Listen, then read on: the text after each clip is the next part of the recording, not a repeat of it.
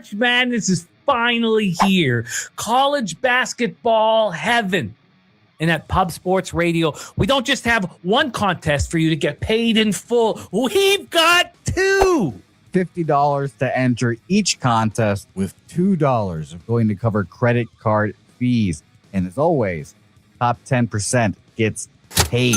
Our first contest is the old bracket contest. And we use the Fibonacci scoring sequence, which means each round's value is worth the sum of the previous 2 rounds of value.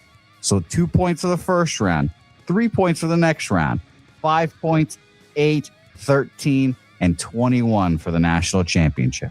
The second contest we have here is our confidence pool. You have 90 points to put together a roster of your favorite teams. A number 1 seed is worth 16 points. If you use all 4 number 1 seeds as part of your roster of teams, of course, that will cost you 64 points. You'll only have 26 to fill out the remaining teams. You receive 10 points for a round 64 winner, 15 points for a round of 32 winner, 20 points for Sweet 16, 25 for Elite 8, Final Four 30 points, and the NCAA champion, you get 50 points. You can use as many teams as possible with the 90 points allotted. And that's not all. Harbor Acres Cottages are adding $350, a salty bonus to the winner of this year's confidence pool. Shout out to the great people at Harbor Acres Cottages. And shout out to you guys for joining our contest. Cannot wait to fight it all out here in March, because, baby, this is college basketball season. Let's go. Sign up right now at pubsportsradio.com and get that cash.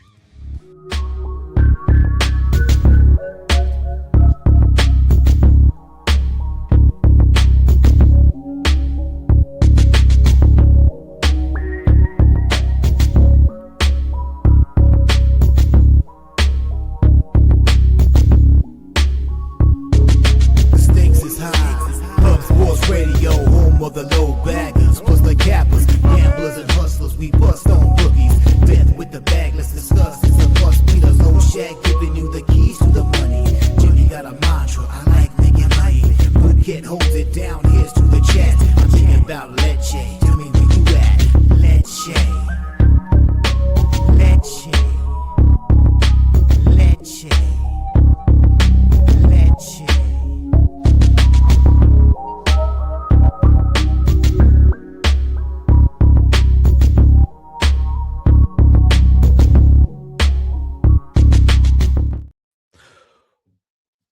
What up, cappers, gamblers, punters, hustlers, low baggers? Happy Friday, March 13th to all of you. Thank you for joining us an hour early here on Betting with the Bag. Massive conference college basketball games that we are attacking today. Hope you are all doing well. Shout out to all the cappers in the chat. We got Justin Mcelvy in the house. He'll be our first guest. We also have Wine Time Sports joining us, the Goracle, and Jose Bouquet holding everything together. Stacks play day number 1, Tennessee, number 2, Alabama.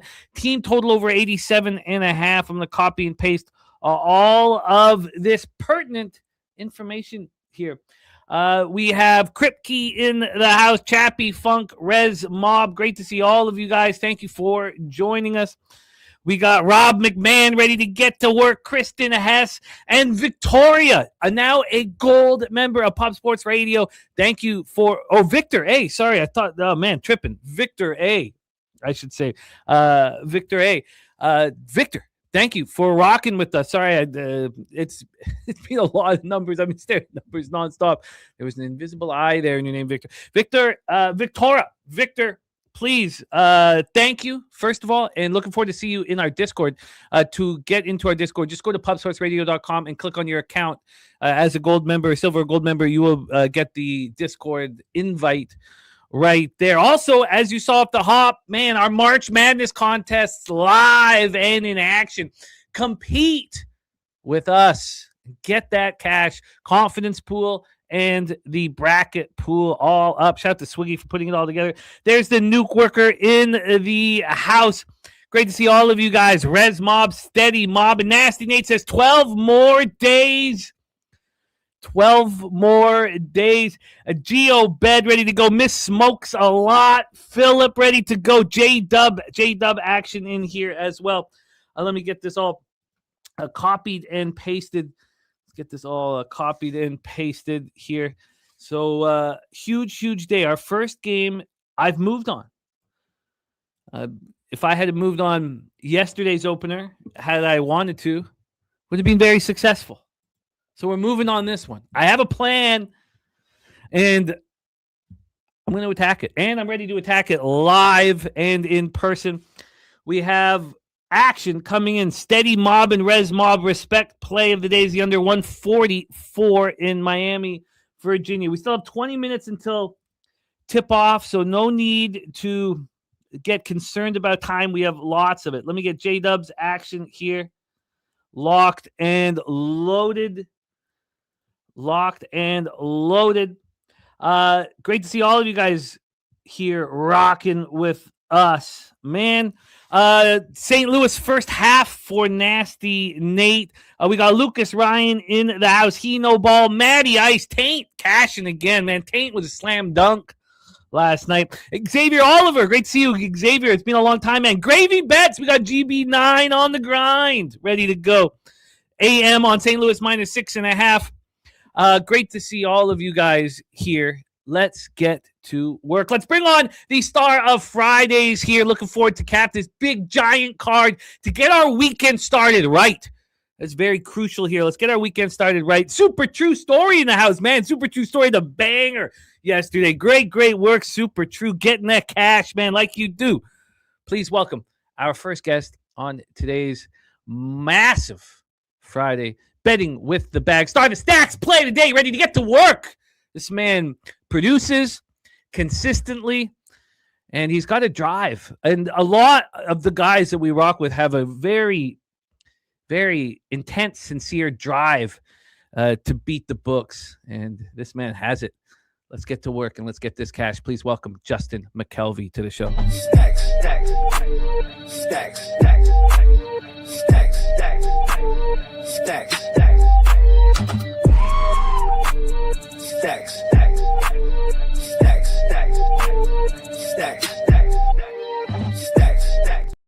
Justin, what's good, man? How are you?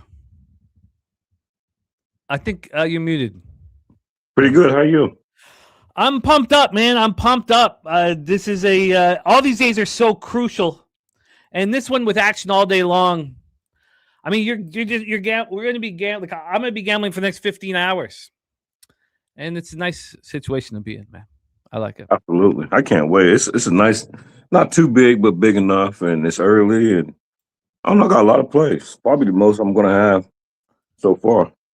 I stopped myself from doubling down on two spots, and I'm happy I did. 9 Legacy, Prairie View, A&M. We're going to get to all of this. I have doubled down on 2 spots here, and I can't wait to break all of this down, especially this first game. I have moved on game 1 on today's card.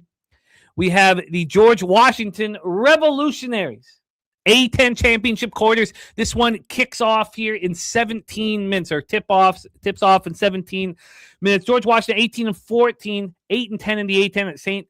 Louis Billikens, 27-4, 15-3 in the A10. We're at PPG Paints Arena in Pittsburgh, Pennsylvania.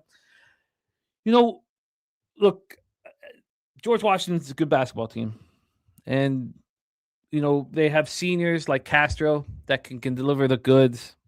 They played the Billikens extremely tough. They're coming off a 66-62 victory over Fordham, where they just dominated Fordham and then took their foot off the gas and were fortunate, you know, almost had to escape. On the other hand, the Billikens get that what I think was an important loss right before we get into conference play. And the Billikens weren't, you know, impenetrable in the last few games of conference action. These teams played each other, and George Washington played very well in this. It was a 79-76 loss at St. Louis. They were in the game the whole time. It went right down to the wire. So, I was like, what? Why? Why did St. Louis were St. Louis unable to put away George Washington? Was it the seniors? What exactly was it? And for me, St. Louis was invincible at the time, and they were just too high on themselves, and they had just absolutely annihilated St. Bonaventure. Annihilated them. They beat them by 35 points on the road. And they just felt too good about themselves. They were undefeated in conference play. They'd only one loss on the year, a 1-point loss at home to Stanford. And I just think they got a little too cocky. They got a little too cocky in that one. And the fact that they lost by 15 at Dayton, they lost by 5 at Rhode Island, and then they closed out the season with the debacle at George Mason, I think that they're going to be ready to go.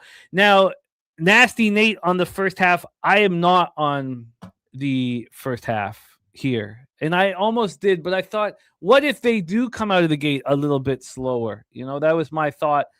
So I am, like AM here, I am on the Billikens at -7, at -106. The 6.5s we're leaving very quickly here. We have 14 minutes till tip off. First off, shout out to Steve Miller. Nuggets money line in the chat and hit a plus 1,300 on Castle triple-double free bet. Spectacular work, man. Love to see it. Delivering the goods and with a 4.99 dono. Thank you. And there's Noel says, thank you, Ducks team. Total over 3.5. Respect. Thank you guys so much for the support of the channel. So let's take a quick look at the line history here. We'll look at a couple different things. First off, over at Circa, this opened up at 6.5. They've got 55% of the tickets and 61% of the cash on the Salukis. They have moved it. They moved it up to 7.5 at 1 this morning. Came back to 7. Got back to 7.5 again at 9 this morning. Now it's sitting at a 7. It is juiced towards George Washington. So, a half-point move. There can be some concerns with the number, but the number at Circa is different than everywhere else because overall, 54% of the tickets, 75% of the cash is on the Revolutionaries.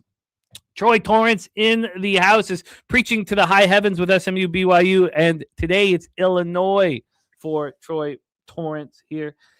Looking forward to have you back in business here with us, my man. So there we go. Let's just take a look at the offshores here quickly and take a look at their line history. Over at Bet Online, they opened this up at 7.5. They moved it to 6.5 at 1 a.m., which is interesting because that's right when Circa moved it from 6.5 to 7.5. This got up to 7.5 at 9 in the morning. Right now, it's a flat 7, and I'm very comfortable. I'm very comfortable with the spot. St. Louis Billikens. The fact that I'm not on the first half means if they are down or if they don't cover the first half, I'll be very interested to move on them live. I'll be interested to move on them live. I'm not going to rush into it. It won't be a bet in the first 6 or 7 minutes of the game. Take it away here for us. Justin Mcelvy, A10 championship quarters, George Washington, St. Louis. Let's get this game day started with victory. You moving on this one? Yes, I am. I'm glad we're on the same side to start today. That's a good sign. And just like you, I'm glad that St. Louis got their loss out the way. And for real, if you look at the end of the season, like it just seems like they was coasting and didn't have their foot through on the gas pedal. I'm pretty sure I mentioned I had a nice futures on them for make the Sweet 16 pre-flop. Mm-hmm. And I don't know. I don't have no faith in it now. But it could all change around. Like if they come out here, and I expect them to get a blowout win here. Nothing crazy, nothing like, UConn, nothing like that. But double-digit win, 13, 14-point win.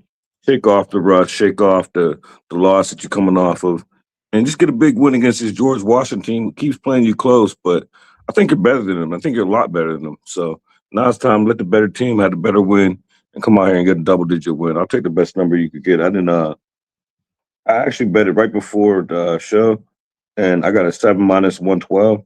So whatever you could get me.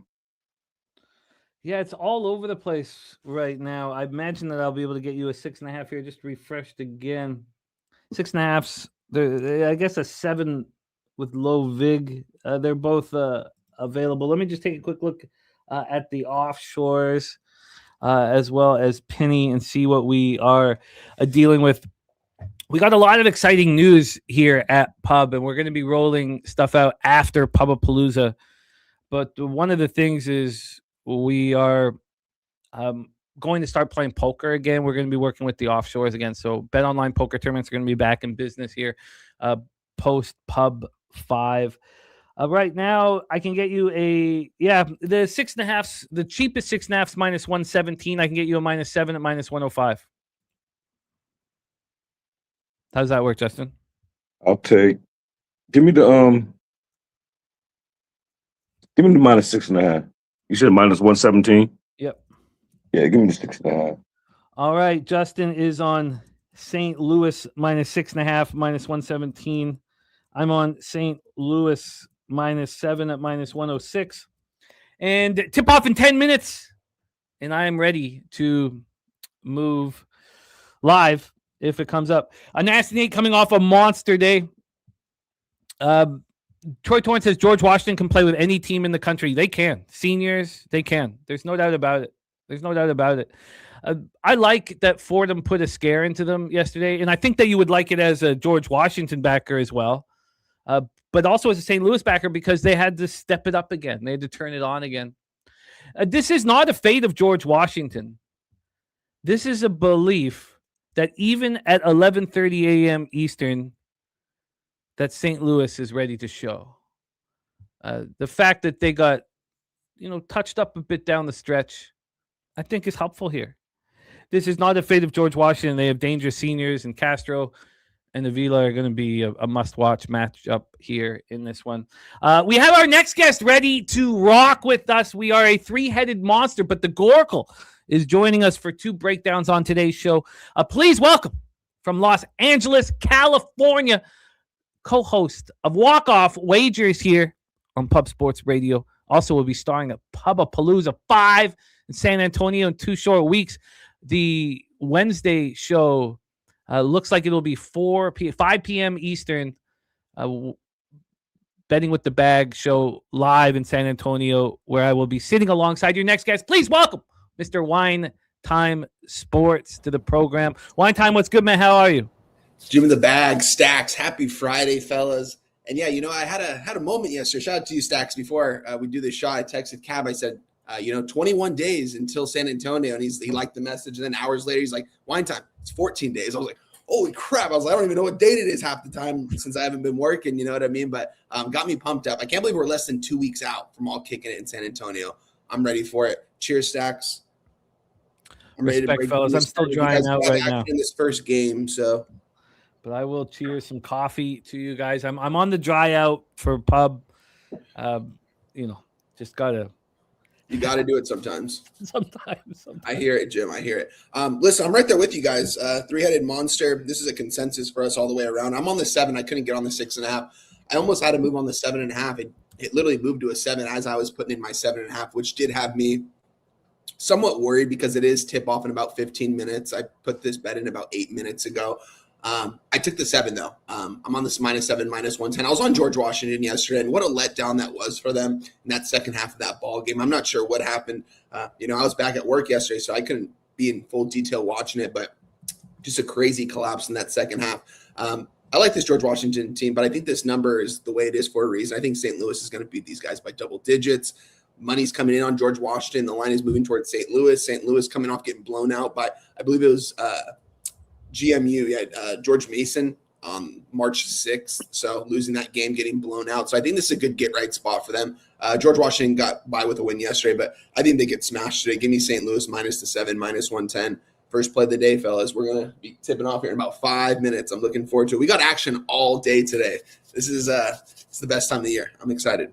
I'm excited too. Also, we have our guy Troy Torrence wanting to join us for the Illini game, Wisconsin, Illinois. So, Jose, if you could send Troy the link. Troy going to be joining us for that game that pops off at 2:30 p.m. Eastern. All right, let's roll on, fellas. We head to the Big Ten quarters. Ohio State Buckeyes, 21-11, 12-8 in the Big Ten at the number 3 ranked Michigan Wolverines, 29-2, 19-1 in the Big Ten. We're at the United Center in Chicago, Illinois. Michigan is a big, bad basketball team that can play in so many different ways to beat you. They can handle size. They can handle perimeter shooting. They just seem like a complete package offensively and defensively. And now we get to see them in a conference tournament here that doesn't mean as much to them as what will go on a week from now, when we assume they're playing as the number one seed. No, not the number one. Well, I guess the number one seed overall still possibly up for grabs. But Ohio State here taking out Iowa 72-69 on a little 4-game winning streak. We saw that there was very sharp action towards Ohio State yesterday, and it came true. And it came true pretty. Well, it was tight. It got tight near the end. These squads played each other twice. January 23rd, Ohio State went to Michigan and played well, lost by 12. Then on Sunday, February 8th, they lose at home to Michigan by 19. Michigan flexed their muscles there, but Ohio State moving in the right direction. Let's take a look at the line history here for the spot and the cash flow and see what our fellas are doing on game 2. I've not moved on this one. We're 35 minutes from a tip-off. We have Ohio State plus 12.5 right now. That is the opening number. No movement there. This did get up to 13.5 after it was only available for 21 minutes. That turned out to be the high watermark, down to a 12.5, up to a 13.5, back to a 12.5. It is a steady 12.5 right now with no movement. We got good vibes in the chat with Victor A becoming a gold member. Donos from our guys that mean a lot to us. And we thank you. The Goracle also with the super chats. We thank you for that, Gorky, my man. And then we thank Noel and Steve Miller delivering the goods. Steve Miller's been putting bangers in our Discord. So shout out to all you guys. This is going to be a really, really fun day. And it becomes more fun if we get that cash. Let's take a look at this total here, and we'll take a look at what the legal books are doing with this spot here. From a total scenario, we have the 155.5. So we've climbed 2 points. We had the 3-point drop in the George Washington St. Louis game. When we get to the cash flow for this one, we have 53% of the tickets and 68% of the cash on Michigan. Now 54% of the tickets and 71% of the cash on Michigan. You know, the line's not moving. I'm becoming more interested in this spot here on the dog, but the dog is being backed. This opened up at 13 at circa 8:15 last night. It's at 12.5 now. They've got 51% of the tickets and 70% of the cash on Ohio State. My alarm's going off. It's so annoying. So I gotta go turn this shit off. But I'm gonna listen, you guys. I'll be back in less than 30 seconds. Wine time, take it away here. I'm starting to become interested in the Buckeyes. Something I wasn't until maybe the last little while. Take it away, wine time. Yeah, this is an interesting game here, guys. Big Ten play. Ohio State, impressive victory against Iowa yesterday. It was a close game, wire to wire. I was on Iowa in that spot, and guys, that was on me right there. That was kind of a homer bet. I looked at the market and everything, and it just nothing correlated for me to take Iowa. That was stupid by me. But that being said here, I don't know if I can get to the window here with Ohio State. I think Ohio State is pretty much in the tournament at this point in the season, especially with the big win over Iowa. I think even before Iowa, they almost had a ticket there. This team is rated pretty heavily high on Ken Palms as well here. And, yeah, I like this Ohio State team. I think Thornton, he's a really good player. He's been in college for forever. They got Mobley as well. Outside of those two players, it's pretty much a two-man show over there in Columbus. Michigan's got guys everywhere on the court. They've got multiple guys that are averaging over 10 points a game. It's really a team effort over there, and I think there's a reason why they're laying this many points. I think they can smash them, but at the same time, I think Ohio State can pretty much play with anybody in the country at this point. I think they've proved that. They've had some pretty impressive victories, more specifically at home in Columbus. But this team I like this Ohio State team. I said it a couple weeks ago. I think that they're going to be in the tournament. I think win or lose in this game, they're going to be in. With that being said, you're getting 12.5 points here with a pretty good Ohio State team. It's just this line, it's almost kind of telling to me that Michigan is laying this kind of number. And you guys heard me say I think Michigan could be the number one team in the country. I think it's really going to come down to them in Florida, just because I think Michigan is really deep on their starting five, on their bench, and they just got a couple guys that can do a couple different things. Ohio State really has two players over there. So It's going to be a pass for me. This is going to be a fun game for sure. I mean, I would like to see Ohio State give them a run for their money right here and see what Ohio State can do in this tournament. But I think that was an impressive victory yesterday. And I don't know. I think this might be a letdown spot. But a lot of the money coming in right now on Michigan, 71% of the money. Let's just look really quick here on Action, Jimmy. I'm curious. Action Network currently has 59 and 57 on Ohio State. So, both of these sites are going to tell us two different things. But 71% of money, according to Odds Logic, on Michigan, the line's not moving. Maybe it is Ohio State's spot. It's kind of, to me, the opening number, Jim. I think it probably should have opened up at a 10.5. I would think. Can we talk about the opening number a second here before we move to Justin? 16.5 in their first meeting at Michigan. Opened up at 9.5, closed at 8.5 at home in Ohio State. So this is right where it should be, right in between. It's exactly in the middle of the 16.5 closing line and the 8.5 closing line. So, I mean, I was trying to figure that out too, but keep rolling. Is this too big of a number? And I think this there's a reason why it's not moving.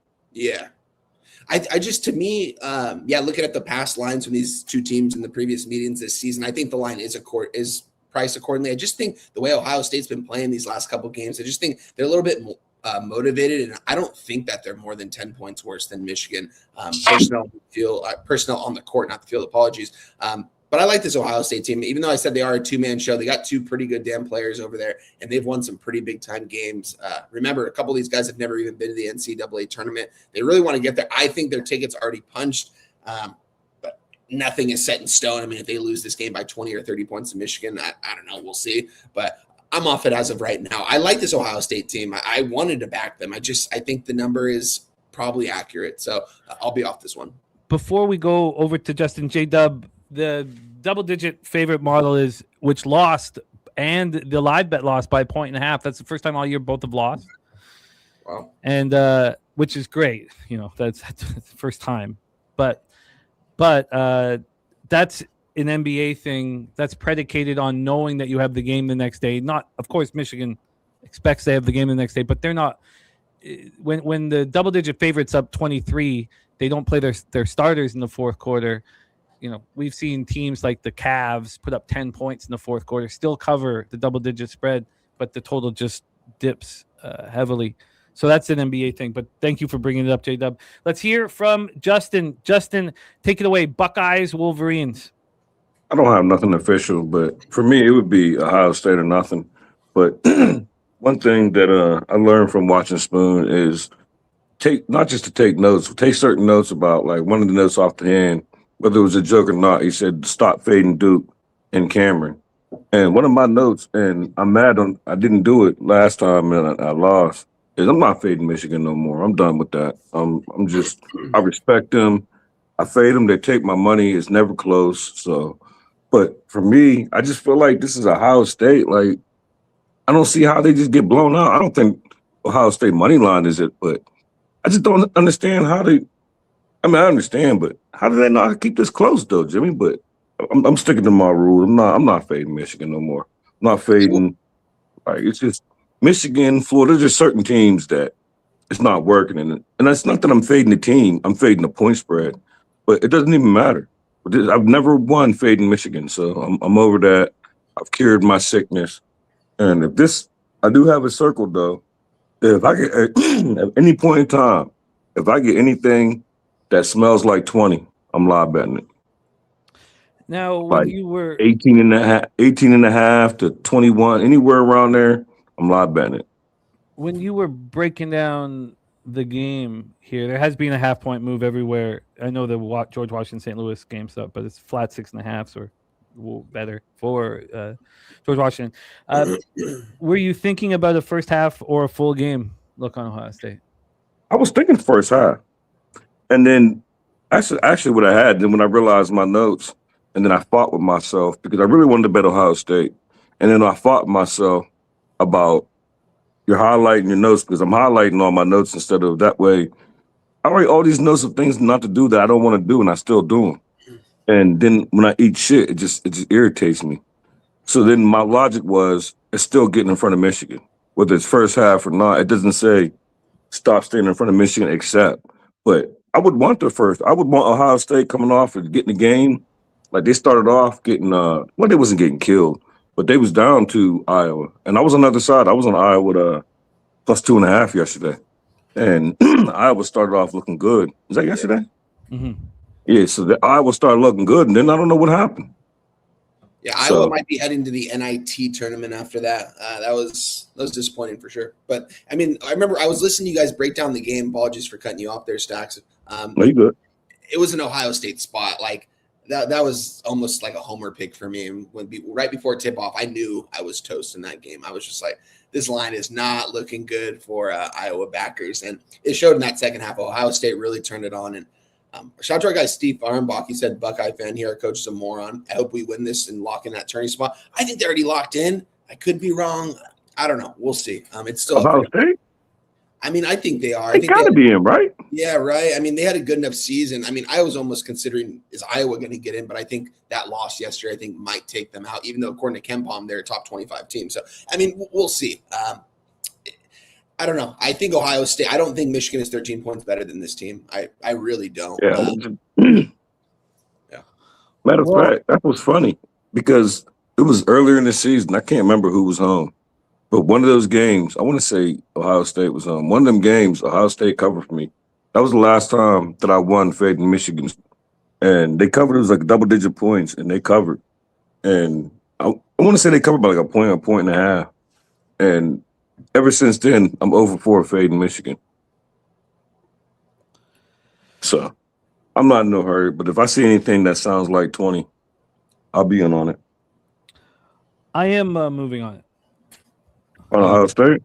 Yeah, I'm moving on Ohio State first half, +7. I'm going to shop around here. There's some different VIGs here. Spoon says Ohio State's in the tournament already, 0 debate. I think after that win over Iowa, I think it's clear. Drewski, we've talked a lot about it. The squad did one. The squad did one in Vegas during the pandemic when we weren't allowed to leave. We couldn't cross the border. So we've done one. But I want in on one. We almost did Pub 5 down there, but there's something about being in San Antonio and being at the Southtown 101 it's very different from Vegas. It could be better.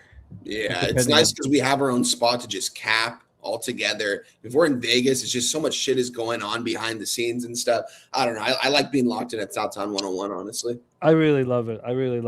So I think if we did Vegas, it would probably be for something else, but we've talked a lot about it. There is a comfort at Pub in a gambling consortium style that you'll never get anywhere else. You know, there's a comfort about it all, but we've talked about Vegas. We've talked about Atlantic City. We've talked about all those spots. I haven't put it in yet. I haven't logged it in, so I will do that after I hand this over to you guys. So let's roll here to this spot. We'll have Justin hitting leadoff here. Conference USA Championship semifinal. I backed both these teams. Now, I didn't take La Tech yesterday at +2. La Tech is playing unbelievably. If you watch this team play a month ago, the difference is enormous, extreme. And then you say the exact same thing about Missouri State. Missouri State is playing so much more than the sum of their parts right now. These are 2 bet-on teams. So what do you do with 2 bet-on teams? You look at the line and say, well, this line's nuts. Yes, Missouri State's playing their best basketball of the year, but La Tech, it shouldn't be a pick 'em. It shouldn't be one. But La Tech should be a -3, you would think, or 3.5. AM is on Missouri State +1.5. I get it. When we watched, La Tech close out the year holding Delaware to 38 points. I know it's Delaware, but they're just so locked in right now. These are my teams. Well, Missouri State's Deacons team. I got in on La Tech like 4 weeks ago, ahead of the curve. One of the few things I did right in this college basketball season. And I can't do this one. I can't fade either of these teams. And so I know it sounds maybe like a cop-out. It's just I can't fade them, and I'm not going to. But looking at the pick'em, I would be on Missouri State. I'm just not going to sell La Tech out like that. So this opened up as a pick'em. After about 2 hours, this is offshore. It got to a 1.5. That 1.5 only lasted for 45 minutes. Never got back there. Then it stayed. Actually, it sort of did because the -1 at about 4 or 5 in the morning got to -122. So yeah, I take that back. It got back there. Then this moved to a pick'em at 10 a.m. and that's where it stands. This is a pick'em. From a total standpoint, here we have St. Louis with the slight lead early. We'll be keeping a very close eye. I've got just trying to power up my phone here right now, get some juice for the live betting, but I'm not. I said I wanted at least 8 minutes of game time. Here for total, we have a 134.5. The defense being played by both squads has improved as well. Again, I'm not looking to get involved in totals here, but maybe it is a first half under. Again, I don't know if I want to make a move. Cash-wise, 50% of the tickets, 68% of the cash is on La Tech. And I see -1.5s. Hard Rock, at ESPN Bet, at FanDuel, but not at Circa. Circa's a pick'em. Circa is a pick'em. 64% of the tickets on the under, 89% of the cash on the under. Coin says Mizzou State has been money during this tourney. They're 5-1 against the spread on the road last 6. They pushed calm against this La Tech squad. Double in season revenge, too, for Missouri State. Look, Missouri State's going to have double revenge against probably every team in the conference. I mean, this team, lost before they turned it around. Now, we see these teams that are turning it around late, with good coaching are the real deal. But I hear that, Coin. I hear that. Let's hear from Justin. Justin, take it away. Missouri State Bears against La Tech. Take it away. I'm right with you. I didn't understand this line, and I didn't want to jump into it. I jumped into another line that I didn't understand. Off the top of my head, it was Florida A&M coming up later on. And I didn't understand that line. I didn't understand this line. There's another one. And the line makes me think that it's Missouri State or nothing. But with a big slate that was 44 games, I didn't want to bet on something that I think the line is wrong. Maybe I'm off. Maybe the line isn't off. So I didn't really want to get involved in that. So it would be Missouri State or nothing. Maybe I do have it circled if I could get a better number live. Because I don't know. I'm not understanding why it's a pick 'em pretty much. When I seen it wasn't even a pick 'em. I think I seen LA Tech favored, but it was like 1.5. And I don't know. I don't understand. So rather than dive into it, I stay off. It was like 40-something games. I ain't got to fight over if I'm right about this line being off or not. One later on, I had to bet, but this one I walked away from. Yeah, I would beat myself up if I faded either of these basketball teams right now. The market's telling us to bet Missouri State, so you can listen to that, and that's valid if anybody does. Wine time, take it away. Yeah, I am going to listen to the market right here, fellas. I've already moved on this game. I've been on Missouri State this last week or two. I'm 3-0 backing them insides this season, and we're going to go 4-0 right here in this spot. I got them on the +1. I wish I could have gotten a +1.5. They were available, but not in my books. I could only get a 1. So I like that. I'm on the +1. Could have taken the money line. It's just kind of weird. The money line was only a -105 compared to a -110 for the +1. It's usually a +100 in those kind of situations. So I wanted this point in my back pocket just in case. And I like this Missouri State team. I think they're going to make a run. The coach said in the beginning of the tournament, they want to make a run. They want to go to the NCAA tournament. I think they're going to take out Kennesaw State. I think Kennesaw State's winning. We're going to talk about that later on, but I think Kennesaw State is winning that game, and Missouri State's going to beat them when it's all said and done in the finals. So I'm on Missouri State here. I think they win this game outright. I took the free point in my back pocket, +1, -110. Love the spot for Missouri State. I like the way they're playing lately. Maybe that's why it's priced this way, because Missouri State is playing some really good ball. But La Tech's playing some good ball too. So I'm on Missouri State here +1. I think they win this game outright. Love this play here today. Let's get it. Jimmy, I'll be right back. Okay, my man. Yeah, this makes perfect sense.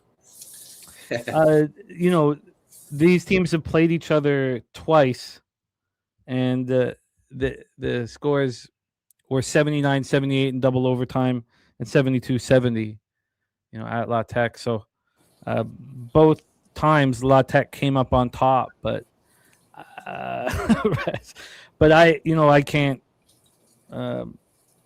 I just can't do it. I'll just beat myself up And there's so many, as Justin was talking about, there's so many spots on the board and no reason to reach here. Yeah. And shout out to Rez Mob. Said wine time going to take the stinging points. In these tournaments, Rez, I said I'm going to. I think I need to because these games just mean so much. And I think you need to take advantage of every point you get. The NBA, we don't need those stinking points. But college basketball, you do need those stinking points, I think. So I took the +1. If Missouri State was maybe a little bit plus money on the money line, maybe I would have taken them. But the fact that they were -105, I just thought it was a little bit strange. My books never do that. It's usually a full 10 cents. So I like Missouri State here. And this actually makes me nervous, but I got a 7.5 on Ohio State. -110? 111. That makes me nervous. Last night, I was putting in my action after the show, and it's the best time of the day. I have all these notes. I sit. I'm alone. I just go over everything. I go over all the market again. I go over everything again. And while I was putting in Colorado State +5.5, moved to 6.5. And I was like, look, I can't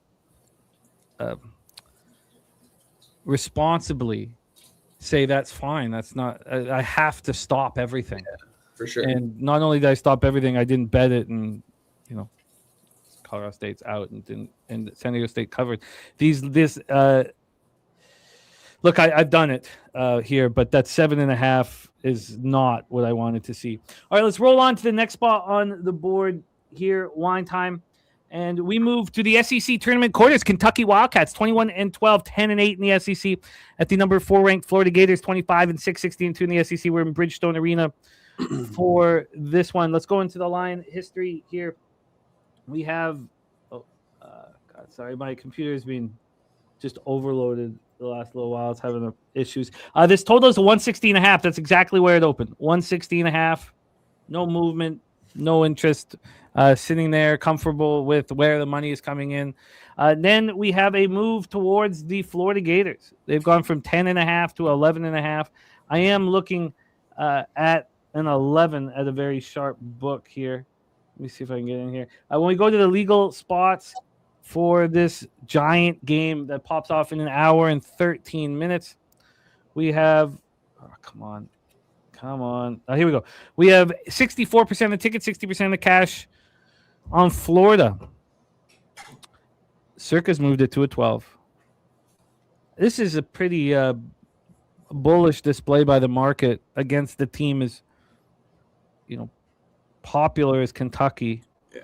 It's a very bullish move. 64% of tickets, 60% of cash, 61% of tickets on the over, 54% of cash on the under.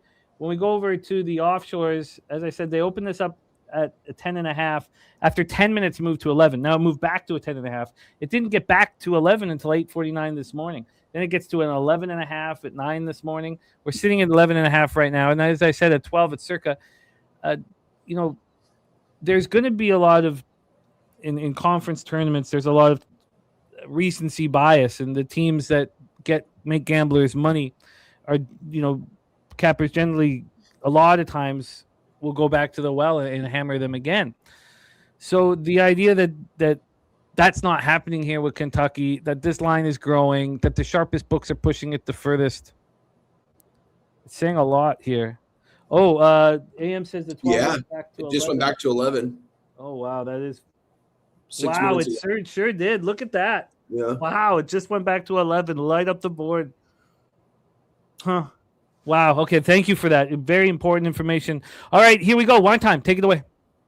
Tough spot here, guys. I've been on record saying I think Florida probably is the number 1 team in the nation. I think when it's all said and done, I mean, this team at home was just unstoppable this season, laying double digits. I mean, every team they laid double digits with seemed like they beat them by 30 points. Is Kentucky 11.5, 12 points worse, 11 points worse, I should say now, worse than Florida? I don't think so, but I think this line is very telling. I think this Florida team is angry. I think they're going to want to win the SEC tournament and just stay hot going into the tournament. This team has been hot, man. This team is firing on all cylinders. This team has the chance to win it all again. I like this Florida team, and I think they're laying this many points for a reason. But I was with you, Jim. Right before we were breaking this down, I was saying Circa was hanging 12s, and now 6 minutes ago, it's hanging on 11. So that will ultimately keep me off Florida. I wanted to move on Florida, but I'm just going to stay off of them. I think Kentucky, I don't think Kentucky's 11 points worse, but I'm not going to take Kentucky here. It almost just seems too good to be true, getting double digits with a good Kentucky team that already has a one-way ticket to March Madness. Obviously, Florida does too, but I think Florida has bigger goals in mind, not just a national championship, but winning the conference tournament as well. So I would be on Florida here. I'm not going to. It's just going to be a pass for me. This will, I know this is one of the games too where I wanted to bet Florida, but I just seen that line go back to 11 right now. That's going to keep me off. Yeah, it was a pretty big signal having Circa having the only 12. So for them to leave that alone, I can understand it's jarring. Justin, take it away. Your plan of attack here on Kentucky, Florida. Yeah, this was going to be my newest addition. I made my decision right before the show started. I'll take the best number you can get me. And I do agree that this spread is too much for Kentucky, but I'm not standing in front as far as point spreads. I got futures for Final Four. I would appreciate if they didn't win the SEC. That would get the loss out the way. I'm not going to be that confident if they just run the table and win the SEC, and I'm probably going to find another horse if they run the table. So I would appreciate them to lose. I think Kentucky matches up. And one thing they're going to have to do, they're going to have to score points if they're going to keep this game close, because we know Florida's going to put up a bunch of points. We're not where they're at, home, away, neutral, don't even matter. So I'll take the Kentucky team total over. Whatever number you can get me, 'cause I ain't bet it yet. I'll bet it. What time does this game start? This game starts in an hour and 9 minutes. It did just move 3 cents to the Ohio State 7.5 at least to minus 114. Right now, let's go over to the full game. Kentucky, see what we can get, Justin, here. And we can get you a nice number. We can get you an 11.5. No, team total over. Oh, team total over. My bad. Yeah. Sorry. My bad. Sorry. Let's get this Kentucky team total over here for Justin. Not a ton of cappers moving on this. Kong says Florida smokes Kentucky. Florida smokes Kentucky. AM is on the Kentucky plus 11 right now. And Miss Smokes a lot liking the over here in this one. A team total on Kentucky, I can get you now it's juiced. It's a 74.5 at minus 117. Okay. I can look. I'll keep looking. But right now we're going to line you up with Justin on Kentucky. Team total over 74.5 at minus 117. Coin says Florida covered the 5.5 in Rupp Arena on March 7th. Yeah, they played two pretty tight games. That's why this line is a bit of a surprise. I remember that game because depending on what number you get, I got a 7 and it pushed. And that's what keeps me in mind of me. I mean, I know this is a neutral, but 7-point spread in Kentucky, now 11-12 on a neutral. It's big. It's telling. It seems like it's wide, but I'm not standing directly in front of Florida. But if Kentucky wants to win this game, and I'm pretty sure they want to win it, you're going to have to score points. So ask them to score 75. If you don't score 75, you're going to get taken back out back. So. And when it was at Florida, it was 12.5. You're getting the same number that was at Florida? Yeah, math ain't math. And don't add. I just don't want to stand. If I didn't have a fear of Florida and Michigan, I would be on the spread. But I don't know. This Gator team's something different. It's just like saying, even the bums, like, if you notice, they don't even play down or up to their condition. They play the same Gator basketball every single game. Like, whoever's next in front of us, whether you got 1 win or 20 wins, we're looking to score 100. God, that's so telling. I mean, I can understand, someone with a model saying this is too many points, but why would they set the line to the exact same number that it was in Florida? AM says Florida is overvalued currently. I guess I'm just going to need some more time, and maybe that 12.5 back to the 11 is also telling. God, I mean, it's just that the books. Okay, would it be fair to say that the books just opened up a line where they knew they would get Wildcat money? It's definitely possible. Hang this number out that everybody going to jump on Kentucky. They just watched Kentucky take out Missouri. We're going to give them double digits. And they'll jump on it, and then we'll clean up when Florida wins by 29. I just need them to score 75 points. Wow. God, this is a tricky one. We hear that. I mean, so Wine Time, I don't know if you heard us, but this is the exact, the line was 12.5 in Gainesville. Oh, wow. I didn't know that. That's crazy. So this should be, I mean, so it's Florida then. This has to be a Florida spot, right? AM says the books opened up a line to reduce risk because they knew they would get the public. Wait, what's the public? What's Florida? I see it a little differently, AM, but I understand that angle. Drewski says repop at St. Louis. No, I think that you got to give it more time now. It's the 8-minute mark, but it's a 2.5. There's no reason why we can't get more than that, or even a plus money. I'm gonna wait. I could understand the minus 150 money line's not horrible, but I'm going to wait here on this one. Huh? Wow, it's funny. It's funny. Reduce the risk. Yeah, Yes, I guess. Okay, I see them. Yes, they did it to reduce the risk. They put it at a line where they knew they would get some Kentucky money, so it wouldn't all be on Florida. So I mean, I think that's sort of backing up our thought as well. I just moved on St. Louis minus 1.5 at minus 120. I get it. I'm interested. I'm going to give it a little bit more time, but I'm interested. Would you just move on? St. Louis minus 1.5, minus 122. It's processing. Let's make sure it gets in. Minus 1.5. Yeah, minus 120. St. Louis? Yeah, they're live. down 6 right now. Oh, live. Okay. 9 minutes, 8 minutes and 10 seconds in. It's accept. Yeah, I got the minus 1.5, minus 114. It actually gave me a little bit better of a price. So I'm guessing George Washington's probably at the free throw line right now. Okay, let's roll on here. Let's roll on. I'm gonna sit with this for a little bit longer here.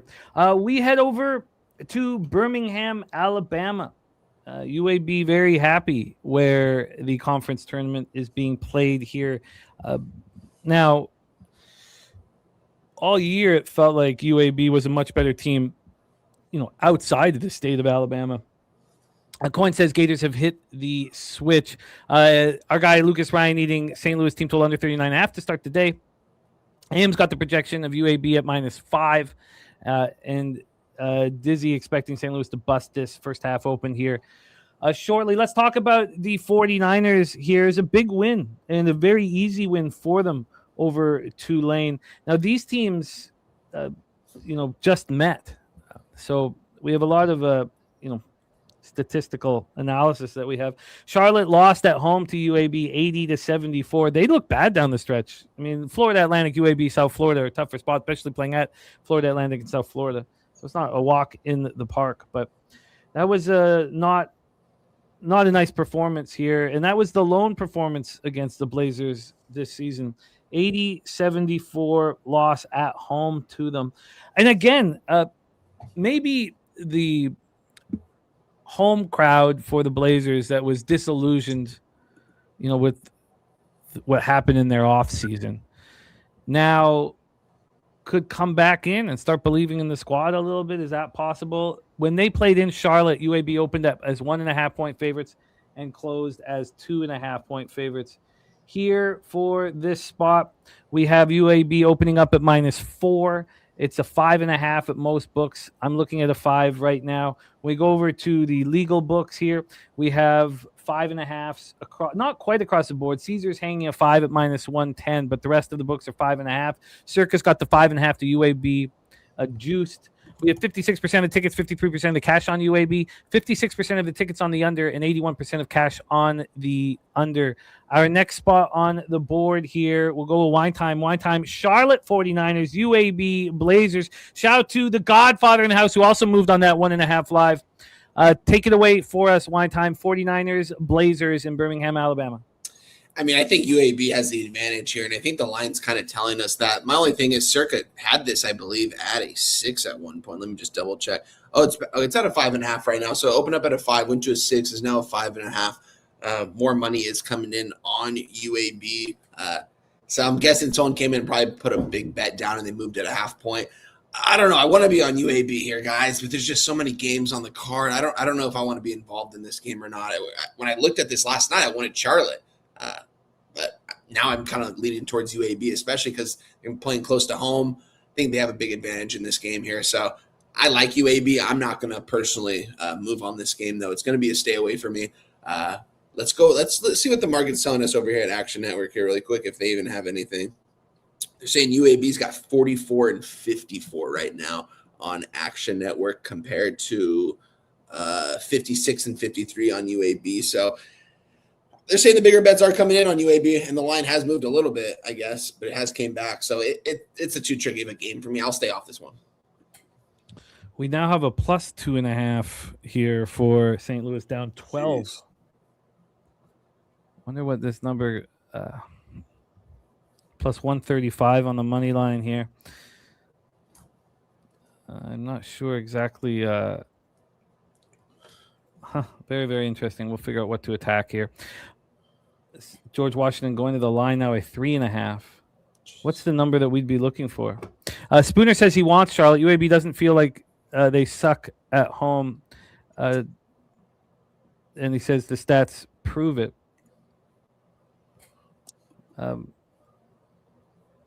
Yeah, 26-13 George Washington here early. Troy Torrence going to be cashing with George Washington here. So nothing here. Let's hear from Justin. Justin, Charlotte, UAB. Yeah, I went to bed wanting Charlotte, and I woke up, looked at it more, missed the number I got, but I still got there. I'll take the best number you get. I think I got a 5 at minus 110, or maybe can't be at 118. Maybe that's a 0, minus 110. You mentioned it. If you look at the recent form that Charlotte's in, on the eye test, it might not look good, but if you consider their competition, like you mentioned, I don't think they're doing too bad. It previously lost by 6 to this UAB team. This UAB team is not so much that I'm back in Charlotte. It's just I'm not impressed with. There's nothing about UAB that makes me feel like they should win this by more than 2 possessions. And give me a 5, 5.5. You're gonna need 2 full possessions to beat me. I think Charlotte's gonna win this game outright. Like I just think this UAB team is just not it. And Charlotte, they're feisty. They're not gonna quit. They're gonna fight until it's end. So I'm comfortable with Charlotte. Best number you can get me. But like I said, I think I got a plus 5. I just can't read my right. Minus has to be. There's no way it was a minus 118. So it has to be minus 110. Well, I can get you Charlotte plus 5.5 minus 108, but I think I might be able to beat that. So I'm going to keep looking here for this one. So Justin, moving on, Charlotte. UAB has seemingly gotten stronger as the season goes on, but I can Charlotte looks like they might be putting it together. Those 3 losses, you talked about the teams they faced. I'll take a little bit more time on it. Let's just do another regroup here. 29-15. So we have a 4.5 now. God, a 6.5 would be nice. A 5.5 is probably good. Yeah, because we've seen this movie before with St. Louis. Remember, they was getting smoked in the first half against VCU. Oh, yeah, smoked. Now, that was at home. There's a 7.5. Jesus. Okay, let's get this in. Yeah, they was at home when that happened, but it just shows that they can take that switch and turn it around. I'm just not looking at the odds now. All right, let's get involved here. All right, we're getting our card started here. Plus 7.5. Well, live bet card. Plus 7.5 on St. Louis at minus 120. So you don't have that 8.5 number like the NBA? I try to, but they called the timeout at 7.5. Whenever a team calls the time, I mean, I want the 8.5. Oh, I see what you're saying. You think they're gonna come out and have a quick run and then lose that 7.5? The concern is the timeout here. Yeah, I mean, I look, it was.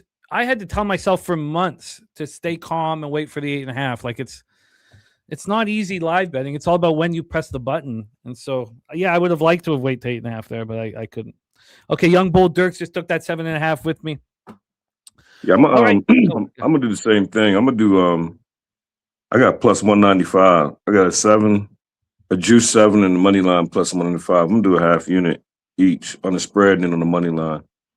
I like it. And then by the time you set up the next game, I'll be right back. Okay, cool. I like it. All right, let's roll. We'll have Wine Time hitting leadoff. I've got to see if I can beat that 5.5. Anyways, my computer just messed up today. Lou Grick got George Washington plus 6. Lou, you're in business here. All right, let's roll here. SWAC tournament semifinal. Prairie View A&M Panthers 16-17, 9-9 in the SWAC versus the Alabama A&M Bulldogs 18-14, 10-8 in the SWAC. We're at Gateway Center in College Park, Georgia. These Alabama A&M Bulldogs being very good to our Morgan Spooner. He's back on them again today. We have Alabama A&M sitting here at -1. They have gone from dog to favorite. I mean, God, it's just nonstop through this tournament. Those teams are all cashing. I mean, did I want to be on North Texas yesterday? No, that wasn't my plan. But they go from dog to favorite, and you say, well, I just trust it. I trust it. Feels like we should probably do the same here, but let's dive a little deeper. Let's also take a look at the cash flow. I'm not sure if we're going to get any information on it. It's likely that we won't, and we don't. But we do have Alabama A&M at 1.5 at all of these books here, all of the legal books. These teams, let's go over the matchups against each other this year. So their first matchup was postponed because of weather. Then they played the next day, and man, Prairie View got just destroyed by Alabama A&M. It was a rough loss at home, 80-60, and then is that their only meeting with A&M? How is that possible? I would think that, I guess because the first one was postponed, they didn't. Yeah, wow. I thought so that's their only meeting. That's a little fishy, but look what Prairie View, how they ended the conference play. 5 straight wins, winners of 7 of 8. I mean, that's the reason why, they're priced this way. Chosen one got Alabama A&M at plus 1.5. Excellent work there. Just my 2 cents in the house. What's happening, man? So let's just go over to Alabama A&M, the way they, closed up conference play. They lost 3 of 4 before taking out Texas Southern, and those losses were very tight. They lost by 3 at home to Southern. We know Southern in the other semi. Alabama State, they lose by 1. They lose at Bethune-Cookman, who'd run roughshod over the conference. So I guess you could make some excuses for A&M. I guess you can. Let's hear from Wine Time Sports, SWAC tournament semis. This one pops off at 2 p.m. What are your thoughts? Yeah, I thought this line was a little bit fishy when it opened up, and then I did a little bit more research, and this Prairie View A&M team they've been playing some really good ball. By the way, just in that timeout, the St. Louis went from 7.5 to 5.5 without any play. So that's generally a good. Well, it just means that it's being bet. Maybe there's some discomfort. That's all. It's not necessarily a good sign. Sorry, keep rolling, my man. No, you're good. And I think that's why the line opened up the way it is. But the fact that they're now a dog now is going to keep me off Prairie View. I would only be on Alabama A&M here. We don't have a market on Odds Logic. I'll pull it up on Action. Let's do the money. I mean, the money line and spread is pretty much identical. It's 54-48 on Alabama A&M. So it went from a dog to a favorite. I would only be on them in this spot at this point. I'm going to stay off this game. Easy pass for me. Plenty of games to talk about today. I'm going to pass this one. Yeah, I think the fact, I'm starting to get cold feet, but I don't know if I should. I think, the dog to favorite, but why? And we explained why they were a dog. We watched the way Prairie View ended the season. They were always a highly thought of team in the SWAC. Justin, take it away. Prairie View A&M, Alabama A&M. I didn't hear the breakdown, but the last thing he said was it would be Alabama A&M for nothing for me. I don't have no action in this game, and this is one of the games that I didn't really question the line. The main reason I didn't get there is I came in here with 17 bets and I added one. So I didn't want to fight over this game because Prairie View been good to me. Like anytime I take them as a dog, I mean, you can't really say they're a dog here. They are, but when I say a dog, like a couple possessions, plus 4.5, 5.5, I want Prairie View as a dog. I did a little bit bigger number and they be treating me good. So, But I like this Alabama A&M team, but I don't want to force nothing. I need to work on my college basketball record, so I walked away. Yeah, I'm going to stay off. Respect TC. Heading over to Awesome Con. Enjoy the day, my friend. Young Bull Dirks asking if anyone liking UAB minus first half minus 2.5. Let's roll on. Let's roll on to our next spot on the board. But we do have Spooner rolling here with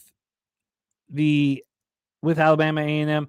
To go over Spooner's action here, we have Spooner making moves on Clemson plus 11.5, Alabama minus 9.5, UMass plus 3.5, Illinois minus 7.5, Alabama A&M at plus 100, Michigan minus 12.5, and Utah State minus 5.5.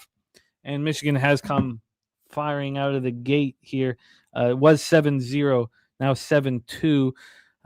It is 36-17 George Washington as well. Let's roll on to our next spot on the board. St. Bonaventure, Dayton. The Bonnies still around here in the quarters. They have turned it on, just 4-14 in conference, and somehow have turned it on.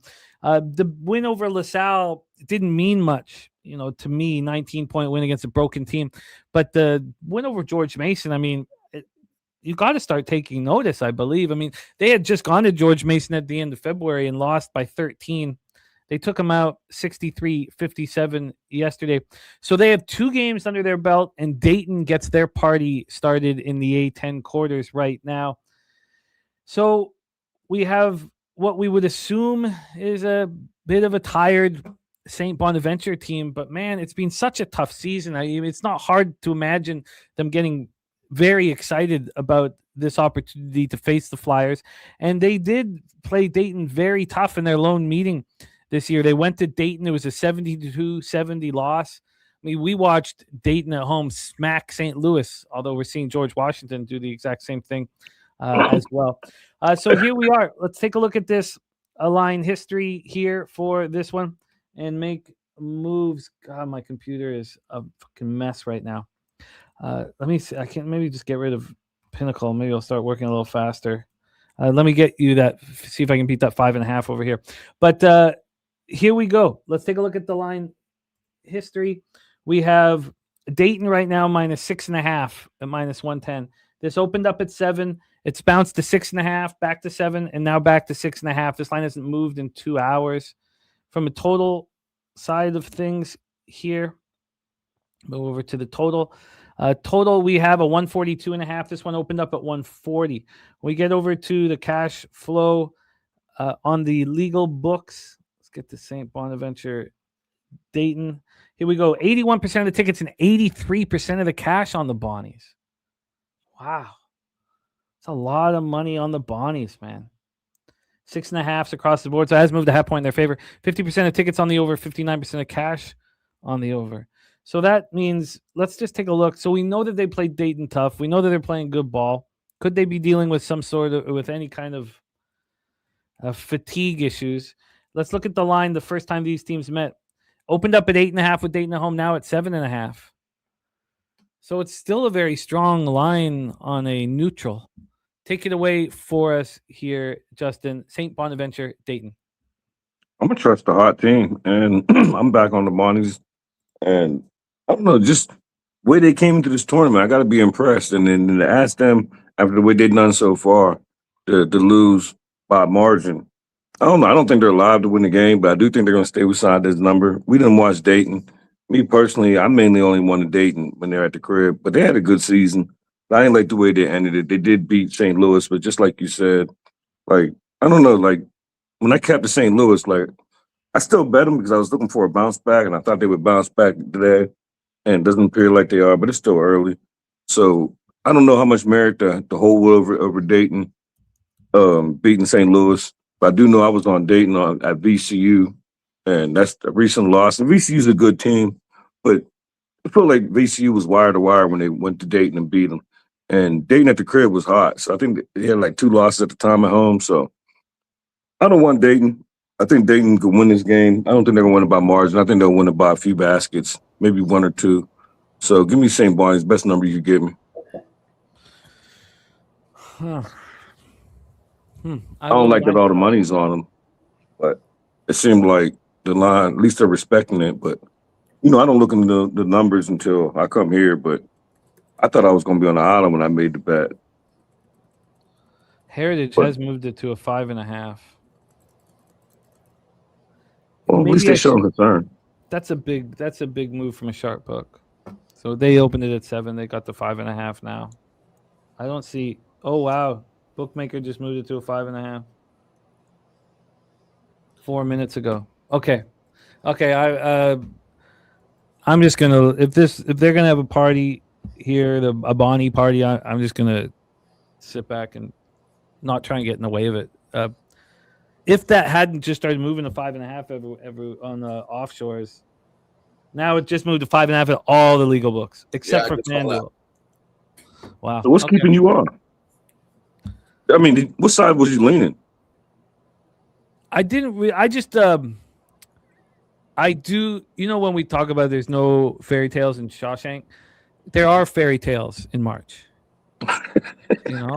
It's crazy, and I hate saying it, but so the fact that the St. Bonaventure's just turned it around right now and it's going to deliver like day after day after day against a fresh Dayton squad, with everybody. There's a recency bias. Everybody just cashed off them in back-to-back days, and they're going to cash off them again. So I don't want to just sit back and say, look, St. Bonaventure's for real. They were just messing with us for 3 months. I find that hard to believe here. And it's also, St. Bonaventure is a storied team here. It's not like Mississippi Valley State, where you don't need to step on their foot. Or you don't want to step on their throat, Here, teams want to step on the Bonnie's throat. They're a storied school. I don't find St. Bonaventure appealing with 83% of the cash. Now that the books all moved to 5.5, I get it. We did get you a 6.5 before that came into play. Let's hear from you, Wine Time. Wine Time, your thoughts on What was and the big also. on that? What was the big on the 6.5? Well, there's different ones. I could have got a minus 108. I got minus 108. I'm gonna see if I can beat that though. Wine Time, take it away. Yeah, I stayed off this one. I kind of want to be on St. Bonaventure after I just saw that line movement towards them, but it's a lot of money on a team that I don't necessarily trust. Yeah, they've been a favorite in these other. Well, they were a dog yesterday, I guess a 2.5 point dog, but now they're getting 6.5. Now it's down to a 5.5. Yeah, I think it's kind of too good to be true because this team is playing hot, but I've been wrong about this team throughout the season. I have not done well backing the St. Bonaventure team, so I'm going to stay off this one. Seeing that line move towards them a whole point just now, like 5 minutes ago, I mean, I think that is pretty telling, but I'm going to stay off this one. Nothing for me. Yeah, the books are respecting the cash. Shout out to the Goracle in the house, gifting a Pub Sports Radio membership. The Goracle will be joining us here for 2 very, very, very big games. But yeah, I got 6.5 minus 108 before the line move here for Justin. So, and then Justin, what was the Charlotte plus 5.5? What was the big on that? Or are you still looking? 108 as well. Okay. That's 108 as well. So we got you St. Bonaventure plus 6.5 minus 108. All right, let's roll on here. Let's roll on. Next spot on the board, we have a special guest joining us. Going to be fun to have him. Will be a 4-headed monster for this next breakdown. After starring in Bankroll Blitz all year long, we've missed rocking with him on camera, and he's here ready to rock with us right now. Please welcome our guy, Mr. Touchdown, Troy Torrence in the house. Troy, what's good, man? How are you?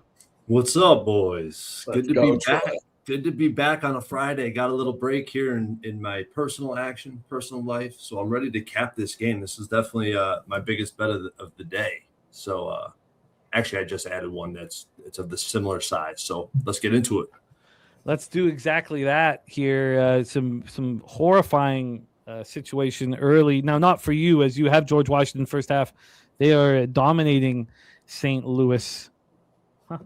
Very interesting. But here we have Troy Torrence hitting leadoff for us. Big Ten tournament quarters. We have the number 23 ranked Wisconsin Badgers, 23-9, 14-6 in the Big Ten. At the number 9 ranked, our guy Saturated Illinois Fighting Illini, 24-7, 15-5 in the Big Ten. And This one is going to be fun. Let's get into the line history here. We have the Illini -8 at -110. Now, this line's moved all over the place. Opened up at 7.5 at 5:12 p.m. 30 minutes later, it was a 9.5. That is action that books respected. A 2-point move. Now, then, flash forward to 2 hours later, it's back at a 7.5. So we're certainly seeing key numbers being on either side of the 8.5, really. It's now back to an 8. We still had a half-point move towards the Illini. Let's get to the total here for this one. From a total standpoint, we have a 157.5. This one opened up at 158, but it opened up at 158 and dropped down all the way to 154.5. So there's been quite a bit of buyback. We get to the cash flow for the spot.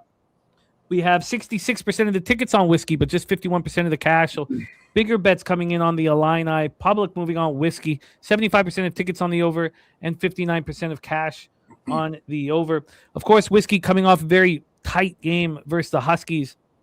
I was very fortunate that I didn't move on it. Illini lost at UCLA, after destroying USC on that Cali trip. Came back and lost by margin at home to Michigan. Michigan's a tough basketball team. We're seeing that already here to start off their conference tournament against the Buckeyes. These squads played each other.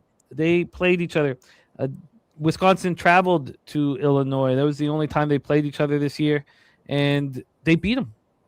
They beat the Illini. They beat them 92-90 in overtime. That was back on February 10th. That was right before Whiskey beat Michigan State. I mean, you could say it was the high water mark of the season for the Badgers. Badgers were 9.5-point dogs at the Illini, and now they're 8.5 here on a neutral court. Troy Torrence, take it away. Big 10 quarters. Yeah, I love this spot for the Illini, and I'm not a huge fan of backing this Illini team. And it honestly, it is at the United Center as well, and a ton of Illinois alum live in the South and the West Loop. So I expect this to be a pro Illini crowd as well. And I think the market history is incredible. If you're looking at tournaments over the past 2 seasons, I have a 6-0 ATS spot where the favorite is favorited between 2 and 4 possessions, so between 6.5 and 12. It's basically 6.5 and 11.5. And the public is on the dog. What has happened in those spots? The home team is 6-0 ATS, winning by an average of 20 points, never winning by less than 14 points, and they've covered every first half in that sample. And the higher the total, the bigger the margin of victory. So I love what I'm seeing in the market history. Line functionality. We know Illinois, you just touched on it. They lost at home to Wisconsin. Now they're 9.5-point favorite, basically between 7.5 and 9.5. It's toggling back and forth. But either way you look at it, after that performance, you would expect to see a more favorable line for Wisconsin. And if you don't, that's very telling from the books. Another trend that I've been betting on pretty frequently this postseason is what happens when a team lost their last regular season matchup and are favorites on a neutral in the conference tournament. Since 2019, over 100 game sample, over 63%, just over 63% ATS. And that's continued on into this postseason this year. I also, the most important variable, subjective variable that I look at is continuity. You look at Illinois, they have a continuity advantage by approximately 50 positions. They have one of the highest continuity metrics per Ken Pom in all of college basketball. Illinois has an ATS advantage in games away from home. When you combine neutral and away ATS category, I find that to be very important, something that I weigh into a variable that I use when I'm looking at games. And Illinois has ATS advantage when you're looking at the rest categories. Wisconsin has not been great off short rest. They have not been great with the rest disadvantage. Illinois has a monumental advantage in the rebounding categories. They're the better free throw shooting team. And with the college basketball, I move towards a model where if I accumulate 60% weight, it's worth 1 unit. If I get over 80% weight, it's worth 2 units. This one's over 90%. I only have 2 units on this game right now. I bet it first half. I've been hammering these spots where you have the team that lost the last regular season matchup favorited on a neutral court in the postseason, and I've been cashing these first halves just nonstop. I'm on a pretty good run here. to finish up the NCAA basketball season. I love this spot. I'm considering adding more. But you are only on the first half at this point. I'm only on the first half, but I do have reservations to move on the full game. But I did see that full game line toggling back and forth. When I was betting the first half, it was at like 8.5. And I was wondering if I can get well below the 9. I mean, I'm good with this anywhere between 6.5 and 9.5. So I'm in no rush. I think it's going to be a double-digit margin of victory, and I'm going to be live betting this game. Wow. And Nuke just let us know that it's a 7.5 at 365, 5 cents a juice over. But the first half is a 4.5. I mean, I'm not surprised to see that. Odds Logic and Action Network are both showing majority of the bets and majority of the cash coming in on Wisconsin. And why wouldn't they be, right? Wisconsin's been a wagon. Everyone wants to back this team. It cost their backers money yesterday. Did. It's too bad, because if I knew that recency bias was in as well. Look, you make a very strong angle as to why you're on the Illini first half. What was the line that you got? 4.5. And regular VIG? Minus 110. All right, Troy Torrence on the Illini, minus 4.5 at minus 110. Cameron Sinnott says the Illini were missing 2 starters in their previous game versus Wisconsin. Nuke Worker has moved on the Illini, minus 7.5. We got Big Show picks in the house. What up, Big Show? So AM says 50% of the cash is on Wisconsin now. Yeah, 66% of the tickets, 50% of the cash. And at Action, it's 69% tickets, 70% cash on Wisconsin. Wow, Res Mob is sold here. Let's hear from Justin. Justin, take it away. We have touchdown Troy on the Illini. What are your thoughts? His breakdown made me like my play even more. I'm not on the side, but I'm on the total. I personally got 155 over 155.5 minus 110. I'll take whatever number you can get me. I think this game is going to fly over. I think it's going to be big points by Illinois. I do think Wisconsin's going to keep up, like mainly into the second half. Like I just think that's where Illinois is going to take off. Fresh legs, getting the 2 starters back that somebody mentioned in the chat. I think they're going to put up a huge number. They remember this. They remember the bounce back when they lost, was it 92-90 or 94-92 in overtime at the crib. So, and I think that was seniors night. So I think they're going to put up a big number. They remember they're not going to take their foot off the gas. So I like Illinois if I had to pick a side. Everything that Troy said. I'm going to tell his first half, but I try to stay away from first half because I just think when it's all said and done with Illinois is going to put up a big number. I just don't know when it's going to come. Are they going to start slow because of the rest, or are they going to come out firing? So I don't have an opinion. I'm just going to tell Troy, but I'm on the over. And just to piggyback off of what Stacks is putting out there, I was looking at the over as well. I'm definitely, 90% of my bets on totals are unders. This is an over I was definitely considering. The last total opened or closed 154. Obviously, the game went to OT, so it went flying over the total. And this total has been ticking down slightly, but it's still opened 157, 158. And if you look at the matchup, Wisconsin's 3-point dependent. And if you look at when they're missing their 3-pointers, their opponents get out in transition. So if they're hitting their threes, that's good for the over. If they're missing their threes, Illinois is going to be able to get out in transition and do some damage. So either way, and that'll be fast possessions, right? That'll just increase the pace of the game. I think over is a good look. Yeah, I think that Justin's schedule of how he lives his life is going to really produce for you in capping, because when you're making your moves at 2 or 3 in the morning, seeing things clearly, because that's when you start your day, the market's had enough time to tell a story. And you also have this, it feels like for me right now, is this uncanny ability of finding the right time to move on the totals, because I can't get you anywhere near a 155 one, right? Not even close. I mean, the 157, the over 157 I saw was minus 126 to be over. Now it moved drastically. Yeah, this is a 158, 158 and a half. You can still get 157 and a half. Yeah, it ticked all the way down overnight to 154 and a half, right? Yeah. Yeah, that's wild. I didn't even know it went up that much. But I like. What was the 157 and a half? How much? You said minus 124? Oh no, like there's some books are making you pay VIG, not all of them. I can get you regular minus 110 on the 157 and a half. I'll take that. And then, we have questions here in the chat. Coin saying Nolan Winter missing this game for Whiskey. What kind of impact will that have? I mean, it's a huge impact. Who rebounds after Winter? When 7-footers are not around, I mean, there's just a drop off. There's no one on that team. I mean, he's averaging 8.6 boards a game. No one on this team averages more than 4.1 other than him. So the Illini is becoming more appealing. I think right now we should wait to see when the line stops moving towards Whiskey. Now we do have the benefit, if we like the Illini, to know that the line initially moved there to the Illini, so it's not just one-way traffic towards Whiskey. Let's hear from Wine Time. Wine Time, take it away. We have Justin on the over one. He got 155.5, which I'm going to put in parentheses because it's very difficult for our cappers when I track their records where they give out bets that are available right now unless they posted them. Let's hear from Wine Time. Wine Time, take it away. I'm right there with you guys. I'm going to be on the Fighting Illinois, Fighting Annihili of Illinois here, guys. I'm on them. I can get a -8 at -110.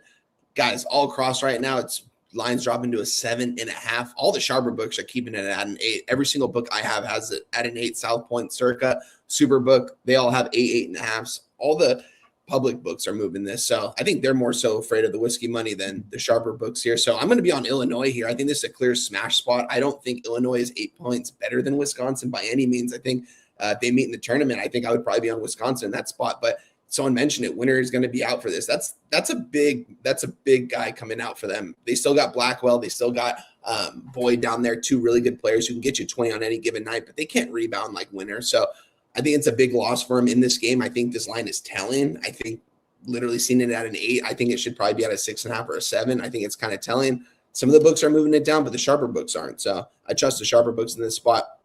Right there with you, my guy. When Troy was breaking this down, I moved on it. I didn't know he was going to be on the first half. I already made the move on the full game at -8, so I'm just going to keep my bet in on there. I think they win this game by double digits. And yeah, I think Illinois smashes here. I think Wisconsin's going to be a team we can back, be a bet-on team in the tournament when those 3 guys are in the lineup. Because like I said, I think Blackwell's one of the better players in the Big Ten. He can score 20 to 30 on any given night. And you got Boyd down there as well. And if Winter gets healthy, I think this team's going to be tough to play when it matters most. But this game, I don't really think it matters for Wisconsin. They have they have their ticket punched to March Madness. They don't need to win this conference tournament. They need to be healthy for March Madness. So give me Illinois here, -8, -110 here. I love this spot now. I made it official. I'm going to tweet it out right now. It's a full unit play. So I'm on Illinois here with you guys. I have yet to move on this game. I want to watch this market a little bit more. So I'm going to set an alarm right now just so I don't forget. I'm moving right now just in case I get caught up in a meeting. I'm taking the Illinois -8 right now. And also, Jimmy, did you move on Dayton, Jimmy? No, I didn't. That move down to 5.5. It scared me. Yeah, I don't blame you for that. But I do know that the history of conference tournaments, that type of line movement has been extremely favorable. It was a very similar line move that we've seen in the SMU game when they played Syracuse. And I'm going to be on a Dayton, Illinois square money line parlay for -125. That's not bad. No, it's not bad. Are there going to be any other games you can jump on with us for? What's the schedule for you for the rest of the day? I'm pretty much clean for a little bit here. BetOnline's moved that to a 5 now. Bookmakers moved it to a 5. The Dayton game. Yeah. I still love the market. I still like it. I mean, it's funny because the history of moving through the 6, if it's moving towards the favorite, you want to hammer the favorite. Either way, it moves through the 6. The favorite has gotten the job done. And I don't know what the cash flow looks like on Odds Logic in that one, but I am starting to get leaning towards Dayton. And I think you're right. Like, what are we supposed to forget what the Bonnies were for so long? And Dayton turned it on at the end. We know Dayton is a quality team. They were playing way below their level for months. And then they actually turned it on in a way that was very transparent to me, saying that this team was the team that they were rated prior to the season beginning. Wow. So TJ says 80% of the tickets, 80% of cash on Dayton. But here on the board, are you because I thought Wager Talk was using the Odds Logic board. TJ, I got 82% of the tickets and 80% of the cash on St. Bonaventure. I thought Actions got 55% of tickets, 68% of cash on Bonnie's. so. So TJ, you're saying that Wager has the opposite of the Odds Logic board. Oh, you're looking at an individual book, just overall. Okay, that scared me. Overall, yeah. Circus got 81% of tickets, 83% of cash on St. Bonaventure. So, what book are you looking at? That will help us. I'm trying to find a book that has more of the money on Dayton, and I can't find it right now. I'm going through all of them. What book are you looking at? Because Circus got 81 and 82 on St. Bonnie. This is crucial stuff. So then, Troy, do you want to just keep rocking with us? Yeah, I'll rock with you guys for a bit. Let's roll on then. Conference USA Championship semifinals. Kennesaw State Owls 19-13, 10-10 the conference. At Sam Houston Bearcats here. Sam Houston Bearcats. Wow. So basically what TJ's saying is we can't trust this Wager Talk board then? Should I just what do you do now? Oh, bet online. Oh no, so circa 83, 81 on Dayton. What do you do now? Like just okay.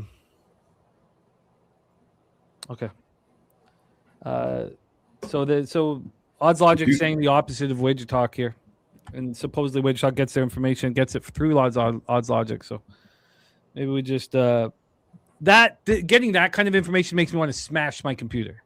Like that's just like now like that I don't want to sit here and get all angry, but that's just fucking trash.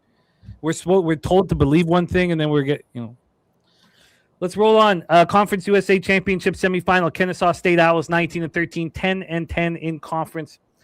At the Bearcats 22-10, 13-7 in conference. We're at Huntsville for this one.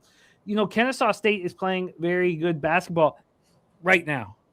Sam Houston, though, they've been playing really good basketball for months. And I understand that Kennesaw State making their backers all this cash, but I think we can put a line through the – well, we can't. There were 2 losses here by Sam Houston, at Delaware and at Liberty to close out the year. But this team was rolling. And Kennesaw State did the same thing. Now, they did beat Liberty at home. They did kind of tip their hat. Newquarter has the 2.5 right now, 365 hanging the 2.5 at bet 365. We have a big move towards Kennesaw State. Bookmakers moved all the way down to a 2. This opened up at a 4.5. So just a very, very legit big move there. From a total standpoint here, we have this one sitting at 159.5, opened up at 163.5, another 4-point move towards the under. And these teams faced each other twice. Kennesaw State, they went to Sam Houston and lost 93-87 on January 21st, and then they lost 83-79 at home on February 14th. So this line is a very difficult one to make sense. Well, look, we trust it. Line's moving towards Kennesaw State. This line with Sam Houston at home opened up at 6.5, closed at 5.5. So I guess it's no surprise that, of course, Sam Houston won by 6. And then in game 2 here, this one at home for Kennesaw State in an 83-79 loss. This line closed at 1.5. Kennesaw State 1.5. So this line does make sense. I take that back. The 5.5, 1.5. Now we're meeting right in between. So maybe the first opening line of 4.5 didn't quite make sense. Maybe it was a little bullish on Sam Houston. Wine time, take it away. Kennesaw State Owls, Sam Houston Bearcats, Dizzy loving Kennesaw State. Take it away. Oh, and Drewski on Sam Houston money line. Take it away. I think this line is exactly where it needs to be. My only concern is because, like I said earlier in the breakdown, I think Kennesaw State is going to win this game. I just haven't bet on them yet. Seeing that move towards them definitely makes me like it even more, but it's the opening line in this one. I'm a little bit surprised that Sam Houston was that much of a favorite opening up at 4.5. I think it's right where it needs to be at 2.5, 3. I think this is a fair number, maybe 3.5. But the fact that it's moving towards Kennesaw State, I wouldn't be on Sam Houston. It's Kennesaw State or nothing, but it's just going to be nothing for me in this game. I do think Kennesaw State will win this game, but not enough for me to actually put my money on. The market's telling me it's moving towards them. Let's look at, do we want to read off the ticket split here, Jim? Sure. 52 and 74 on Kennesaw State, according to odd or wager talk, and then 48 and 45 on Sam Houston State, according to Action Network. So it would be Kennesaw State or pass, but it's just going to end up being a pass for me. This is a tricky game. When I wanted Kennesaw State at a 3.5, when Circa had a 3, everyone else had 3.5. So now everywhere has 2.5, and Circa has a 2. So it's going to keep me off this game. I'm going to pass on this one. Yeah, I'm hesitant to drink the owl juice, man. Big show popping in our chat. We have a new UFC release, a sharp action line study from our guy MMA Locker Room. Let's roll, Justin. Owls, Bearcats. We're in Huntsville for this one. What are your thoughts? Y'all made me nervous not making it official, but I will. I liked it at the number. The first number that I seen, I missed it, but I'm comfortable enough to see that the line's moving toward Kennesaw. And you're right. Sam Houston, I'm a recent form type guy, but Sam Houston, they've been balling pretty much all year. I've cashed with them on and off. I ain't got too many losses. But Kennesaw, and that's what made me lean and decide to pull the trigger on it, and I missed it. And it's one of the 7 games that I circled right before, probably like 10:30. That was going to make official, that I'm going to make Kennesaw official. I just think that the more recent form, under a possession, it's hard to say they're going to win the game outright. I just think it's going to be like a 1 or 2 point game. So any kind of points I could get with Kennesaw. Yeah, I like to think they're live, but it's hard to say that Sam Houston's going to lose outright. But I don't know. I like Kennesaw, and I liked them all night. I liked them this morning, and I decided like 10:30 to make it official. Y'all making me nervous that y'all don't want to make it official, but I will. I might move on this stacks with you. What's keeping you off though? A little bit. Honestly, it's because I could have gotten a lot better of a number like an hour ago when I wanted to move on, and it's just only moved towards my direction, which does make me more comfortable. But it's kind of like just seeing them at 4.5 at one point. It's probably going to keep me off. I do like Kennesaw State here, man. I do think that, and if I'm going to take them, I'm going to take them on the money line here. I think in this box, I do think they win. And the sharper books have 2s, where everyone else has 2.5s. I get it. It makes sense for Kennesaw State. I might move on this. This game is 2 hours and 20 minutes away, so I'll keep my eyes on the market on this one. We have Justin moving on Kennesaw State plus 2.5 minus 110. Shout out to our guy Dutch Boy Fresh in the house. What up, Dutchy? It's great to see you, man. I'm looking forward to what you got cooking up in NBA, my man. And of course, tomorrow, all about the hoops. You're going to see Justin Mcelvy, Wine Time Sports, Dutch Boy Fresh, Dabby Cab, the Goracle, and the whole squad. We have the Goracle joining us here. 6-0 last week on his debut. 6-0.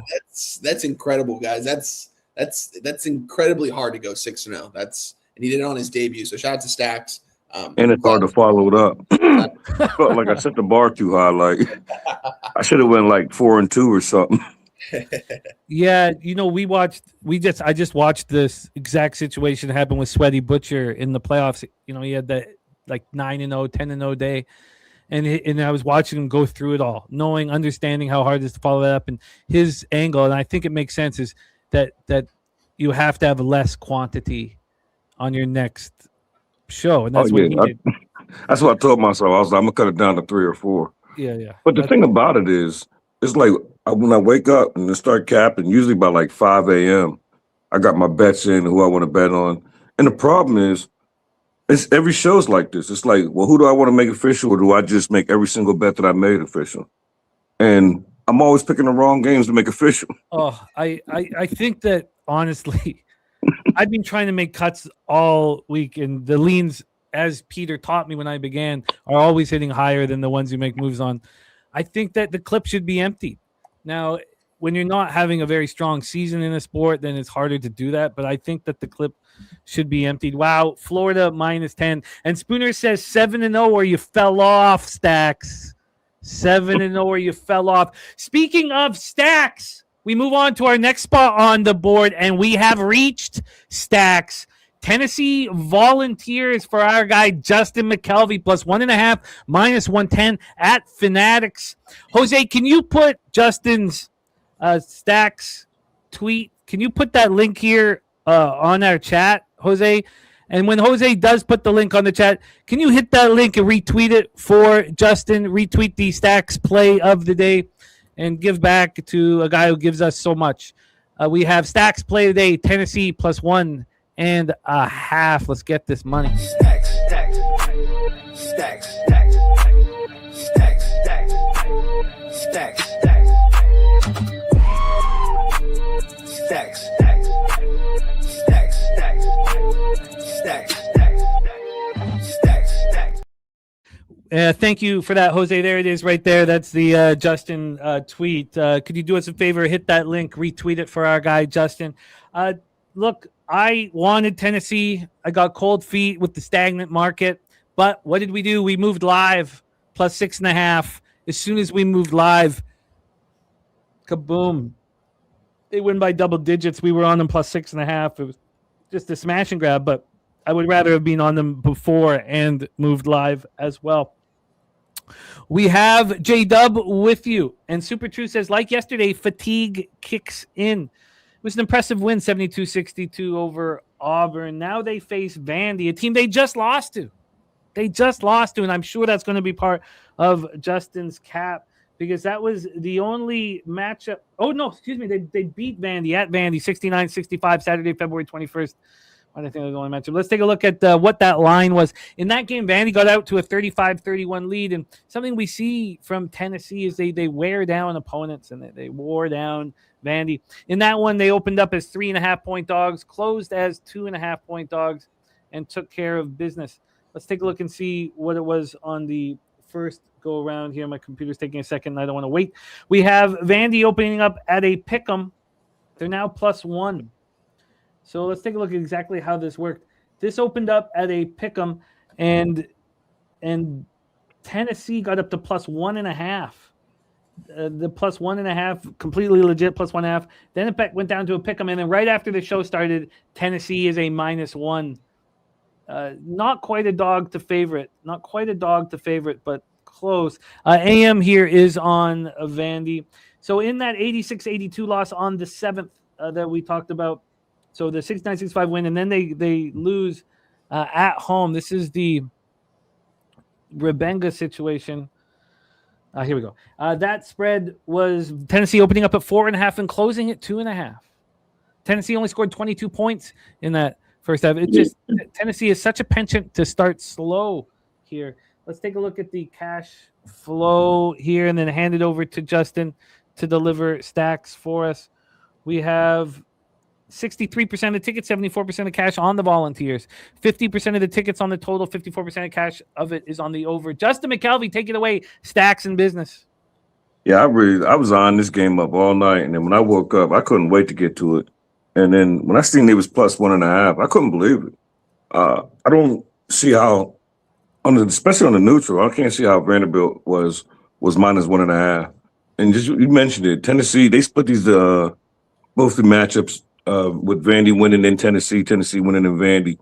And I cashed on both of them sides. But this is where you could trust Coach Barnes. At least this is where I trust him at. Where we get off the buses when it starts the tournament time. Not the SEC. When the big tournaments start, that's when you jump out and sell all your Tennessee tickets. But the SEC conference, I expect them to make a run. I expect them to be there when it's all said and done with.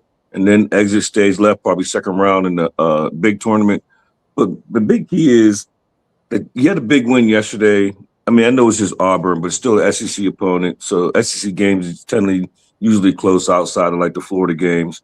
But I'm going to trust Barnes to make these adjustments. He just lost them. It wasn't that long ago. I don't know how long ago it was, but I know it was stacked. So I remember cashing. And matter of fact, I gave it out I do remember it was last Saturday because I gave them out on tailgate. That was part of my 6-0 Vanderbilt plus 4.5. So I seem like I don't mean to interrupt, but can you talk to me about the difference in the cap that got you to Vanderbilt and a week later moving to Tennessee? What got me to Vanderbilt on last week when they was plus 4.5, mainly that was for that they already lost to Tennessee. And they was in a desperate spot. They was coming off of, I want to say it was Ole Miss. Vanderbilt was coming off an overtime win to Ole Miss, I think it was, prior to that.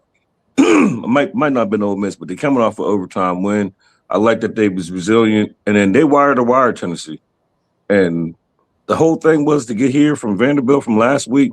The fact that you wire them, do it again. I don't think you're the better team. I don't think you're the better coach. I think Tennessee with veteran coach that know what to do in these tournaments. I think Tennessee wins the game. Wrong team was favored when I bet it.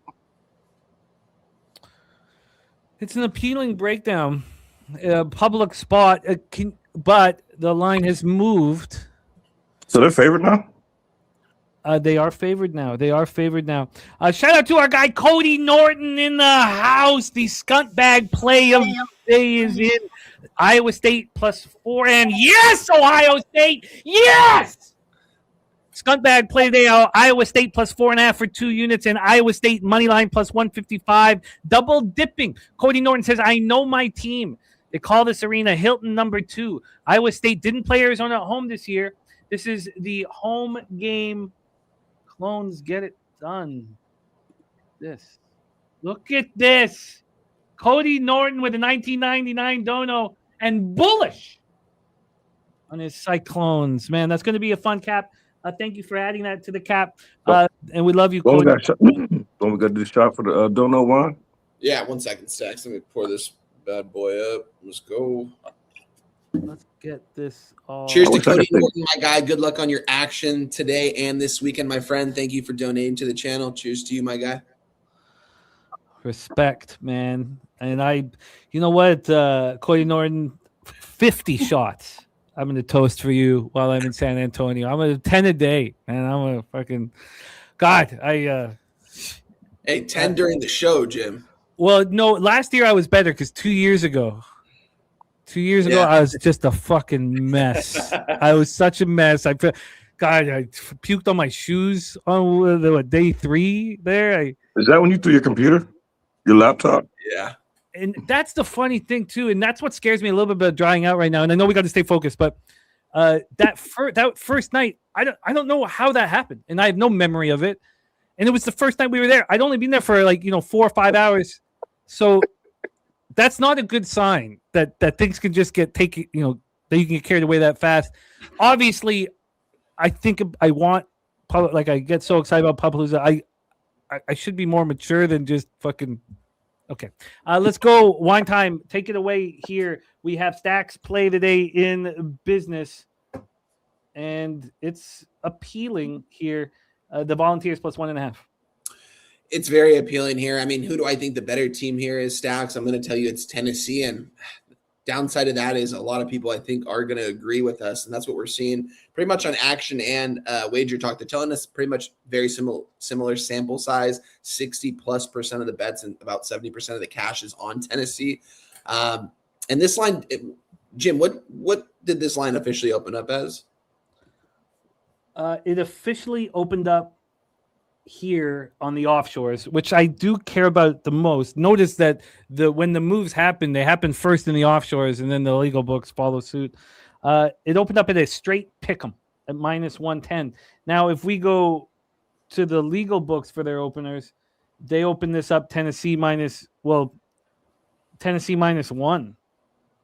So what time? Let's see when FanDuel did that. But here, let me just check this out. I think it is information that is important. So FanDuel opened up Tennessee -1 at 6:33 p.m. That's interesting because earlier, an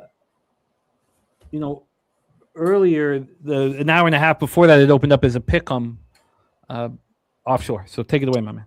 It's interesting because I think Tennessee is probably a couple points better than Vanderbilt on a neutral site. And the fact that they're not a 2.5 point favorite here kind of has me off Tennessee here. I want to be on them with you, Stacks, but I'm not going to do it. I'm not going to be on Vanderbilt either, though, just because I don't really necessarily like this Vanderbilt team. I think they're a little bit overrated. I think they're a first-round exit when it comes down to March Madness. So I would only be on Tennessee, but looking at the markets, everything's telling us that everyone's on Tennessee because they are the better team here. I mean, I think they are. I think the rankings are a little bit deceiving here, but I think when you compare both these teams, Tennessee is a 2.5 to 3 point favorite over this team on a neutral site. So I'm going to be off this game. Good luck to you, my guy, but I'm going to stay off this one. Now, when we look at the body of work this year, do you believe that Tennessee's body of work in the SEC was more impressive than Vandy's one time? Because I almost isn't this just a draw? But Tennessee was also a little bit injured throughout the year, and I feel like they weren't playing their best basketball. I just think this team has higher expectations to what they are right now going into the season. I don't think where they are right now is where they thought they would be. I think they probably think that they'd be in the top 15, at least top 20. I don't know. I like this Tennessee more. I think Tennessee has the better team here. I know Vanderbilt had a very successful season. Shout out to them. Things are going good over there at that university. They're doing good in multiple sports now, which is awesome. But I can't take Vanderbilt here. It'd be Tennessee or pass. But I mean, from a market standpoint, if we're in Vegas and Saks is like, here, one time is $1,000. Don't tell me what you're going to bet here. It'd be on Vanderbilt. I'm not going to lie. Just because I would say, look at the market. It's not moving. I think Tennessee is the better team. And I think they should be a 2.5 point favorite over Vanderbilt. So those are just like, it's just like my opinion, my numbers in my head from when I see both these two teams and the sample size that I've seen from these teams. I think Tennessee's 2.5 points better. The fact that they're not, I think it's a lot easier to take them. I feel like you're going to anyone that caps this game, I think is going to be on Tennessee in my opinion, because I think they're the better team, but I'm kind of rambling here, but I'm going to pass on this one, but free bet would be on Vanderbilt. Okay.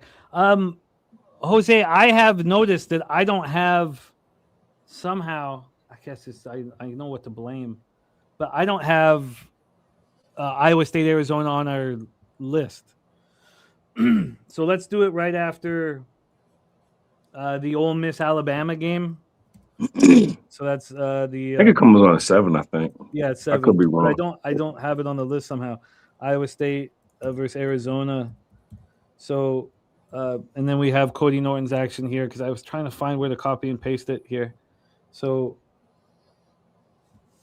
here we go. Oh, beautiful. Okay, Jose's got it already made. Look at the guy, man. What a monster he is. Best in the business, Jose Bouquet. So his skunt bag is in. It's Iowa State plus 4.5. Let's roll. Let's roll on. Roll on. Justin on Tennessee plus 1.5.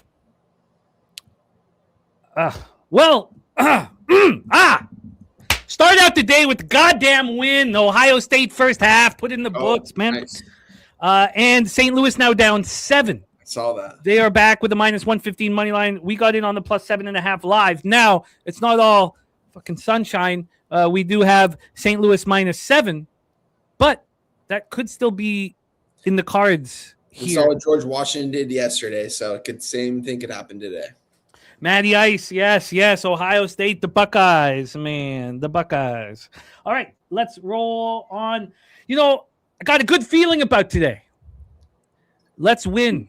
Let's win the day. Let's win, and let's win, and let's keep winning. We're going to be gambling here, all of us, for at least another 15 hours. Let's roll. Nuke Walker says, how can anyone not love Jose? Nuke, we are going to miss you dearly this year at Pub wait, I thought 5. Nuke was coming. No, Nuke can't make it this year. We're going to miss you dearly at Pub 5. Let's roll on to the next spot on the board, 3:30 p.m. Eastern. We have AM's projection here, North Texas versus Tulsa. Tulsa at minus 10.9. So he's on Tulsa minus 7. And he's not alone with this look on Tulsa. If you're listening on your headphones at work, please turn down the volume because Ronnie Crawford in the house. Tulsa, the man's on the Golden Hurricane.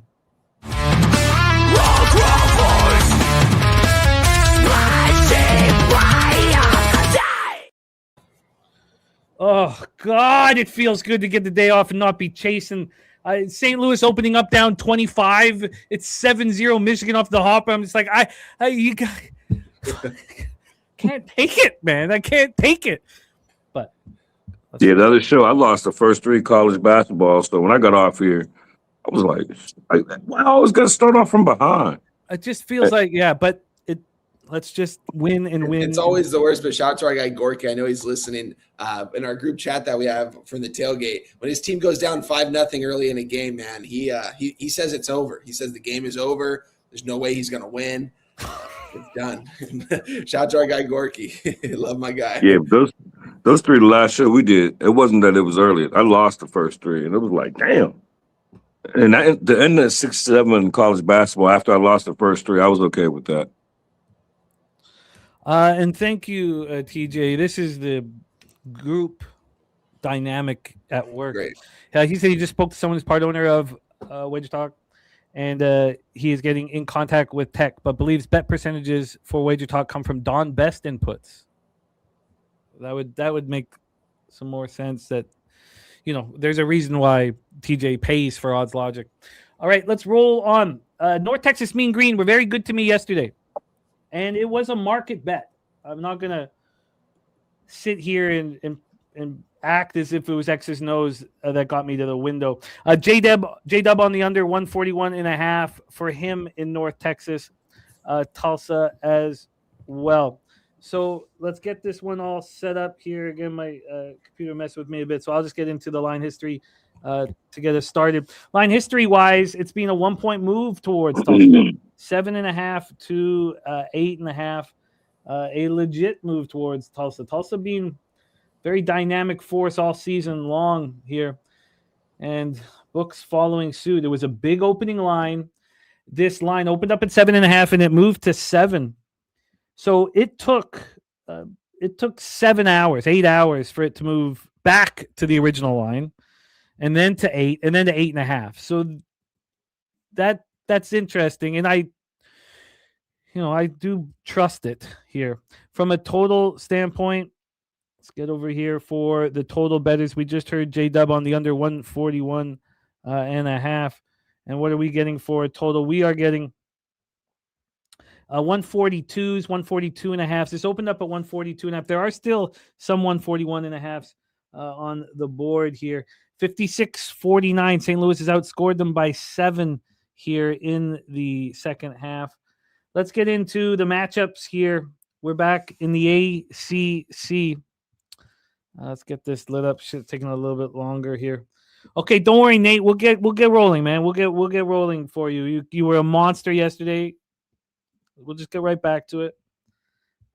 God, it's taking too long. While that's loading up, let's go over to the cash flow then for the North Texas Tulsa spot. 53% of the tickets and 70% of the cash on North Texas. Wow. 72% tickets on the over, 52% cash on the over. So this line's moved 1.5 towards Tulsa, where I'm sure a lot of people just made money on North Texas. This is a surprise. It's a surprise.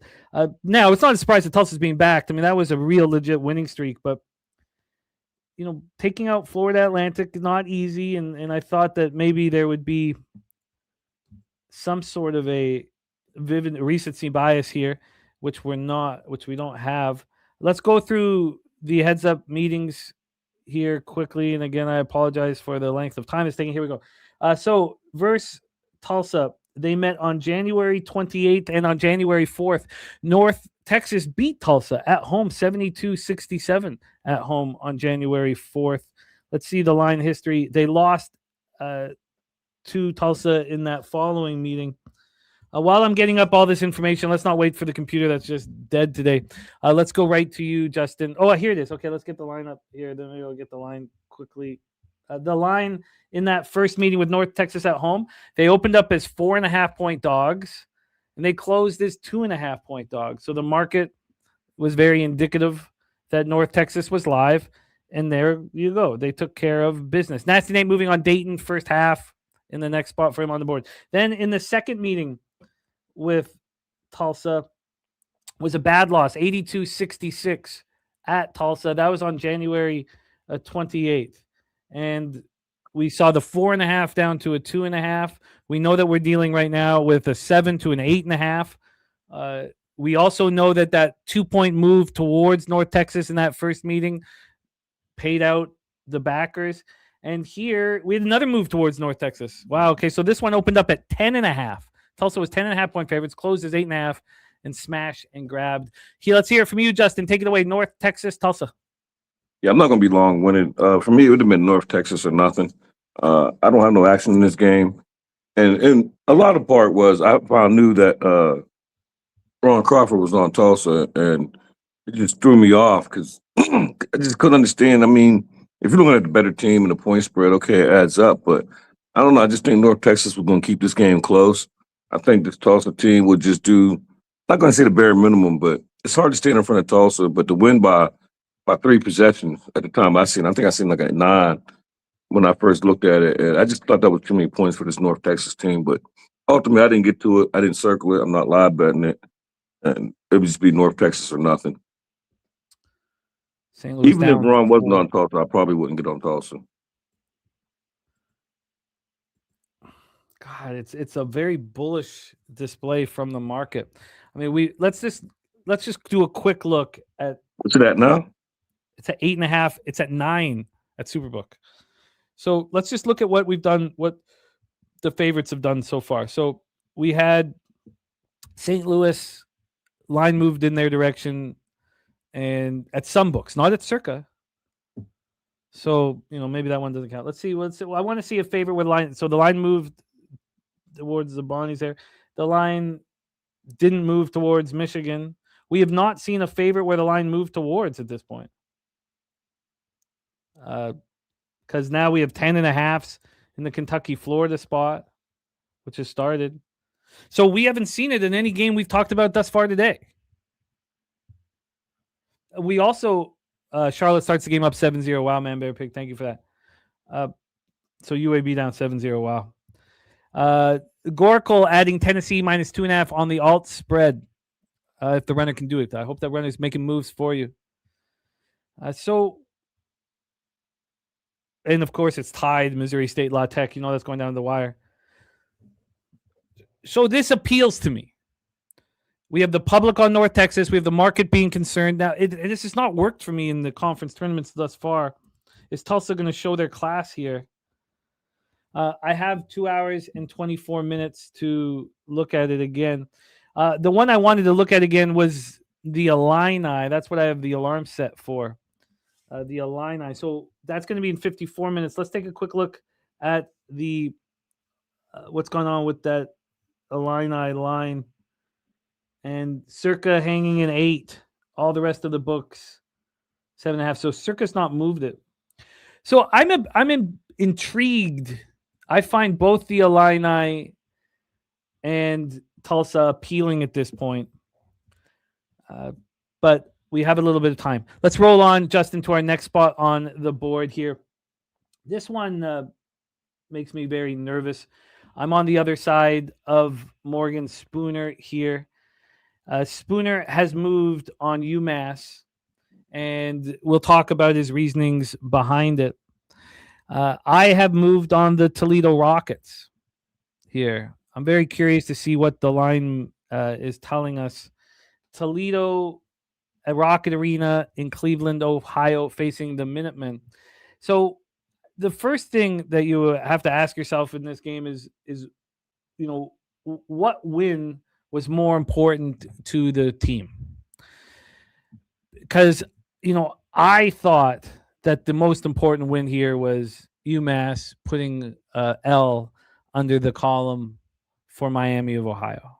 And we see teams when they, deliver enormous upsets, we watch them fall off. It's just, it's something that we do. And what makes this game so fascinating is that Spooner is on the other side and believes that is not the most important game of, what these two teams have just played in. So let's pull this one up here. And I've got Spooner's notes. It's just taking the old computer a second here. So how long do I wait? Here we go. So UMass takes out Miami of Ohio. Toledo's biggest rival is Bowling Green, and they just beat Bowling Green by a point. And it's completely legitimate how Spooner sees this. So Spooner said this. He said, Toledo's off their Super Bowl win, beating their arch rivals. Now, of course, he says more, and I do reply, I believe they're both off the Super Bowls. Yeah, right. He says, yes, UMass beat Miami, but that was a clear letdown spot for Miami after essentially clinching a tournament bid. He says, Frank Martin is a Final Four head coach. Kowalczyk has never, ever won the MAC tournament. So that's the most important angle here. AM said I had originally moved on UMass plus 3.5, but pulled out. I think this line is 50-50 because it's essentially a home game for Toledo.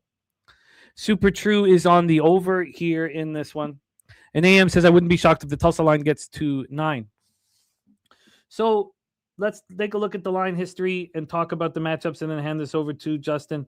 First off, we have a total that has dropped down to 157 from 158. A very mild drop there.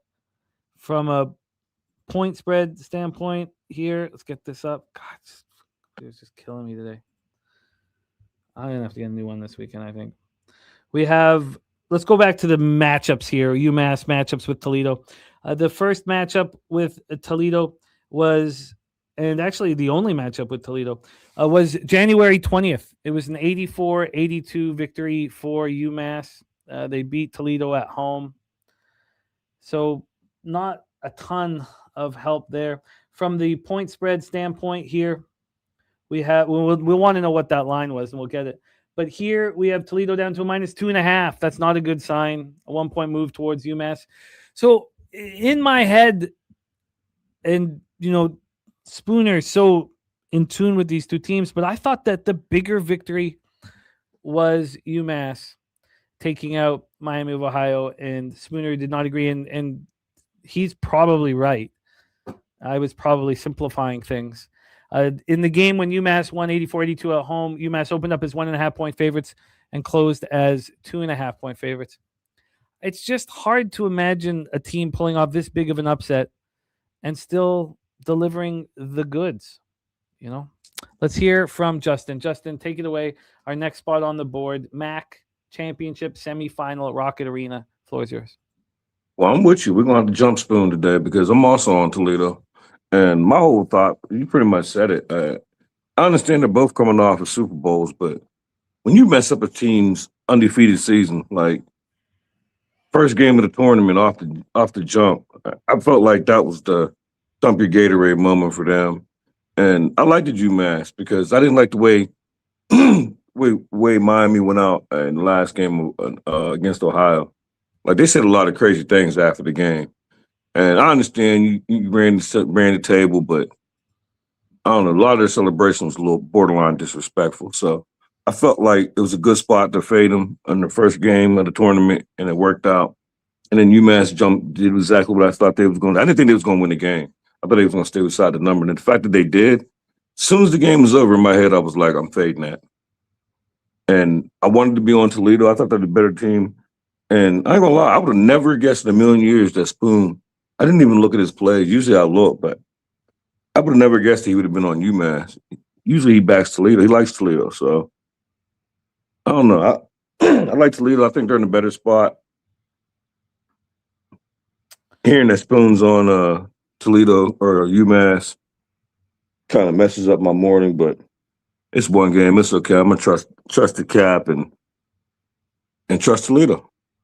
So I'll take the best number. 61% of the tickets, 70% of the cash on UMass. The line is moving towards them. I can get you a -2.5 at -105. -2.5, -105 here for Justin. Toledo -2.5, -105. You are in business, my friend. And I got the 3. I think let me see what the vig I got. I'm fucking don't want to touch my computer right now. The 3, I got the 3. Spooner says, "Remember when everyone called me dumb?" I don't. I don't think it was here for betting Miami versus Toledo and Toledo. He said, "I went to the game, watched my ticket cash. Toledo has 20 to 25 minutes of defense on a good day." Who the hell called Spoon dumb? Yeah, I don't. That had to be on Cal's show. We have. I got Toledo -3 at -110. So the line move is a concern. How much of a concern here is the question. Sweaty Butcher in the house. Yeah, Sweaty Butcher. We were talking about because Justin went 6-0 on the All About the Hoops, and he has to follow that up. And we talked about your plan when you went, I think 8-0 or 9-0 on NFL Pub Up this year. And just, I think the plan made sense. You made sure that you lowered your quantity of action in your next show because we brought you back right away that week, right after. So that's all we were talking about there. Is that what he did? Yeah, he cut it down, and we were talking about it quite a lot as how he was going to handle it. I find that stuff very, very interesting. That's the theorizing that we do when we're at pub. Like it's just all gambling ideology. Let's roll on to our next spot on the board here. A10 Championship Quarterfinals. Duquesne still here facing VCU. Now, here we have St. Louis attempting to do to George Washington what they did to VCU. VCU looked dynamite in that basketball game before St. Louis flipped the switch. Now, part of it was St. Louis being at home, and it just felt like they were running downhill. Here, Duquesne is the home team. Now, it's not hard people to get from Richmond to Pittsburgh, but Duquesne Dukes are a pseudo home team here in this one. Let's set this one up line history wise and cash flow and see what Justin's plan is. This line opened up VCU -9. They're now -8.5. And let's see from a total side of things as well. Oh man, it's just killing me today. Then from a cash flow standpoint here for Duquesne, we have God, sorry about that. See what we're dealing with cash flow. And I can't even. Here we go. 56% of tickets, 66% of the cash on VCU. It's 8.5 at all the legal books. There's one with an 8. One book with an 8, not necessarily a sharp one. 67% of the tickets on the under and 95% of the cash on the under. Take it away for us here, Justin. A10 Championship Quarterfinal, Dukes Rams. Yeah, this was one of the games, and like yesterday, it was 4 of them, other teams that played at PPG for the A10 tournament. I was going to go to this game last week when I said I was going to Robert Morris. I planned on doing these games, but I was pretty beat up from that Robert Morris game. I mean, I don't know if I showed it, but that shit hurt me for like a couple of days.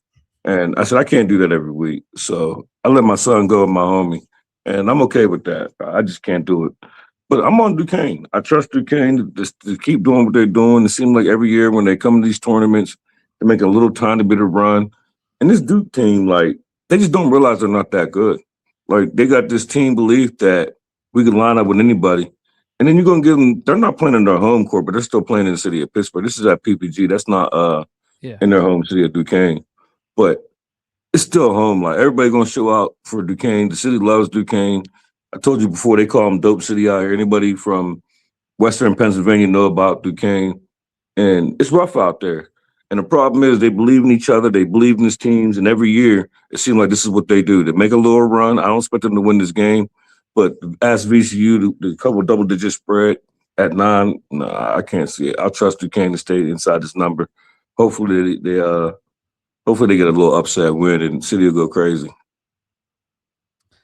Yeah, then reach the A10 semis, a game away from the finals. Let's take a look here. Sorry, it took me a while for my computer to... And at the crib. Like, it's not their court, but it's in the city. Yeah, no doubt.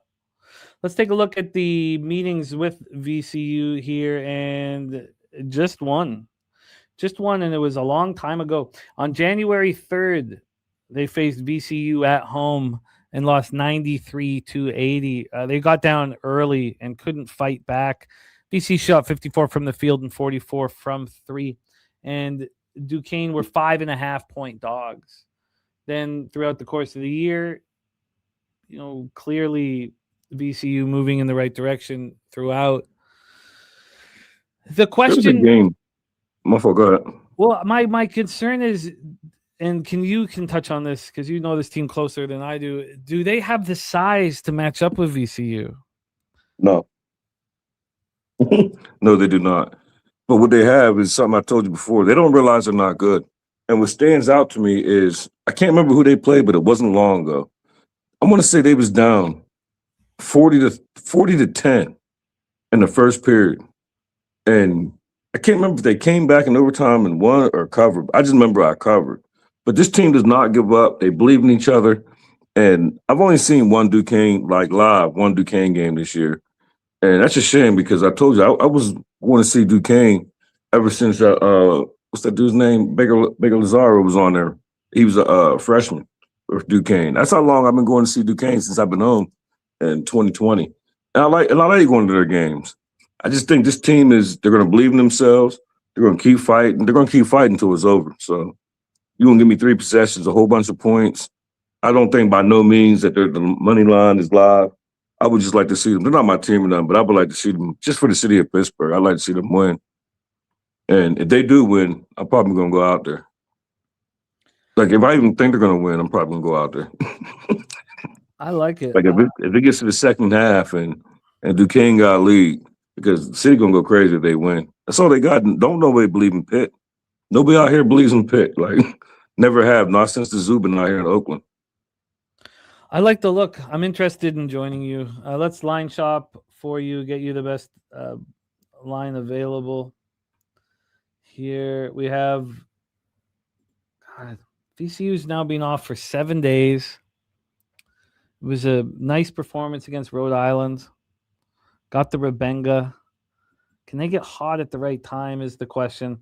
Line for Justin, the best line on Duquesne, 8.5 at -105.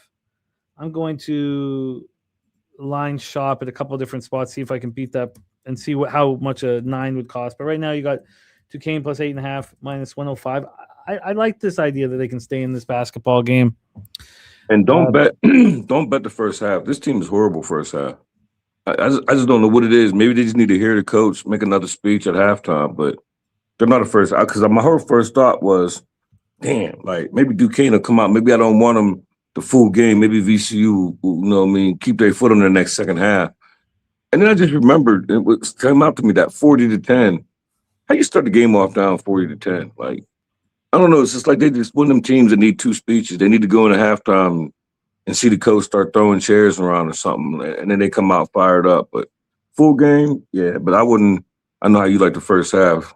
So whenever you get to studying later on, I wouldn't recommend the first half on this. We're gonna probably need all 60 minutes. And the bet is in, says the Goracle. Spooner says that Duquesne coach played ball with LeBron in high school for Drew Joyce's father. That is the best line available for you. There's only one book giving you the -105. So that's the lowest. A couple years ago when they was in the Cinderella, when they was in the big tournament, Braun bought them all sneakers. Oh, I remember that. Yeah. Mm-hmm. All right. Well, I want to join you here. And so Tulsa still interests me. And the Illini interests me. I have an hour and 8 minutes before we have the Illini spot. Let's roll on. Let's roll on to the next spot on the board here. It was a poor cap I had fading St. John's with yesterday.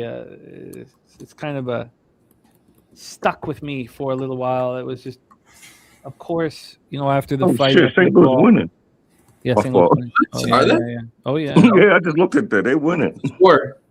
Oh, yeah. 72-69. They were up 3. They're still up 3 right now. And the live 6.5 means that it's all in play here. It's a 28-27 La Tech, 14-11 UAB in Florida coming out firing. That line didn't get in my face. 18-8. And we'll see if it comes back. We're on to Seton Hall, but let's just if we could, Jose, let's just hear wine time. Justin, moving on Duquesne plus 8.5. Did you have any interest? No interest in that game. I'm going to stay off that one. When I was capping the card yesterday, I wanted to get on Duquesne, but I'm ultimately going to stay off here. What are we sitting at right now? 8.5 is pretty much everywhere right now. I like getting the points with Duquesne here because I don't trust laying almost double digits with VCU against anyone. So I'll end up staying off this one, but it would have been Duquesne or pass, but I won't move on this one. Tennessee whiskey. Let's come home with it. I want it all. The plus 7.5 I like, but I want my -7 too. I want it all. Will Rondo in the house. Great to see you, Will, my man. Let's roll here. Seton Hall coming off that impressive victory over Creighton, and you guys were all on Seton Hall. You all delivered the goods there, and I sat back and watched you guys all cash. St. John's smash and grab Providence. Now Providence did come back in that a little bit, and then St. John's covers by a half point. I mean, God, this is not for the faint of heart. What we do each and every day, it's almost always a sweat. These teams just met. Now, they met twice. That first meeting was January 20th, and it was very tight. Both games were tight. January 20th, Seton Hall went to St. John's. They had lost 2 straight, and they were in that game. They were up 6 at the break. They played very well. They lose 65-60. They shot the ball poorly. They defended very well. In that game, St. John's only went 2 for 12 from 3. St. John's opened up as 9.5-point favorites, closed as 11.5-point favorites, and the job was done impressively, by Seton Hall. Now they didn't win, but they were right in there. These teams meet again. They meet again a week ago, last Friday. 72-65 victory for St. John's. They were up 3 at the break. The first meeting, St. John's hit 2 threes. In the second meeting, they hit 7 threes, and it was the opposite. Seton Hall went 1 of 11 from 3, 1 3-pointer, shot 41 from the field, shot poorly from the stripe, didn't play very well. And that one opened up with Seton Hall's 4.5-point dogs, closed as 5.5-point dogs. So here we get to a neutral, and we have Seton Hall as 8-point dogs. This line I'd been watching closely.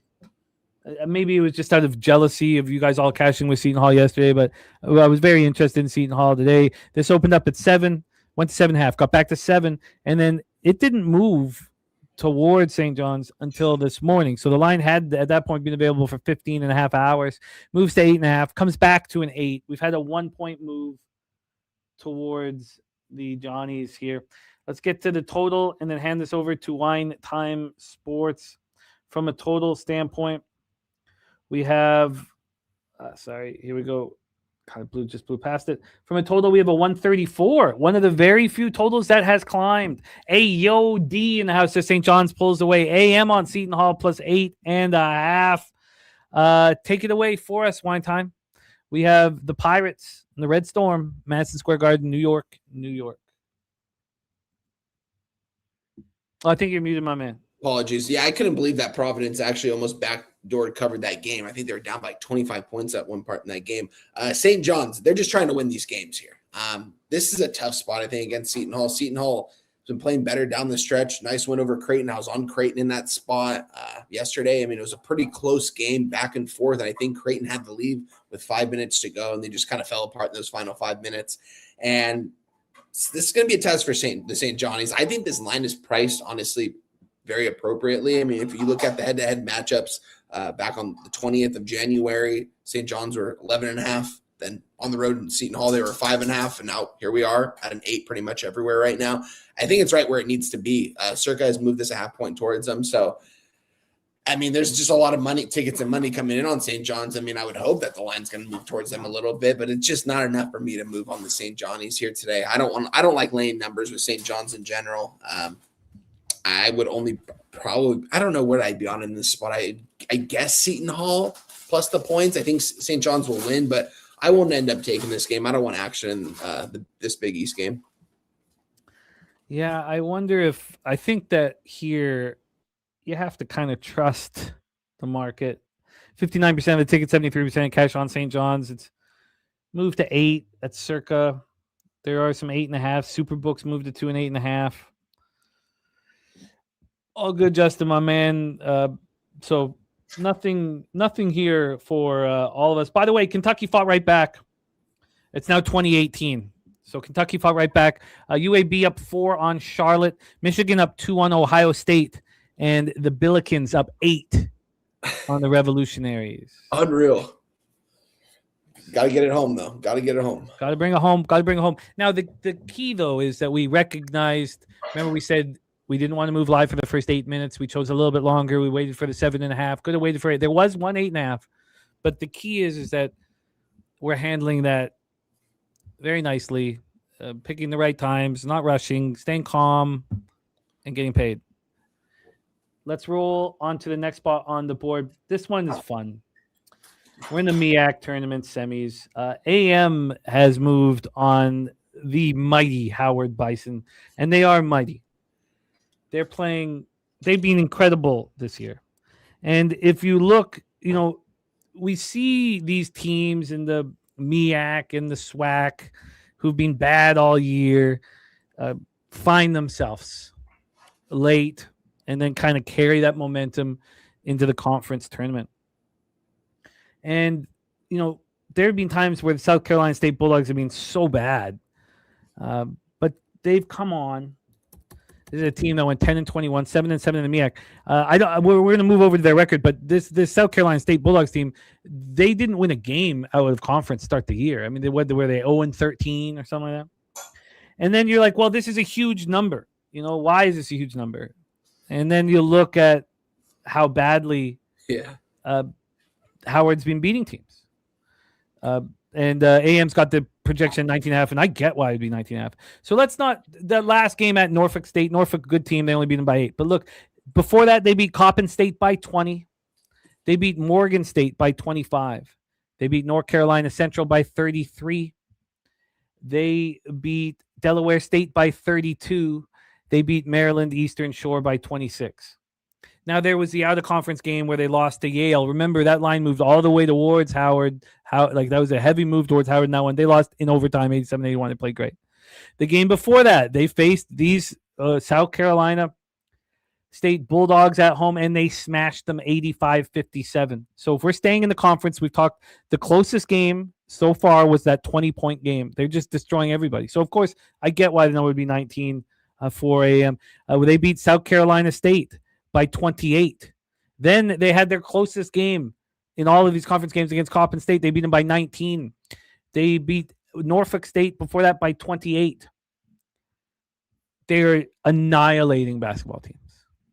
Now, they did face South Carolina State early in the year. Howard went to South Carolina State on January 3rd, and it was 58-57. It was a very close game. Now, of course, they went back and got smashed here.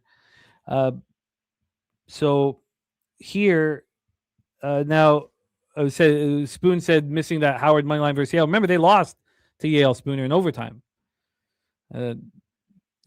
Yale came all the way back in that one. But here, so not cashing it. I see what you're saying. Not cashing that Howard money line. Yeah, no, you deserved it. I messed that up here. There's our guy, Nutflush Allen, in the house. So let's go to an AM says smash and grab Howard. Certainly that's what they've done. Every single game in the conference, except for that Norfolk State game, they've won by 20 plus. So I completely understand why the line is where it is and why the line's moving towards them and all that stuff. Now, South Carolina State had lost 5 of 6 games before beating Delaware State 61-59. And then they beat NC Central 80-64. And then they beat Norfolk State 88-82. And they're starting to find that special thing that happens. And look, for dogs like this, I want to invest in them. And I want first half and full game. And I did all of that here. Look, I'm on South Carolina State Bulldogs, first half and full game. Let's take a look at the line history. For the total, we'll start there. For this total, opened up at 145.5. It's now at 146.5. This total dropped all the way down to 143.5 before it started climbing. And then on the point spread here, from a spread perspective, we've got 15.5. Some books are still at 15. This opened up 15, got up 15.5, back to 15, got up to 15.5. So other than that last conference game, 9 straight games, they cleared this number easily. 9 straight games they won. Only one was 19, one was 20. The rest were 25-35. Let's go to the cash flow here for this spot. We're not going to get it. What am I talking about? There's no way we're getting any cash flow. We're not getting it. But we can see what the legal books have. Superbook has moved it to a 16, so is South Point. Hard Rock still at 14.5. That's wild. Maybe that's stale. Circa not giving us anything for this spot. I don't know if anybody else has it. Spooner says South Carolina State head coach is a disciple of Bob Huggins. That press Virginia defense has shown through the second half of the season. I think this line should be bigger, and it's not for a reason. AM says every game is an independent event. I see value on Howard, but there's always a chance of. I'm not sitting here saying South Carolina State's going to, as 16-point dogs, beat them heads up. I just think that there's a little bit of magic happening with the squad. We've seen them play Howard tough once. Now we ask them, can they play Howard tough twice? And I got the 15. I'm not going to pull up on my computer. I'm so hesitant to do anything with this thing. So I got here the first half. I got these were my first two bets of the day. I got the first half plus 8.5 with minus 105 VIG. I got the second one at plus 15. And let's see what I would get right now. Also, George Washington made this a game. It's now a 2-point game. Oh, Circa has the 16. Thank you. So then I'll check and see what it is right now on the first half. But take it away, wine time. I'm on the ugly dog here, South Carolina State Bulldogs. I hear that because, I think this line should be a lot bigger. I mean, the last time these teams met, Howard beat them by 28 points as a 14.5 point favorite. And here they are sitting at a 15.5, some 16s, I guess, somewhere. And it's a neutral site. I think it should be a lot more, honestly, after that blowout win. It probably, if you look at the neutral site, probably should be a little bit less. But, I mean, Howard's that much better than these guys. And Howard, I don't really think necessarily needs to blow these guys out by 20-plus points in this one. I think they just need to get the win and move on. I'm not going to bet. I'm not going to play this game personally, Jim. I won't have a bet in this one. I can read you off the market to what Action is telling us here really quick so I can give you guys some information. 31-40 on Howard, according to Action Network. So it's a tricky spot here. I mean, we just saw Howard beat them by almost 30, and now here they are, a 15-point favorite again. I could see South Carolina State covering this ball game, but I won't have anything to do with it. Yeah, it's a 6 spot. Yeah. It is a 6 spot. AM says Howard was a 14.5 point favorite at home, now a 14.5 point at a neutral. Yeah, I get that. I get that. I mean, the dominance was right around there. No, I understand why anybody would be on Howard in this spot. Here I am believing in this March Magic, something I wouldn't do in any other sport. So let's roll on here. We have our next spot on the board, and it is a big one. We also have the Goracle joining us for this game. He's supposed to join us for this game. I imagine that he will appear backstage shortly. But let's roll. We have a big one here. The Purdue Boilermakers, 18th ranked Purdue Boilermakers, 24-8, 13-7 in the Big Ten, facing the Nebraska Cornhuskers, 26-5, 15-5 in the Big Ten. We're in the United Center here. Let's take a look at this line history and set this one up. Purdue coming off a very impressive victory over Northwestern, 81-68. And Nebraska starting out here in Big Ten conference play in the quarterfinals. We have AM on Nebraska plus 4.5. Oh, you don't have the link? Jose, can you get the Goracle the link here? Gorky, I just sent it to you. Thank you. You're good, Gorky. Sorry, Gorky, I thought you had already. So these teams met just once this year. It was an 80-77 victory for Purdue at Nebraska. That was back on Tuesday, February 10th. In that game, Purdue took a 16-point lead at the break. We're seemingly in complete control, and then fell off. Nebraska opened up as 2.5-point favorites. There was a 10.5-point move towards the other side, and George Washington has taken the lead. Wow, what a game of runs here. I will keep an eye on it. So we have Purdue, Nebraska. Let's get the line history up, and then we'll bring we got Justin joining back up, and we'll bring on the Goracle here in 1 second. Let's just set this line history up for the spot.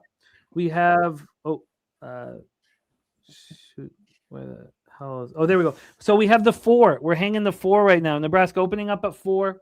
Went down to 3.5 for a while. Came back to 4 just before. Oh, I guess we started at 12. So, or excuse me, 11. So it being out for a while. The line didn't take that long, but moved just in 45 minutes ago back to the 4. From a total standpoint here, we have a 146. It opened up at 143.5. And when we get to the cash flow in a giant game like this, we will certainly get information here. And let's see what it is telling us. We have 53% of tickets, 71% of the cash on Nebraska. Circa hanging a 4, FanDuel and DraftKings hanging a 3.5, 66% of tickets on the over, and 89% of cash on the over. So that is the base here. Let's bring on a man moving on this game with a lot of confidence, known for his vast knowledge in all things sports. Please welcome from the north, the Goracle to the show. Gorky, how are you, my man? That's a hell of an intro, Jim. I gotta live up to a lot of hype. Let's do it right here, right now. Boilermakers, Cornhuskers. Coin says this total continues to climb. Johnny Gunn says the higher seed favored over the lower seed. Hammer Purdue says Nebraska is not the same team. They are falling off. And St. Louis is taking another lead. Wow, what a wild one. Gorky, lead off for us. Boilermakers, Cornhuskers, United Center, Chicago, Illinois. The Cornhuskers come here wanting to get revenge for that loss to Purdue, a 3-point loss, heartbreaker for the Cornhuskers. Purdue is all set and ready to go to March Madness and probably not even make the Sweet 16. I think that Nebraska's the tougher team here, and they get it done late. Purdue probably leads at half, and honestly, that's where I want to be. I just want to get them right at the end. What is your official action for this one? What I told you this morning, I'm not even sure at this point, but I am on Nebraska money line plus 125. Nebraska money line plus 125 for the Goracle. Justin Mcelvy. Oh, sorry. You want to add to that, Gorky? And then I will also be back for the Kansas breakdown as well. Yes, but stick around here while we continue this breakdown. Did you see what TJ said? No. That's interesting. I guess it's only coming up here. Okay, I'm going to have to... Don't trust Wager Detective board bet percentage for any game where the team has a period in it from high up. Jesus. Wow. What game were we talking about earlier? St. Bond? Yeah. Yeah. Wow. Okay. Taking a screenshot of that, TJ. Yeah. Wow. Okay. Let's roll here. Yeah, it says hence your date number. Wow. That's unsettling. Goracle on Nebraska money line. Justin Mcelvey, Boilermakers, Cornhuskers. Take it away. Yeah, I'm gonna be on the other side of Gorky. I'm on Purdue here. I think that they made it through the end of the regular season, not looking like the Purdue that we used to, but I think they're gonna hit that switch when they came in here to this Big Ten tournament. I actually think they're live to win this tournament. If you ask me personally, I didn't bet it or nothing, but I wanted to. But I bet on Michigan State. Just coming off the loss, that's why I put on future on Michigan State. But I think Purdue wins this game. I think that they got their feel-good story out yesterday and blew out Northwestern, which I was on Purdue. And they made it a lot more sweaty than what it had to be. I had 11.5. I think they won by 13. But the second half was like bouncing back and forth between 16, 18, went up to like 25 for a little bit and then came back down. But they covered, and I think they're going to do the same thing here. They know this Nebraska team, they're not going to sleep on them. I think Purdue's up until at least this game, probably one more, they're going to just run through their competition. And I think they're going to, either them or Michigan State going to win the Big Ten. But I'll be on Purdue. I didn't bet it yet. So if you give me a 3.5 that is shown, I'll take that. I will get that Purdue line for you. A big shout out to our guy, Super True Story. A Super True Story hit a banger yesterday. 7-leg parlay plus 6,454, just under 65 to 1. Damn. Banger. Congratulations, brother. Nice work. For our guy, Super True Story. Thank you for the dono, my man. You don't have to do that. That's hard-earned money that you fought for and you studied for and you delivered. We love you. Shout out to Super True in the house, OG here in the pub fam. So I'm going to line shop here for Justin. Let's hear from Wine Time Sports. Goracle on Nebraska money line. Justin on Purdue. What is your plan, Wine Time? Shout out to our guy Rez Mob. I've never been to an actual White Castle. Where's their White Castle? Where's Rez Mob from? I've never been to one either. Okay. I was thinking, is he from up north? He's not from Canada, is he? No. Rez Mob's out east. He's on Eastern Seaboard. Okay, interesting. I'm going to be the lone wolf here, Jim. I can tell you that, brother. And the Goracle, I apologize to you. You are. We're going to get no corner of the Goracle and Wine Time in this game, at least. I'm on Purdue. I like Purdue here in this spot. I got them on the -3.5, -110 prior to the show when I tweeted this game out. I think they're the better team here. You guys have heard me say I think Nebraska is going to get an early exit when it matters most in March Madness. I don't really believe in this team too much. I like Peyton Stanford, the transfer from Iowa that they got, and they've got a couple guys over there. But Purdue, this team is experienced. They've got a lot of older guys on this team, a lot of guys 22, 23, 24 years old that have been with this program, been playing college basketball for a long time. I think they want to make a little run at this Big Ten title tournament. So I'm on Purdue here. I think they get it done here. I think they're the favorite for a reason. Give me the -3.5, -110. Sharper books are already moving this to a 4 as we speak right now.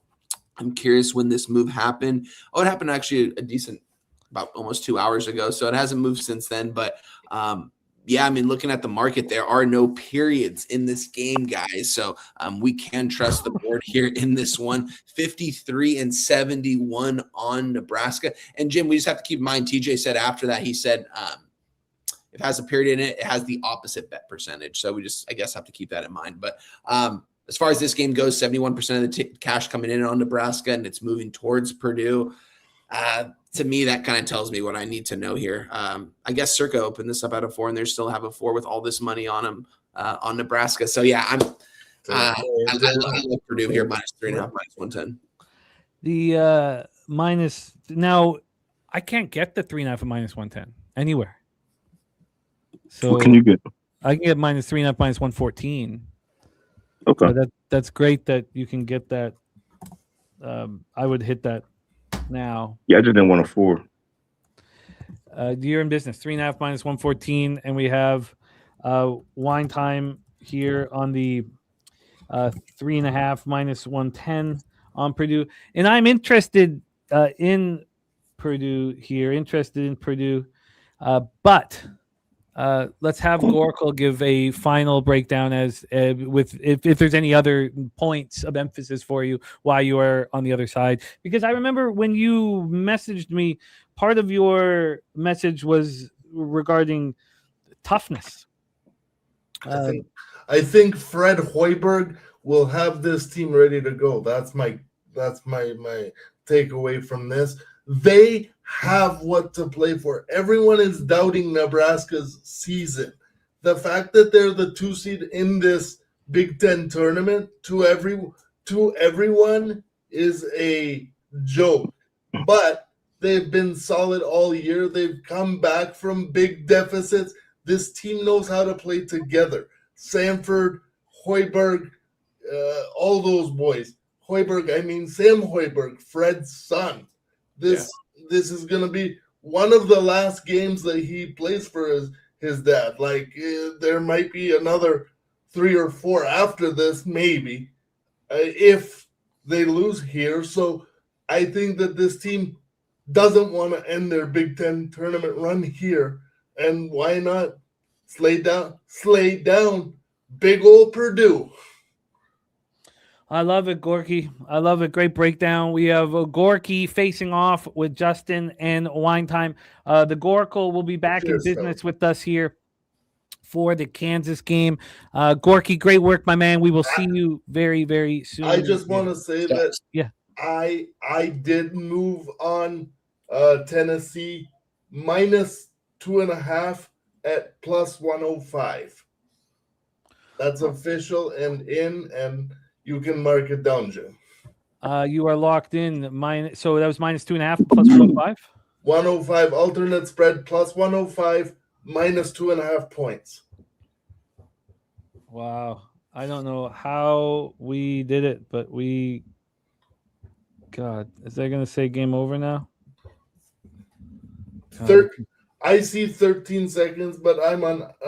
Game a over. source We get the that's always push. too Oh late. my goodness gracious! Got the plus 7.5 with you guys. I got the minus 1.5 live as well. Yeah. Got the push Wait, on the. what was the final? 88-81. Oh, I didn't get a push. You got the cash, right? You got 6.5. Yeah, 6.5. For you. Sorry, I was only thinking about my money there. That's some selfish shit, Jim. Yeah, they hit. No, but the crazy thing is, I got the plus 7.5 and plus 195 live. Oh, that was beautiful. And a couple of you guys here, 95 live, nice. a couple guys did that too. Just like Justin moved on the money line as Yeah, I well did as the spread. When I respect stepped out, I saw they had the half unit on the 7.5 and the half unit on plus 195. They hit 2 free throws to seal the game. Yeah. Like And That's Oh, what I'm talking about. I am I love officially moving on Ohio State money line plus 420 right now, down Ohio 3. State money line? Yeah, money line plus 420, down 3 with That's 6. why I put that in the chat about you. Yeah, I just I don't a know if you've seen it.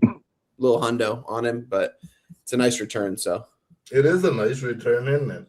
plus 420. So yeah, let's get it. We've got to make moves here. We got to tighten Let's things go, up and speed up. Let's go, Gorky, fellas. we will Let's see you in a little bit, my man. Thank you for jumping on with us.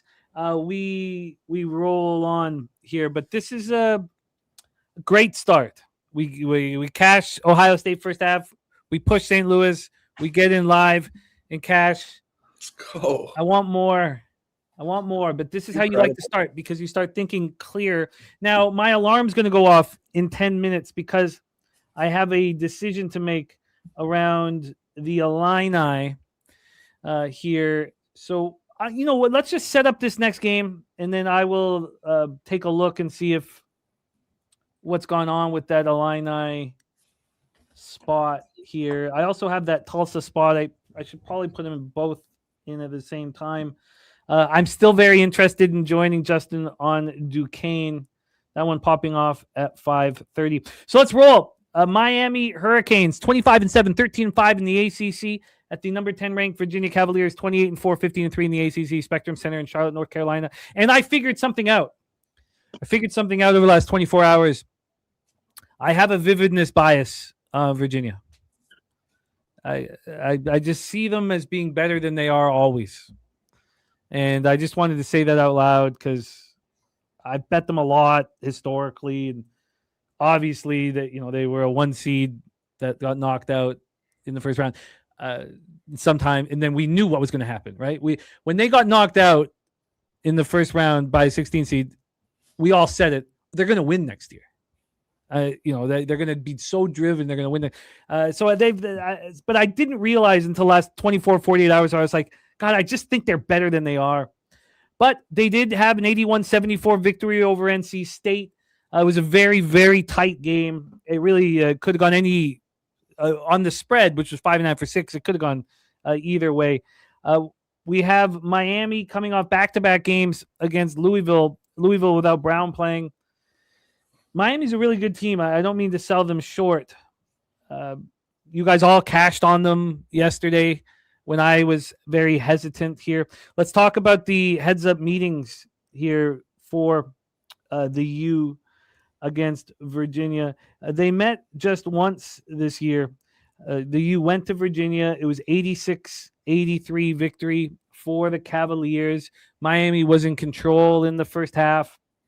Virginia stepped up big late and took care of business. That spread was Virginia opening up at 8.5 and closing at 7.5.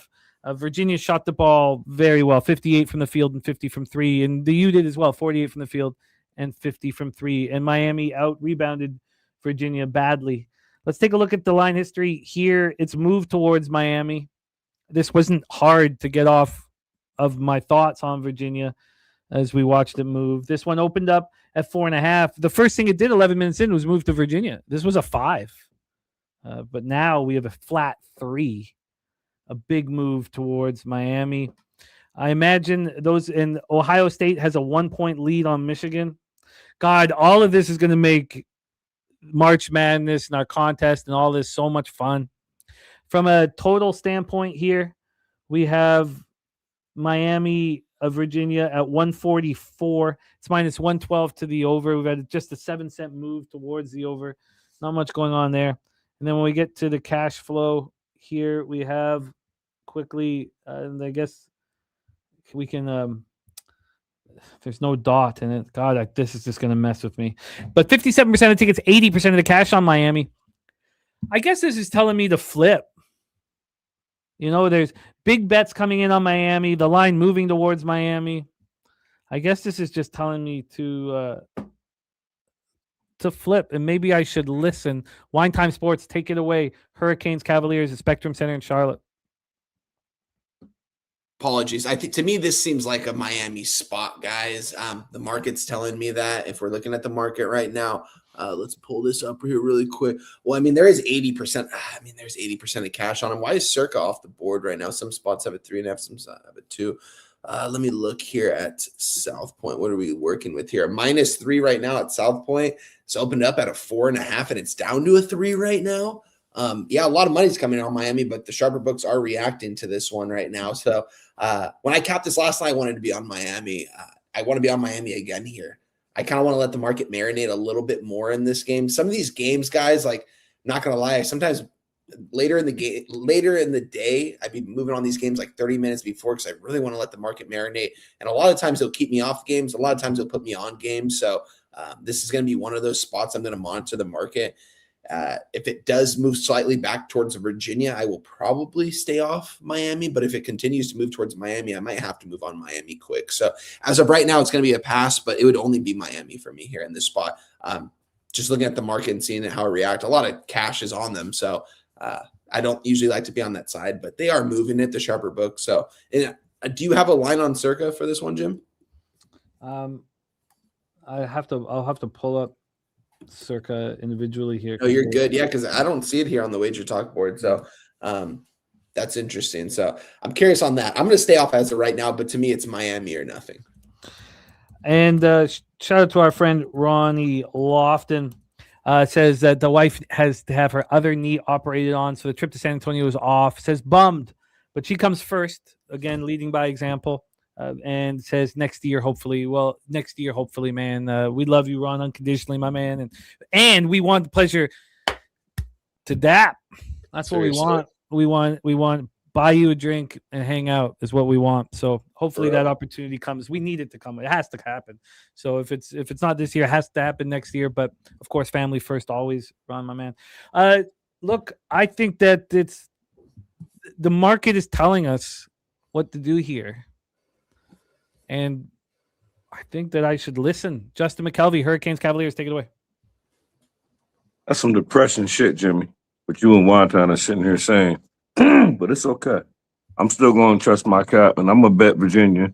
And you flip, so that means you was thinking like me, Jimmy, and you're letting the market change your mind. So it's not that depressing. But for Wonton, it's depressing. But I noticed he didn't say the money line, even though he's allergic to points. So that makes me wonder. I think Virginia's the better team. And I noticed something about Virginia yesterday as I watched them kill my stacks play today with NC State final, like 1 second left. That makes all the sense in the world. So I'm over it that now. No, I'm not over it, but that was some bullshit to lose my play. But I think this Virginia team is built for this tournament. I think they're built for the big tournament. Not nothing serious, not Sweet 16, but I think this Virginia team, compared to years that we've seen under what's his name, Tony Bennett, like those are the games that you would see like 54-39 be the final score. This offense, I trust this offense to put up a bunch of points. I think this Miami Cinderella little season in the tournament is over with. I've been on Miami. I was on Miami. Who did they play yesterday? They covered for me. It wasn't SMU, or was it? They just covered for me yesterday. Yeah, it just was. It might have been SMU. SMU covered against Louisville, and then I think they played Miami yesterday. Why can't they? Who they play? Yeah, they beat Louisville twice, back to back. Yeah, it was Louisville. Oh no, I'm saying that's who they played yesterday. Yeah. Okay. Yeah, they beat Louisville 78-73 yesterday. Because I was on SMU against Louisville, and they covered. They lost, but they covered. And then I was on Miami yesterday. And I'm off this Miami train. They've been treating me right all year. They've been stacked. They've been cashing. But I believe in this Virginia team this time of year. I like this Virginia team compared to the Tony Bennett teams. they're not playing as much defense as they was, but they're scoring. And I think it's time to say goodbye to Miami. And I'm on Virginia, the best number you can get. Well, you're certainly going to get a nice number now, without a doubt. Nasty Nate got some money back. Love to see it. Cash St. Louis minus 6.5 and then plus 5.5 and 3.5 live. Beautiful work here by the squad. Squad handling things nice, which we do like. The first time I ever won a college bet while we was on the screen. Usually I would go like 0 for 3 or 0 for 2. So to go officially 1-0 but 3-0 on the bankroll for St. Louis is and I got like 2 more shots of liquor. I have a backup bottle, but it's not what I drink, but I could drink it. Ohio State down 64-62 with 3 minutes and 32 seconds remaining. So what do you guys think of the Whiskey Illinois spot? We're gonna move past. I got a line shot for the Virginia, but Illinois for me. I'm full but game. What do you think about the market now? It's 7.5 across the board, except at South Point and Circa. We're hanging at 8.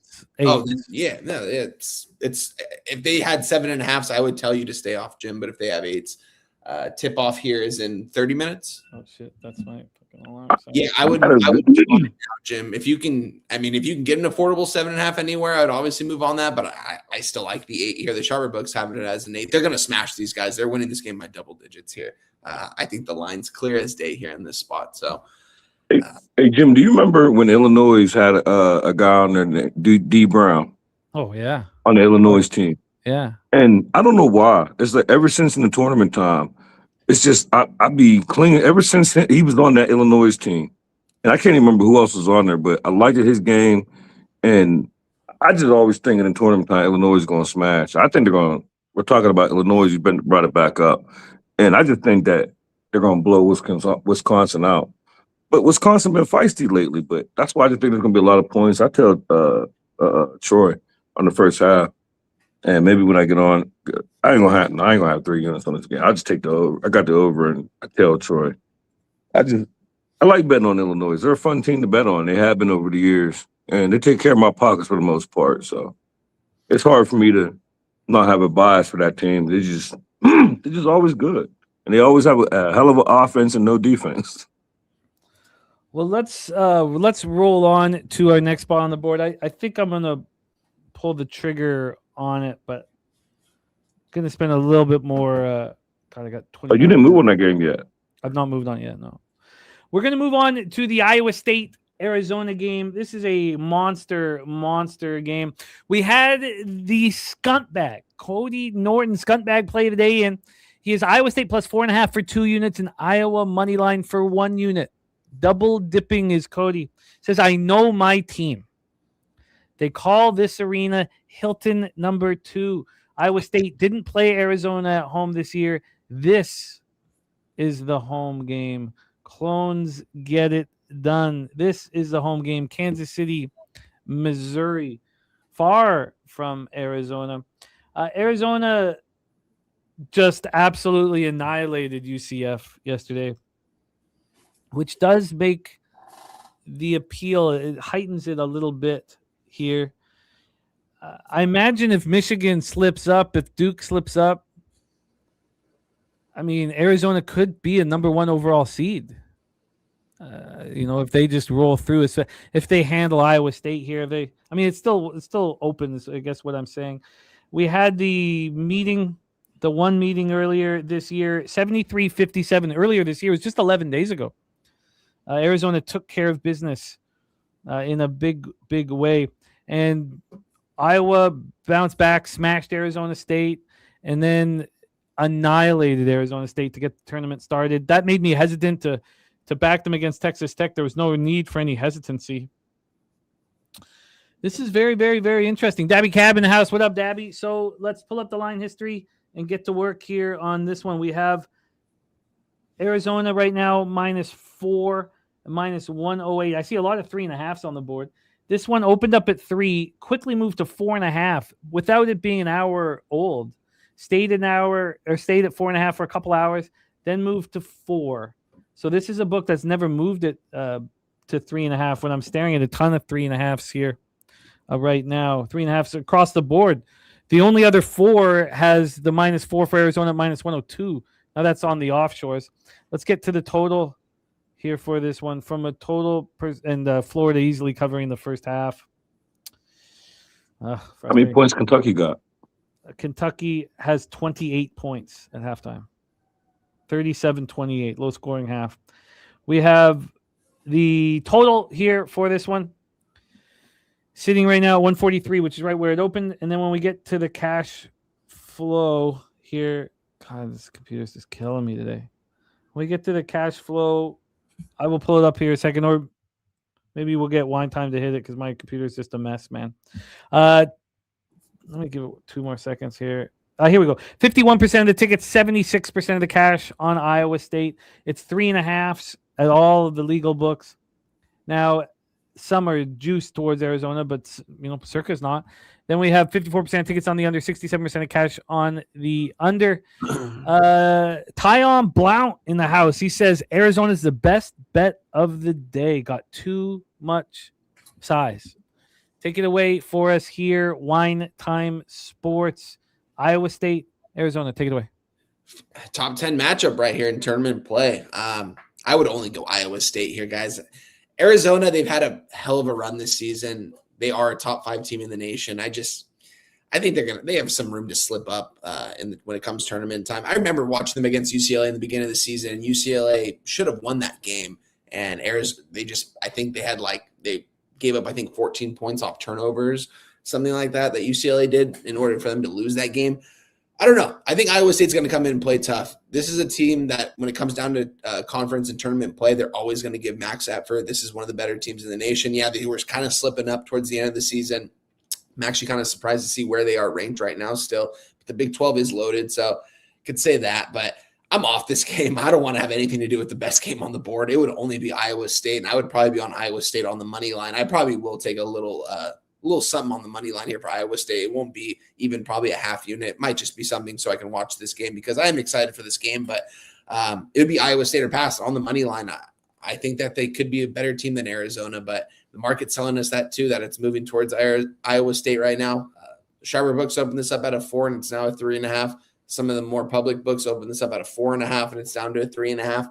This only continues to move down to Iowa State. It's Iowa State, but as of right now, I'm off it. I most likely won't move on this game officially. This is such a fascinating spot here. Let's hear from Justin, Iowa State, Arizona. Yeah, I got 2 plays in this game, and I'm not gonna run from unders no more. And the first one, I like the under, the best number you could get me. I'm gonna bet that next break I take. I just think that I told y'all before that I got a future for Iowa State plus 750 or plus 770 to win the Big 12. And I'm still not backing down on it. And not only am I not backing down on it, I'm adding to it. I'm on Iowa State again. I told y'all they was going to smash Texas Tech. They did. They blew out Arizona State. They came off that loss before the tournament. They owe these boys when in Arizona hopped on them. I think Iowa State remembers that. I think their defense is going to be at an all-time high. And I think Iowa State's live. I think they're going to win this game. Just not taking the money line just because I want to win. And if they don't, I just don't see them losing by outside this number. But I think they're allowed to win this game. So I'll be on Iowa State. Best number you could get me. And I'll be on the under, the best number you could get me. I got 2 unders. If I go 0-for-2, I'm never giving them out ever again. That's my word. But everything when I capped these 2, the second one's coming later. Everything that it said when I capped it, it was like, I don't know, it just seems clear. Like, I just feel like Iowa's going to dictate the pace. I think they're going to play defense. And then when I look at Arizona's history, this is just what they do. It seems like they're allergic to winning the tournaments, and it seems like they always get bounced early. Maybe I'm wrong, but maybe it's just a memory in my head. And then they go into the tournament and make a run, and they exit stage left, usually around 8 or 4. But I believe in this Arizona team. I do think they're probably one of the best teams in the league. I just think it's the wrong time, wrong place. Playing a pissed off Iowa State team that I feel like they're determined to put their head down and next man up, next team up. And I think this Iowa State team is not far behind Arizona as far as talent-wise. So I'm on Iowa State and under. There have been major moves that Coin had indicated were happening, and they just happened. So 4 minutes ago, at a very sharp offshore. This total jumped 2 points to 145. It's 144.5 now with all the legal books. This just happened. So we can get you a very good number there on the under 145 for Justin here. So I'll move this here. Under 145 here for Justin to get started. Justin under 145. And then I'm in a line shop. Is that minus 110? 145 flat minus 110. A big move here. Big move here. And then from I'll line shop here while let's keep moving. We got so many games. So I'm going to add you Iowa State. I'm sort of like Wine hesitant to get involved.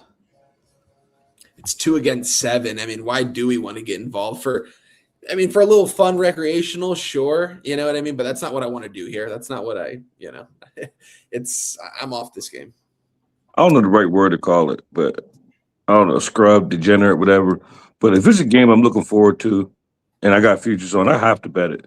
I'm going to watch this whole game. My schedule's going to be messed up, but I'm watching this whole game. I got my futures on it, and I see it, all the love. I heard all the love. I got texts from my homie, the one that says Butler sucks. And he bet Butler the game against Providence. And I told him, I said, that's exactly what you get. You done text me for a year straight, Butler sucks. And now you bet Butler. Like, that's what you get. But I think this is one of the games of the day. I can't wait to watch this game. I'm about to leave here and go get another bottle. I got some, I think I got some Captain Morgan's. That's going to be rough. It's not even my it's not even my bottle. My oldest daughter, she comes over for dinner and that's what she drinks. But I bought the bottle so I could go ahead and finish it off for her. Gotta replace it, Dax. Shout out here to the Goracle. Thank you for always supporting us, Gorky, with the super chat saying Arizona won't lose, but good luck, fellas. Then Kyle Hintley in the house of the $9.99 dono. Thank you, Kyle. Says UMass, let's go. Love you, Kyle. And Kyle, Gorky said Arizona won't lose. Yeah, that's the Goracle. Okay. That is the Goracle here. And then we also had Kyle asking about the Dayton game, which is now off and racing. But in that Dayton game here, all we had was St. Bonaventure plus 6.5 at minus 108 from Justin. Shout out to Dabby Cabby. Said he just smashed Bradley's over 12.5 points, minus 120. Plays for Arizona. He said he had him over 14.5 versus Iowa State last game. He had it in 2 minutes into the second half. Wow, respect. Dabra Kadabra, the Magic Man in the house. Okay, fellas, we roll on. Our next spot is the Ole Miss game. Ole Miss Rebels, 14-19, 4-14 in the SEC at the number 15 ranked Alabama Crimson Tide, 23-8, 13-5 in the SEC. We are at Bridgestone Arena in Nashville. Look, Ole Miss gave me an L yesterday. I backed them to the first game. I just kind of thought that the magic wasn't going to be there again, but Beard was able to conjure it up once again. Ole Miss playing their best basketball at the right time of year, and Bobano got the bag with them yesterday, and I moved away from them, much to my chagrin.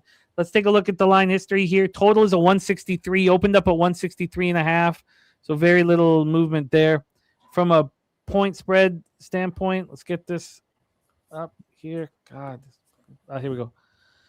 Point spread wise here for Ole Miss, Alabama. It's not coming up. Oh, there we go. Finally, God, stuff driving me nuts. We have Ole Miss now plus 11.5. Opened up at 10.5, now 11.5. A pretty bullish number for Alabama. So it's 2 games under Ole Miss's belt. They take out Texas by 10. They take out Georgia by 6. We did cash live on Georgia, but still, it was impressive. Look, what can you say about Ole Miss? They're playing impressive basketball. We have cash on this game. 71% of the tickets, 64% of cash on Alabama. It's 11.5 at all the legal books. 73% of tickets and 91% of cash is on the over. That one's not moving too much. Let's talk about the meeting with these two teams one meeting this year, and it was an absolute smash and grab. Alabama won 93-74, annihilated the Rebels. And this was a tight game. It was 32-30 at halftime. And then the Crimson Tide put up 61 second quarter points. A little bit of a clinic. They opened up a 7.5 point road favorites, closed to 6.5 point road favorites. Here we go. Justin Mcelvy, Rebels, Crimson Tide, Bridgestone Arena, Nashville, Tennessee. Take it away. This is Stacks Play Day number 2. I'm on the Alabama team total over 87.5 minus 110. I just think they're going to score a whole bunch of points. This is the third game in 3 days for Ole Miss. I understand that they're kids, they're used to it. But when you got 3 games in 3 nights, your legs eventually going to get tired for playing a team that, like Alabama, all they're going to want to do is run. They're going to want to run the whole entire game and take the ball, get the rebound, and scream up the court. I just think it's a bad matchup for Ole Miss. I would have to be on Alabama if I had to pick a side, but I don't want to give this Ole Miss too many points. They came through for me against Texas. Then they beat Georgia yesterday. I wasn't on that game. I didn't have no action, but it was sad to see my Georgia team lose.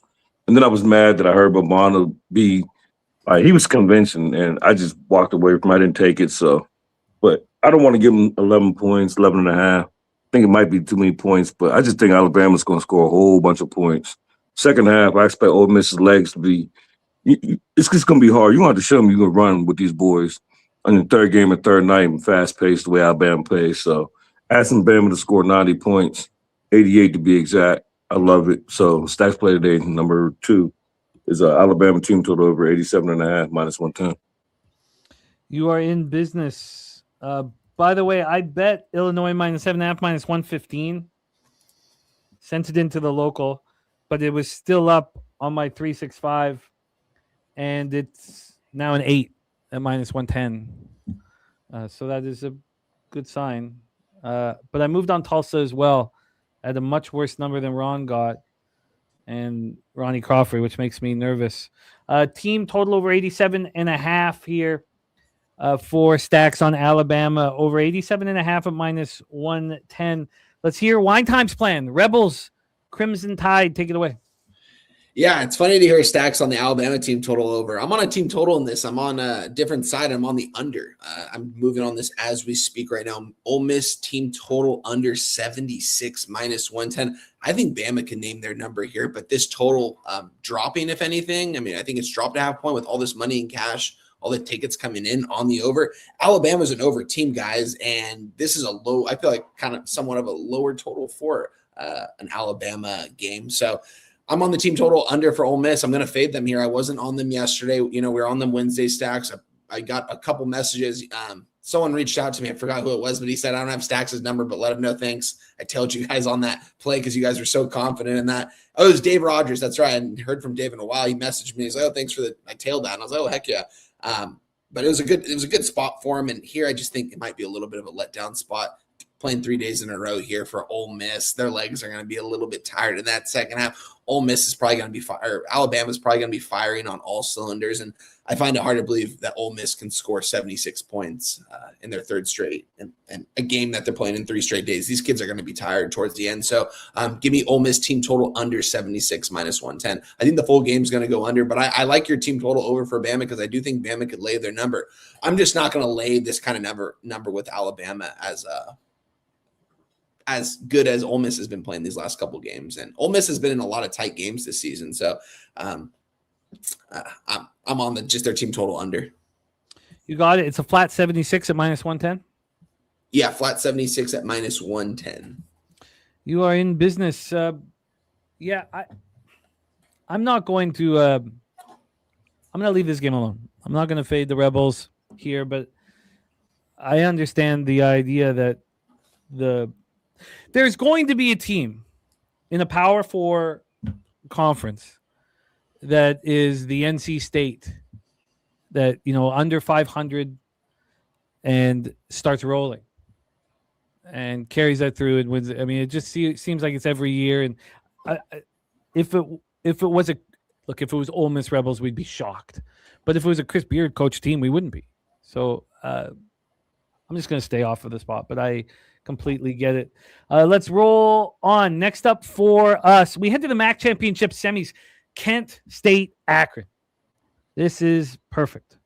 Golden Flash is 24-8, 14-4 in the MAC. The Zips 27-5, 17-1 in the MAC. These teams don't like each other. They just faced each other. Kent State faced Akron at home and lost by 22, and I lost backing them. It was Me too. very, very upsetting. They didn't show heart, and maybe Akron is just that good. This is a team in the Ken Palm rankings, 25 to 30 spots ahead of Miami of Ohio all season long. So maybe that's just the very simple case. Let's get into the line history here for this one. Kent State opening up at +6. Now they're at +7. 1 point move towards Akron. We'll take a look at the cash flows. I think it will be important information. From a total standpoint here, we have a 162.5. We've dropped 2 points from the 164.5. And then when we get to the cash flow, this is what I want here. This is what I want to see. Don't have a dot in their name, so God, that's just going to mess with me so much. And God, where did I'm not finding it. So maybe, oh, here we go. We have 68% of the tickets and 61% of the cash on Akron. 54% of tickets on the under, 64% of cash on the under. I wonder here. I mean, that Ohio team that Kent State took out, it's a good basketball team. They took them out by 11. I wonder if this is the Rebenga. I really do. Now, they were embarrassed in that beatdown. You have to think that Akron's going to come in here confident, knowing Miami of Ohio is kicked out. This is our conference. This is our ticket in. I wonder if that will hurt them. But Akron smacked Kent State both times, 69-52 at Akron, 92-70 at home. So you're telling me you beat a team by 17 at home, you go to their barn, beat them by 22, and here you're going to open up as 6-point favorites? Wine time, take it away, MAC championship semifinal, Kent State, Akron. Been saying it for a while, guys. I think Akron's going to win this conference tournament. They're going to have that ticket punched for them to the big dance when it's all said and done. And I'm on them here, guys. I'm on Akron, -7, -110 here. Really like this spot for him here. Let me go back over the market here. I know you just did. I just always like looking it out. So 68, there is more cash coming in on Akron. The line is moving towards them. Looking at Circa, I mean, Circa opened this up at a 6.5 last night. They moved this to a 7 this morning. There's 90% of that's kind of crazy. 90% of cash is on Akron, according to Circa. So a lot of money is coming in on Akron. They have moved it a little bit. I want to see them move it more. I know this isn't a really heavily bet game with all the games going on today that, everyone's probably betting that Iowa State game. Not a lot of people are probably focused in on this game. I think Akron gets it done. I think they can beat these guys by double digits. I think the line is very telling on a neutral. I think Akron could pretty much lay their number against anyone in this conference, probably other than Miami, Ohio. But we're not going to be seeing them any longer. So I like Akron here. I think we're going to see them in the big dance when it's all said and done. I think this team is actually pretty good. I probably do think that this is the best team in the MAC. So I'm on Akron here, -7, -110. I would like to see it move to a 7.5 as the day goes on. We are seeing some 7.5. So there's just one book right now I see that has a 6.5. All my books currently seen right now are still a 7. That's the number I got right before the show. So it's not moving. I like Akron here. I think this is priced appropriately. So I'm on Akron here. Huh. So the 6 didn't concern you at all? It did somewhat, but it has moved towards the 7. There's a good amount of money on Akron, but no, I wouldn't say it concerned me. In their home victory, Akron's home victory, Kent State looked terrible in that game. What was the score in that one? 69-52. Kent State scored 29 in the first half, 23 in the second half. Kent State went 1 of 23 from 3. And we talked about that. Justin and I talked about that. That was like a point of emphasis when we were discussing why we were going to expect Kent State to show character in that second game. They'd come off shooting 1 of 23 from 3. I mean, look at that. The Akron went 11 from 34. So they had 30 extra points from the 3-point line than Kent State. And so, show some character, show some heart. There was none showing. They got absolutely destroyed. The line when Akron was at home was 10.5. So 6 just feels a tiny bit short. It probably does. Yeah, I probably should have opened up at 7. I would say maybe a 7.5. I guess 7 would probably be more appropriate than a 6. What books open this up at a 6? Let's see here. I know some did. FanDuel, they opened this up at a. They opened this up at an 8.5. Is that real? FanDuel did. Yeah. Let's see here. Wow. So they're the only. Well, no, I guess there's one. Wow, they opened up at 8.5, taking the 6.5. This something is just look. Drewski is trusting it, taking Kent State +7. But that's not the underlying theme in the chat. You know, the feeling in the chat is that Akron should be smashed. AM says, don't be fooled. Akron smash and grab. Spooner says Akron was very close to making his card. Ron Lofton says, I agree. I love Kent State last game, but on the other side here. Spooner says 13 miles separate these two teams. Are playing in Cleveland. This building will be electric.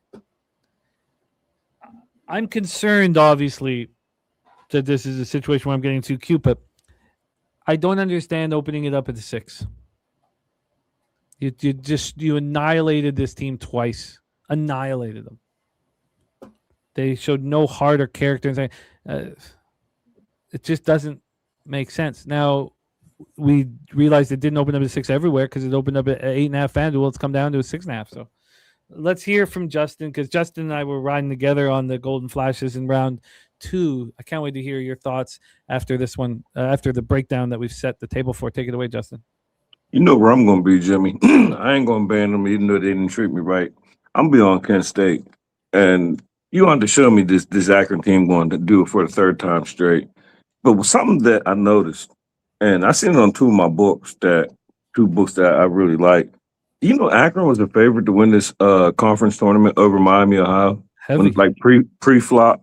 Yeah. Like, I just feel like this Akron team is getting this Yankee prices and this Yankees tax. Like, how was they favored over an undefeated team? I understand no one believed in Miami, Ohio, but 30-0 is 30-0. Like, I don't know, but this is a rival game.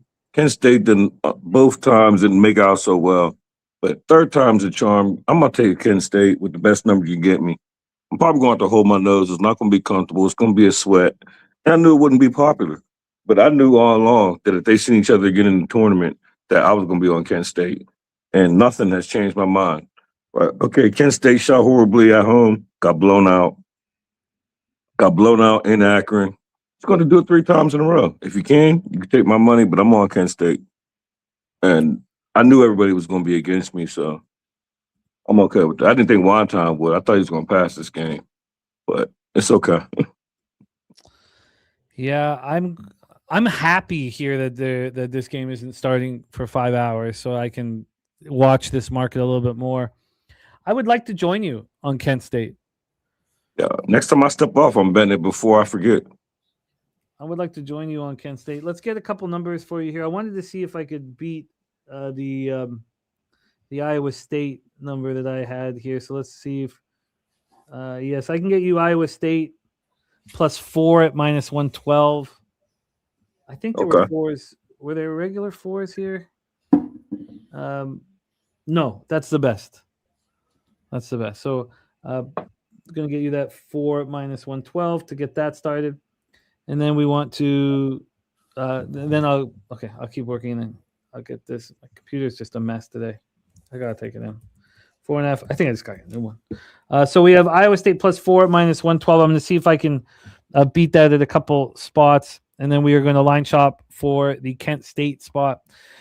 What would you like to see this line do, out of curiosity, Justin, before we move on to the next one? Would you like to see this move back to 6.5 or 6? Or would you? The reason I haven't bet it is I would love to see it go down.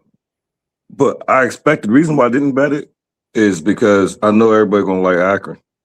And I didn't know exactly who, but I just figured like I could get, if I wait closer to tip, I could get a better number. And I know, like, I don't think by no means that this isn't a sprinkle money line Kent State bet for me. It wouldn't surprise me if they won. But Akron, like, you can't really call it a look ahead, but you struggled against Butler. You was 13-point spread, 13-point favorites, 12.5, whatever number you got against Buffalo, and you struggled and you won by 3.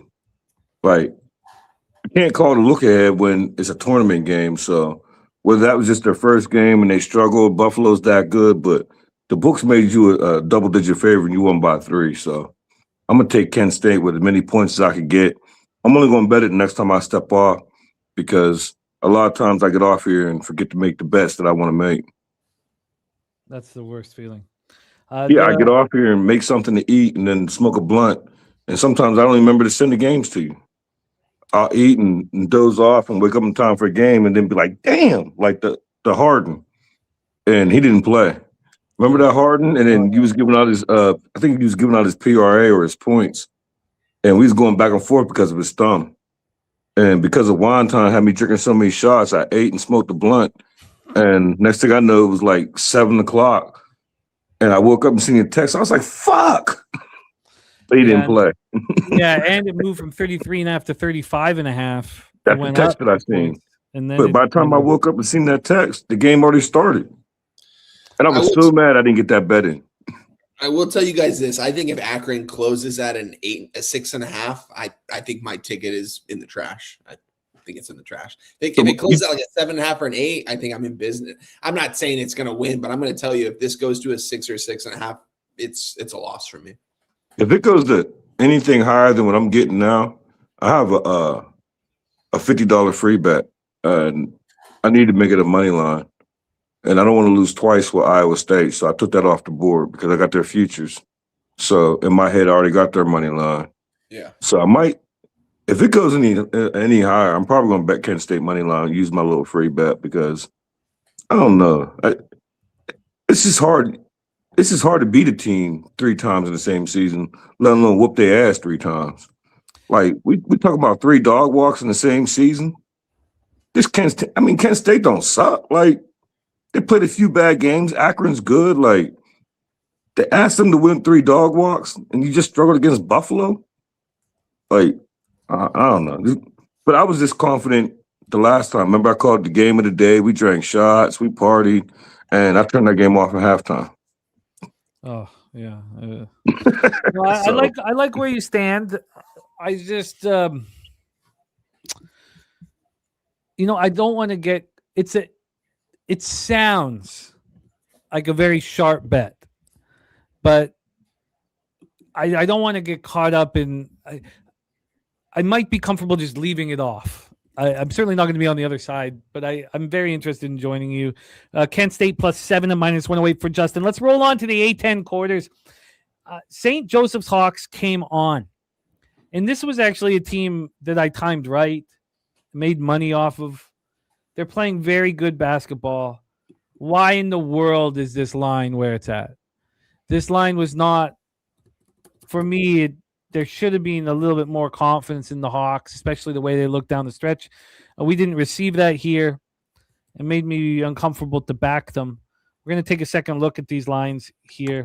Wow, Missouri State, of course, they battle back. Of course, that's going to be a 1-point game. That's fun, man. It's a 1-point game right now? Yeah. Wow, they were just down, I think, 8 points. Holy crap. Yeah, they were down big. So here we go. These guys just played at home for Davidson, and St. Joseph's looked great. I mean, it was the only meeting. Oh, no, it wasn't because they met. Sorry, they for the second game of the year in conference play. So Davidson went to St. Joseph's, beat them 62-56.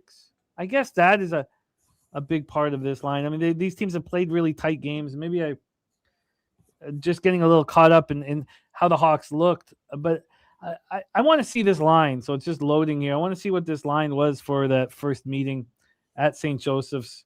Because at the time, Davidson looked like the better team. Yes, Davidson, there it is. Davidson was 1.5-point favorites. 1.5-point favorites at St. Joseph's. Well, that makes sense. I mean, that was a long time ago. They meet again with Davidson at home. Let's get that line history up here for this one because there's no question that this Hawks team came on. And this is one of those spots that I have learned from. And I do think that college is very different than NBA here. This Obviously, oh, wow, look, it moved a point towards St. Joe's. It shouldn't have opened at -1. The fact that it opened at -1 is concerning. So, yes, it's moved a point to -2, but that was not enough for me. The opening line, took precedent and made me very uncomfortable. Let's take a look at what this total is for the total backers here. We'll also pull up the cash flow here for this spot as well. And we should get the information here. So let's see. In the St. Joe's spot, we have oh God, it should be right here. Here we go. We have 77% of tickets on St. Joseph's and just 56% of the cash. This line is fishy, man. I don't want to go up against St. Joe's. It was the same reason why I didn't feel like I could pick a winner in the Missouri State Louisiana Tech game, because I thought that there was times this year where Davidson was undervalued. Not that I got paid off of it. 132.5 total, opened up at 131.5, and then, God, I'm frozen here. But I'm gonna get the. I would like to get what this line was in Game 2 meeting here. The 70-67 victory for St. Joseph's. St. Joseph's was a +2. They closed at a +2. Wow, what did it open at? That game opened up at a. I'll have to 2.5. 2.5. So maybe this line is right. St. Joseph's was so much better than them down the stretch. I don't know how to get past that. Justin McKelvey, take it away. Your thoughts for the A10 quarters, Davidson, St. Joseph's. I don't have nothing in this game. I wanted St. Joe's, but Davidson been a problem, and 2 and 4 betting Davidson. So my problem is I need to stop looking at my record when I bet on certain teams, because then I don't want to bet them, and it makes me want to fade them. And I think that clouded my judgment, made me want to fade Davidson, because every time I bet Davidson, like I said, 2-4 record ATS wise, and I like St. Joe's, and I've only bet them once. I'm 1-0 on them this year, so I don't really have a read. So I didn't really want to completely cap a game and come on here and give out a pick over teams that one of them I've only bet once this year. So I can't really say I have an opinion, but if I had to make a bet off my initial cap, it would have been St. Joe, but nothing serious. Wouldn't even say anything. Matter of fact, I talk too much with just to say I don't have nothing. I don't have a lean. I don't want no one taking a lean the wrong way. I don't have nothing. Well, let's hear from Wine Time. Wine Time, did you have any interest in this one? No interest for me in this one, fellas. I mean, the Sharper Books opened this up at the same number that it is right now, and it's not moving with tickets coming in on St. Joseph's. It would be Davidson or pass for me probably, but I don't want to have anything to do with this. We can move on to the next one. I won't take up too much time in this game.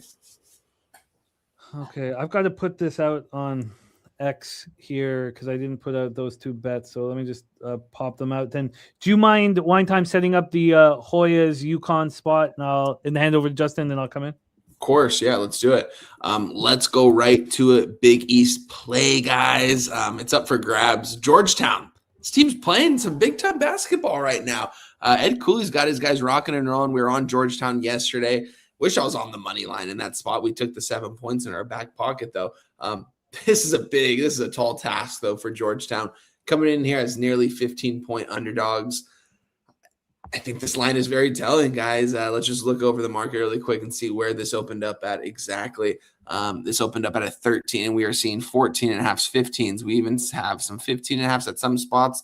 Sharper Books have 15. So some bets, 51% of the bets and 77% of the cash is coming in, and the market's reacted. It's definitely moved.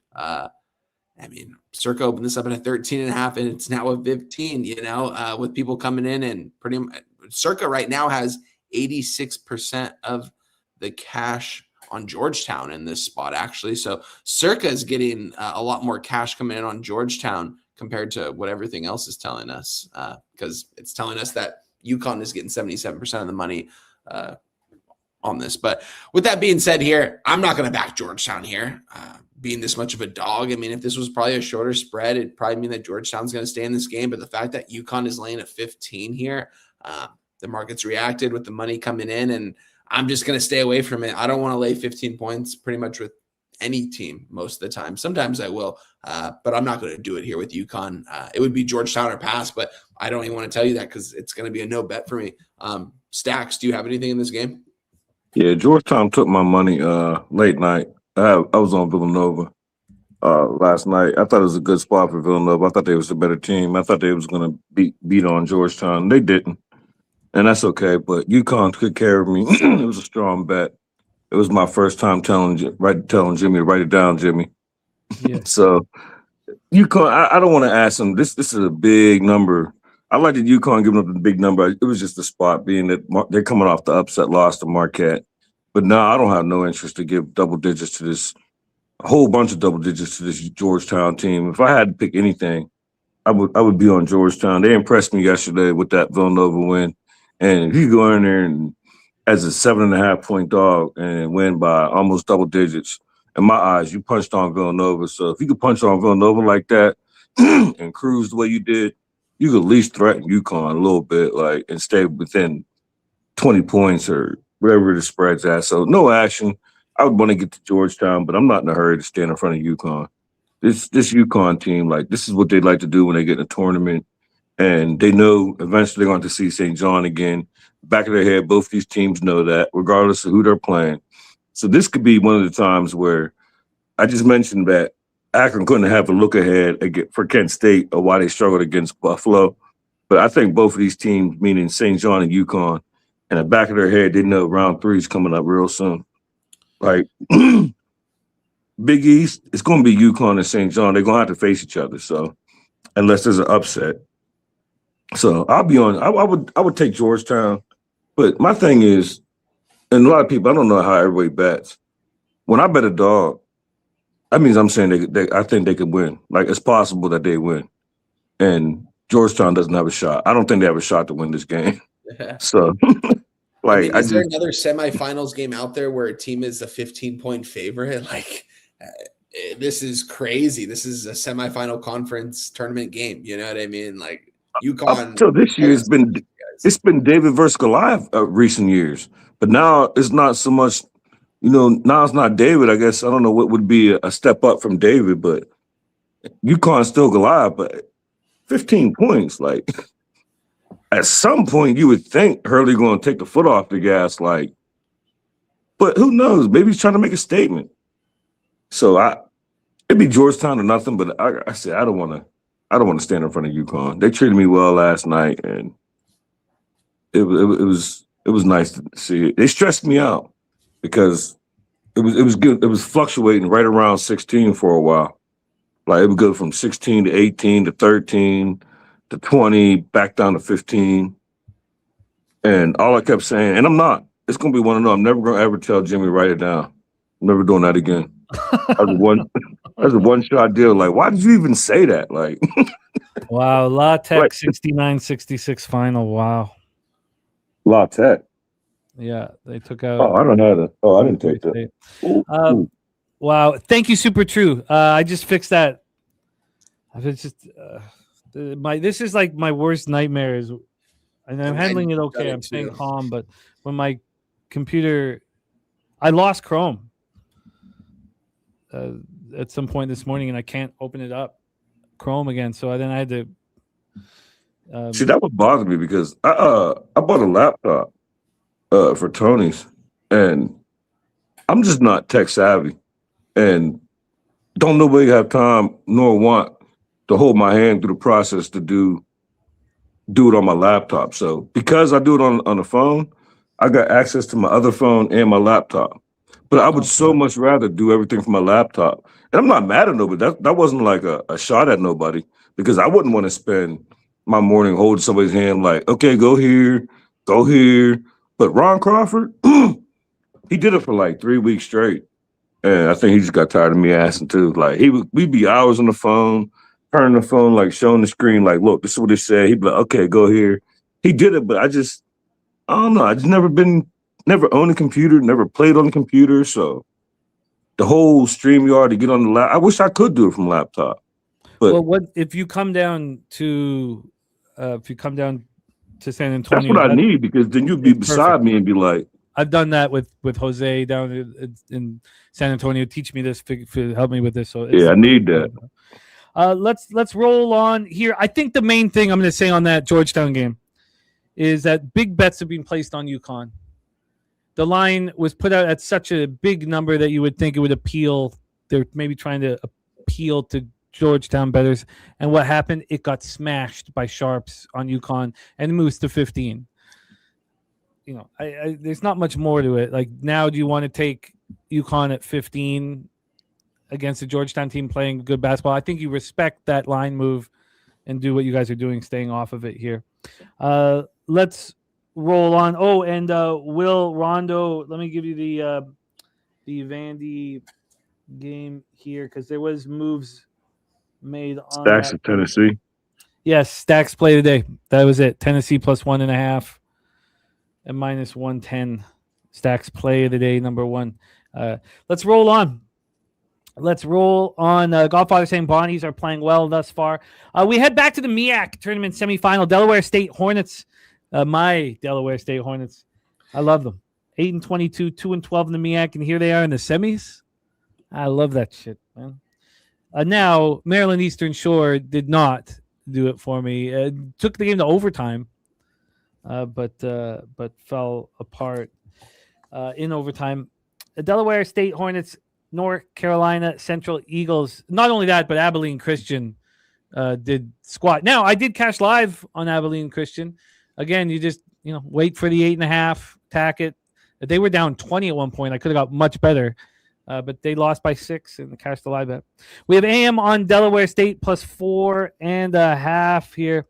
Jerry Davis says there was 4 OT games in NHL. Guess who's on the losing side of all 4? It's insane, Jerry. It's insane. I lost the only 2 shootouts I was in last night again. I don't want to get into that, but I've just never been so snake bit in the shootouts and overtime ever in my life, where I'm starting to get that negative feeling as soon as it gets there, and hate it. I fucking hate it.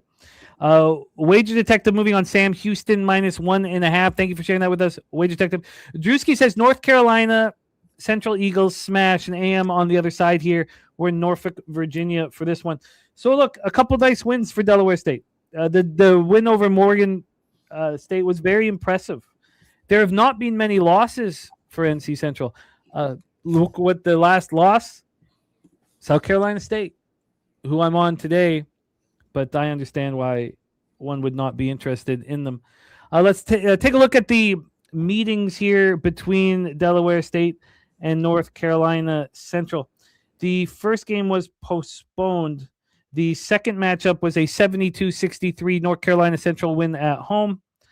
The next meeting was a 74-60 North Carolina Central victory at Delaware State. So they won by 14 and they won by 11. Let's take a look at this line that they had for that 72-63 victory for North Carolina Central. They opened up North Carolina Central 7.5-point favorites, closed the 7.5-point favorites, took care of business. Now let's see what the line was for the next meeting. It was 74-60. This time it was at Delaware State. Delaware State was up 6 at halftime, got outscored 20 in the second half. In that game, North Carolina Central went 10 of 18 from 3. Anybody think that's a possibility here? I do not. And Delaware State were 2.5-point dogs. So there we go. There we go. MMA locker room in the house. Great to see you, Mcelvy. We have Delaware State opening up at plus 4.5, and now they're plus 4. Oh my God, they just moved to 3.5 8 minutes ago. God, that's enough for me, man. These are the type of conferences where this team that has sucked all year can step up and make people notice. I should have already bet them. I did want more of a sign. I think we just received that sign. We have a total of 131. It opened up at 132.5. We're not going to get cash flow here at the legal books, but we can get a chance to see what they have done with this line. So they have 3.5s almost everywhere. Wow, Superbook supposedly hanging a 4.5 right now. That means that 365 will have moved to a 3.5. Let me check this out right now. Here, I want to go back to the Hornets. Why would this number be where it is? None of it makes any sense. It just doesn't make any sense. Yeah, Big Scott, we We talked about that line. I thought it was on its way back, but and we got Big Scott rolling with Justin Mcelvy here on Tennessee. So I would like just to see quickly where it is here on 365. I'm sure it's a 3.5 now as well. And it is moved to 3.5. And it's juiced to Delaware State. How could this possibly be? I mean, this needs to be bet. Justin Mcelvy, take it away. Hornets, Eagles, Delaware State, North Carolina Central. Let's go, Charlotte. Finish this out, Charlotte. I agree with you. And it's funny that when you said, usually I know most of the names. And when you said Hornets, I felt like, I don't know, like I work a 9 to 5 and don't watch sports. I was like, which one of these teams are the Hornets? Like, I really didn't know. And I've never bet neither one of these teams. No, North Carolina, that's not A&T. That's not who I bet on. But I've never bet on neither one of these teams. I didn't even know who the Hornets was. So when you said the Hornets, I was like, man, who the hell is the Hornets? But I did like Delaware State. I just didn't bet them because I don't like this time of year. I don't like to bet no teams that I haven't bet at least 5 times. And that's just a little rule of mine. And because then I feel like, okay, I've tracked them, I bet them, I'm familiar with them.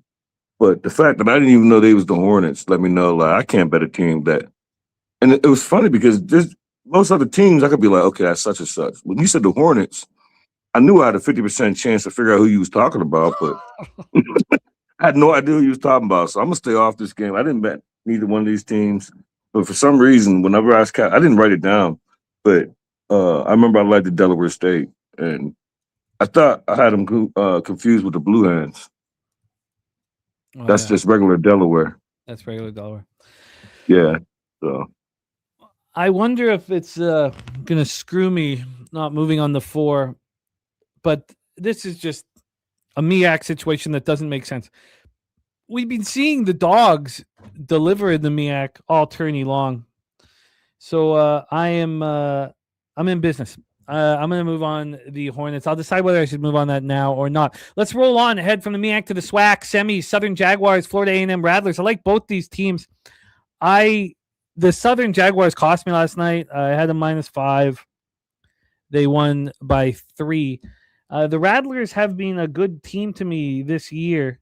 This is an interesting line. First off, the totals dropped from 145 down to a 141.5. So we've had a big move towards the under, and we've had a move towards Southern.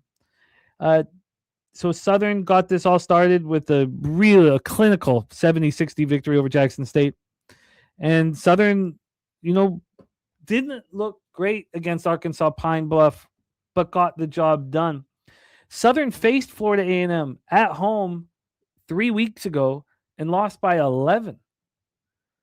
A pretty ugly situation here. We have AM passing. So wait, you said who won? You said? Sorry, you're right. I'm tripping, man. That was Southern. No, I was right. So Florida A&M won. Sorry, I was right. Florida A&M won? Yes, Florida A&M beat Southern 82-71. And Florida A&M did that on the road. That was their last meeting. The Florida A&M took both these meetings against Southern. Florida A&M wins both games. So they beat Southern by 11 on the 26th, and then they beat Southern by 8. And now that was at Florida A&M. And here Southern are favorites. This is a messed up spot. We have Jerry Davis on Florida A&M. So if Florida A&M is taking care of Southern so easily, why on earth would they be dogs, and why would the line be moving away from them? So let's take a look at what the lines were. That last game. Southern's at home. Southern opens up as 9.5-point favorites and closes at 8.5-point favorites. So there it tells you. So this line has moved dramatically because Southern was a very highly thought of team in the SWAC this year, and A&M wasn't. A&M's come on. So that tells us 9.5 favorites the first meeting. I think it's worth checking out what the line was in that 67-59 Rattler victory. But I would imagine if that first line's 8.5, 9.5, that this will be Southern as the favorite at Florida A&M, and they were 3.5 to 4.5. That changes things. I think I could probably stay off this spot. Part of the reason why I want to stay off, obviously, I lost money on Southern last night. Take it away for us here, Justin. Jaguars, Rattlers, College Park, Georgia. Yeah, you was right. That's what I had in my notes because I mentioned this earlier about a line that I didn't understand. Florida A&M is the lower seed, meaning the better seed, depending on how you word it, and they beat these teams twice this season. So my whole thing is, why is they dogs, and why is it? I don't understand. Like I didn't understand nothing about it, and I'm gonna still bet it because you beat them twice. I know it's hard to beat a team 3 times in a row, but not talking about record wise. But I think Florida A&M is the better team, and I'm not gonna take their money line. I originally had the money line circled as my official play, and being that I didn't bet it yet because I wanted to talk it out because I couldn't understand. I'm pretty sure earlier, I forget what game we was talking about, a line that I didn't understand. So you beat Southern twice. You're the lower seed. Why are you the dog? Like I don't. There's nothing that shows me they should be a dog. And I can tell you why and how it happens is that the market can't correct itself fast enough. And this is a 2-game series. The college basketball season's short, so the market just can't correct. I mean, it's corrected itself pretty heavily. So 9.5 to 8.5 point favorites for Southern at home. And now on a neutral, it goes from 2.5 to 3 or 2 to 3. So they're trying to correct themselves. I mean, think about it this way: Southern were 4.5 point favorites at Florida A&M, so 4.5 point favorites on the road, and now they're less than that on a neutral. So they're trying to correct themselves. So why are they the worst seed then? That's just conference record. They each tied. Didn't they each have 11-7? So I don't know. Yeah, I didn't look at the record. I just seen that A&M beat them both times on their court and the away court, and I'm like, my whole thing is even if I can explain the seeding, I can't understand why this line is moving away from Florida A&M. Yeah, it'd be nice to get cash flow information here. And I happened to see when I was checking scores. Matter of fact, I think I got it right here, and it was plus 3.5. I want to say, plus 3.5 minus 120. Like, that's insane. That means it's going to go to a 4? Yeah. Yeah, I'm not going to I mean, it's hard to beat a team 3 times in the season. We talk about that often. But and it's crazy. It's hypocritical because I bet Kent State. So it'd be hypocritical, but I have to bet. I'm going to make it official. And if I lose, I'm okay with it. I don't understand the line. This is the whole NBA, hockey, and college basketball. That's why I mentioned this earlier. I just do not understand this line. I felt like Southern should have put in, I don't know, maybe a pick, maybe a 1.5. But I'm going to make best number you get me. I'm going to make Florida A&M official. Okay, well, let's see if we can get you some 3.5s. It's just 3s at the legal books here. Let's see. I think we saw some 3.5s. Yes, 3.5s here. Plus 3.5. Plus 3.5 and minus 115 is the best. 3. You'll take the 3? Yeah, I'll take a 3. Okay, well then let me get in here and line chop for you with Florida A&M. I guess I'm just going to stay off of this spot because we've seen Florida A&M prove themselves time and time again. Thank you, Joseph Gomez. Thank you, my man. Yeah, I spend so much time, and it's a game that you would think that no one spent, but I spent and I just had it backwards when you said Southern lost. I'm like, wait a minute, but that was what it was. That was why I didn't understand it when they lost both times to them. And I'm like, damn, the lower seed, and just threw me off, but I just can't spend that much time on the cap. And I had them in my bet slip. I had them circled, and I was going to give out the money line. The only reason why I didn't give out the money line because it didn't move so much. It was like 2.5 whenever I seen it, and I wanted to give out the money line. So I pivoted. I'll take the spread. Well, I'm going to line shop for you and see what kind of plus number I can get with you on the 3. But let's maybe I can do that right now. But let's roll on here to our next spot on the board. Get over to God. This is just costing me time. This fucking computer. All right. Next up for us, let's roll. We head to the UCLA Bruins, 22-10, 13-7 in the Big Ten. At the Michigan State Spartans, 25-6, 15-5 in the Big Ten. Michigan State Spartans starting their Big Ten tournament here at the United Center. And let me see what I can get you at a oh, no, that's expensive. So, wow, that's surprisingly expensive. I mean, I can't get you a cheap +3, but I can get you +3.5 at -115. The cheapest. What's the 3? Well, at the offshores, it's -110. The 3. Yeah, I can't. I'll take a 3 110. Okay, 3 at 110. Yeah, I just don't want. I got a couple of 117s, and so I don't want to stay away from the juice. Yeah, 110 is cool.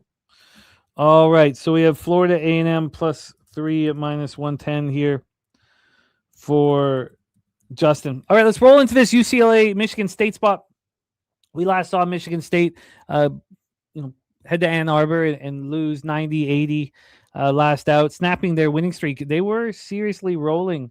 UCLA is playing much better ball. Say what you want about the coaching style. They're getting a lot out of the players now, and winners of 5 of their last 6. Now they lost at Minnesota 78-73. They've had some trouble traveling. I was very fortunate to push my +6 on Rutgers yesterday. It felt like UCLA was in control of that entire game. But here against Michigan State, we only saw them play each other one time. February 17th, UCLA went to Michigan State and got just destroyed, 82-59. They were down 43-23 at halftime. It was ugly. Drewski says that the Spartans smash. Say what you want about Cronin's style, but it does add some fun to basketball. It might be hard on the players. We have the Spartans were 8.5-point home favorites in that beatdown. Let's see what the line history is right now. We have Michigan State -5. They opened up at 5.5. They moved to 6 within 10 minutes of this line being available. They went back to 5.5 again, up to 6 again. But we're sitting here at a flat 5. So this is the low water mark for Michigan State. We've had a half-point move towards the Bruins. Let's get into the total here for this one. The total in this one has UCLA, Michigan at 140, opened up at 141.5. So we've dropped 1.5. And then when we get to the all-important cash flow here, give me a second. And we have 52% of the tickets and 63% of the cash. None of the legal books have moved it to a 5. Interesting that some offshores have. We have 91% of tickets on the under, 93% of cash on the under.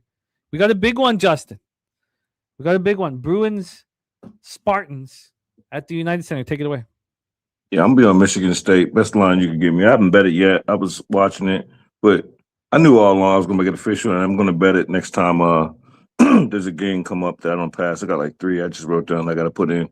And this is sometimes I like teams that come into the tournament off a loss. Sometimes I like them coming into a win. But to me, this is the same spot as UConn yesterday. And not that they're going to blow them out, but I think they're going to cover the number.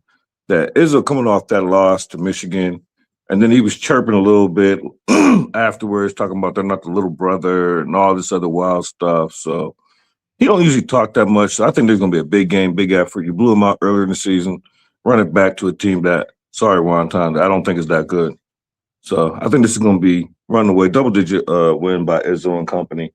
And I think it's just going to be a matter of time before they work this Purdue, Illinois, and Michigan State out. One of them 3 is going to win it. My horse is on Izzo. And I think I sprinkled Purdue. -5 at -111. AM had this at 4.7. By the way, Spooner said to that Southern Rattler spot, says Southern has a way higher ceiling. They're a very streaky team, more talented, but they don't play as hard as A&M. Great breakdown, Spooner. Michigan State -5 at -111. There's 3 sharp offshores has moved this to 5. None of the legal books have. Coin leaning towards the under 140.5. I am not rushing to be on the other side of you, and I think this line is probably pretty sharp. But I had interest in UCLA. I'm not sure if I will take that interest to the window here. Shout out to Truth Teller in the house. Great to see. Let's roll on. Head over to a little WACtion for us. Head to the WAC, Las Vegas, Nevada, the Orleans Arena here. Let me get this set up and pull this off here, and then let's roll. UT Arlington Mavericks 18-13, 9-9 in the WAC at the Utah Valley Wolverines 24-7, 14-4 in the WAC. Wolverines have looked very, very good this year. They did slip slightly late in conference play. Let's get this set up here. Sorry, it's going to take me a second. Why don't we start with the line history while we're waiting for that to load? This has moved a point towards Utah Valley from 8.5. It opened at a juiced 8.5. It's now a 9.5. From a total standpoint here, let's get over here. From a total standpoint here, we have a 136. Opened up at 135.5, a half-point move towards the over.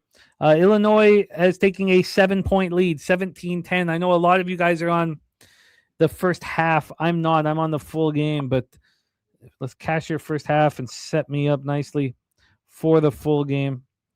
But here, let's talk UT Arlington, Utah Valley.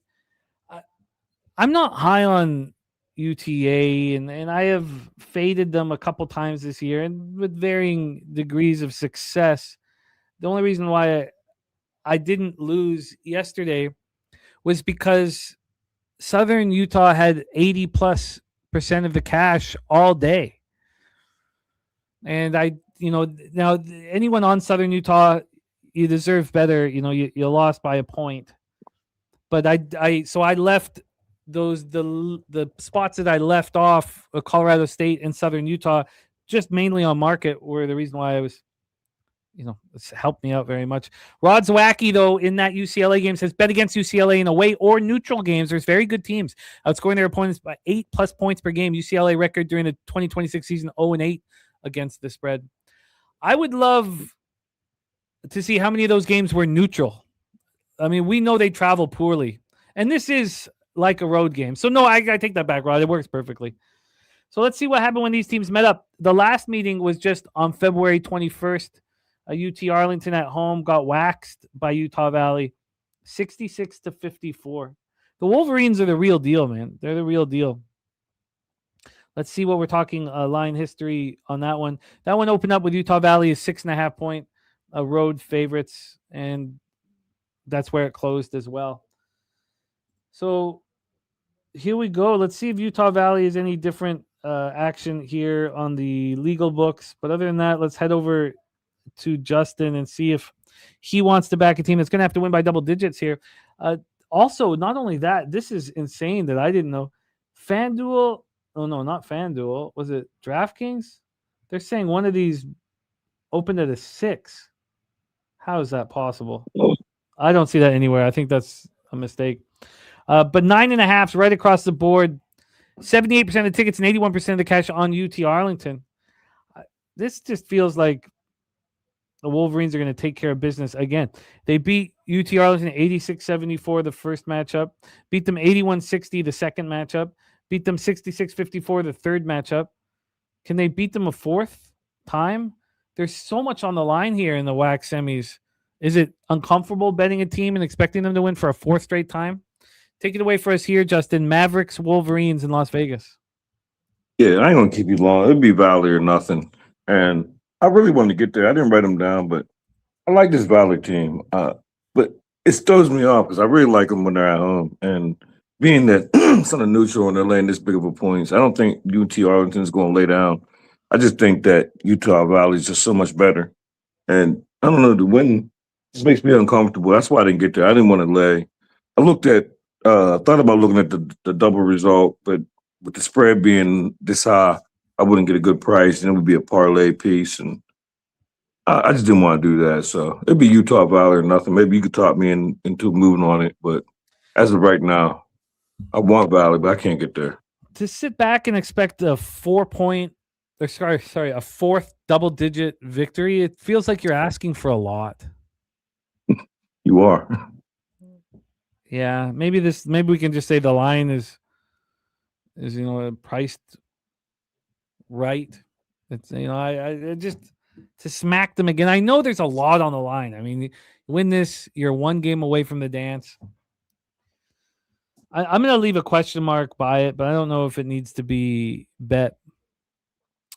Ricky Bobby giving you a shout out for your call on the Charlotte 49ers there, Justin.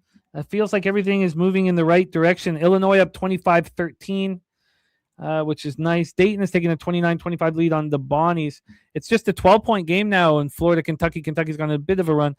Illinois up now 28-13. God, I wish I could just be sitting back with a first half bet as you guys have, but it's all good. It's all good. Bigger the lead, the better I'll feel. Let's head to the Big West Championship semifinal. I cashed with CSUN last night. Felt very good.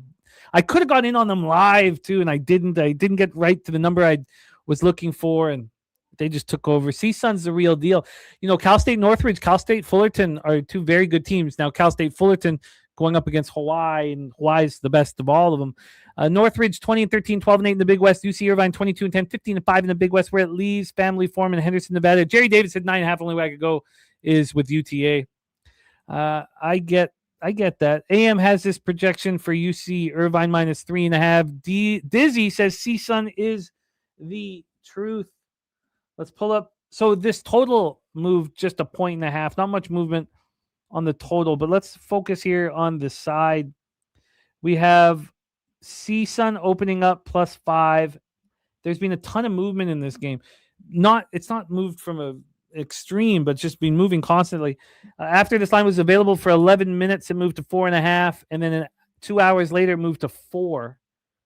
And it touched 4 a couple times. Turns out that's pretty much the low watermark. Got up to 4.5, and then a 5 again. It was a 5 from 8:39 a.m.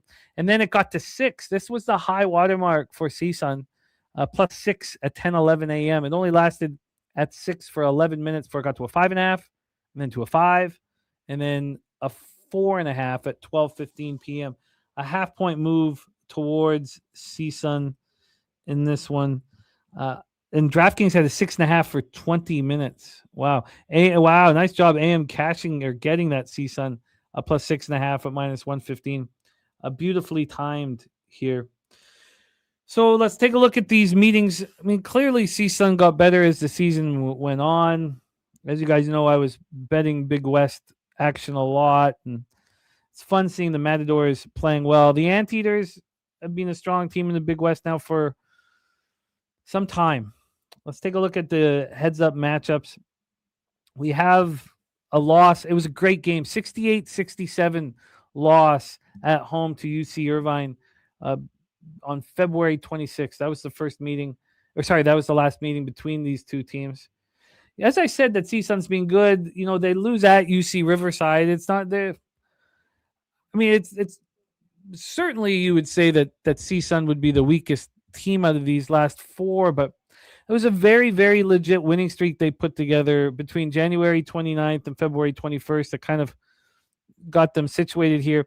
The big move was they destroyed Hawaii at home, 80-64. I think that opened up everybody's eyes. And it was a 7-game winning streak. It got snapped by UC Irvine, beating them 68-67, and that was the only game they played, UC Irvine. So so we know what we're dealing with right now. We're dealing with a 4.5, although some are sharper than others. I am bagging that 6.5. I'm one of those guys who wants to sign from the books. Better cappers than me. I don't need them in other sports, but here I just want to sign from the books, and I'm on the right side. In that first meetup that was just a few weeks ago, it was a 68-67 UC Irvine Anteaters victory, and UC Irvine were a 1.5-point dog. Opened up as 1.5-point dogs, closed as 1.5-point dogs. Man Bear Pig says these Anteaters are no joke. And then let's see if we can get a little cash flow information, and we do have it. 58% of the tickets, 67% of the cash on UC Irvine. It's 4.5 across everywhere except for Superbook that's still hanging a 5.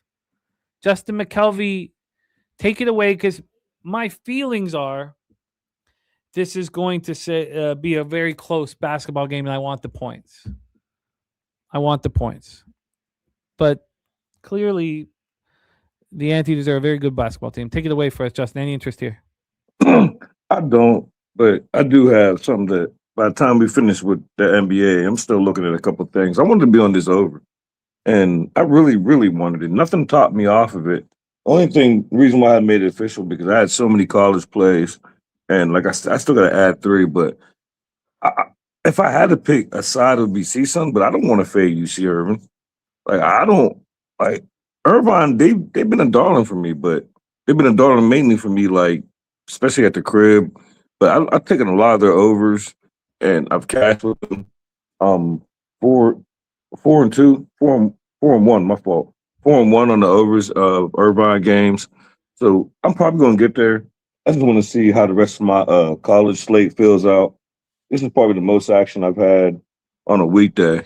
Well, not for March Madness, but definitely on a weekday. This is like a Saturday slate, and I just didn't want to force it when.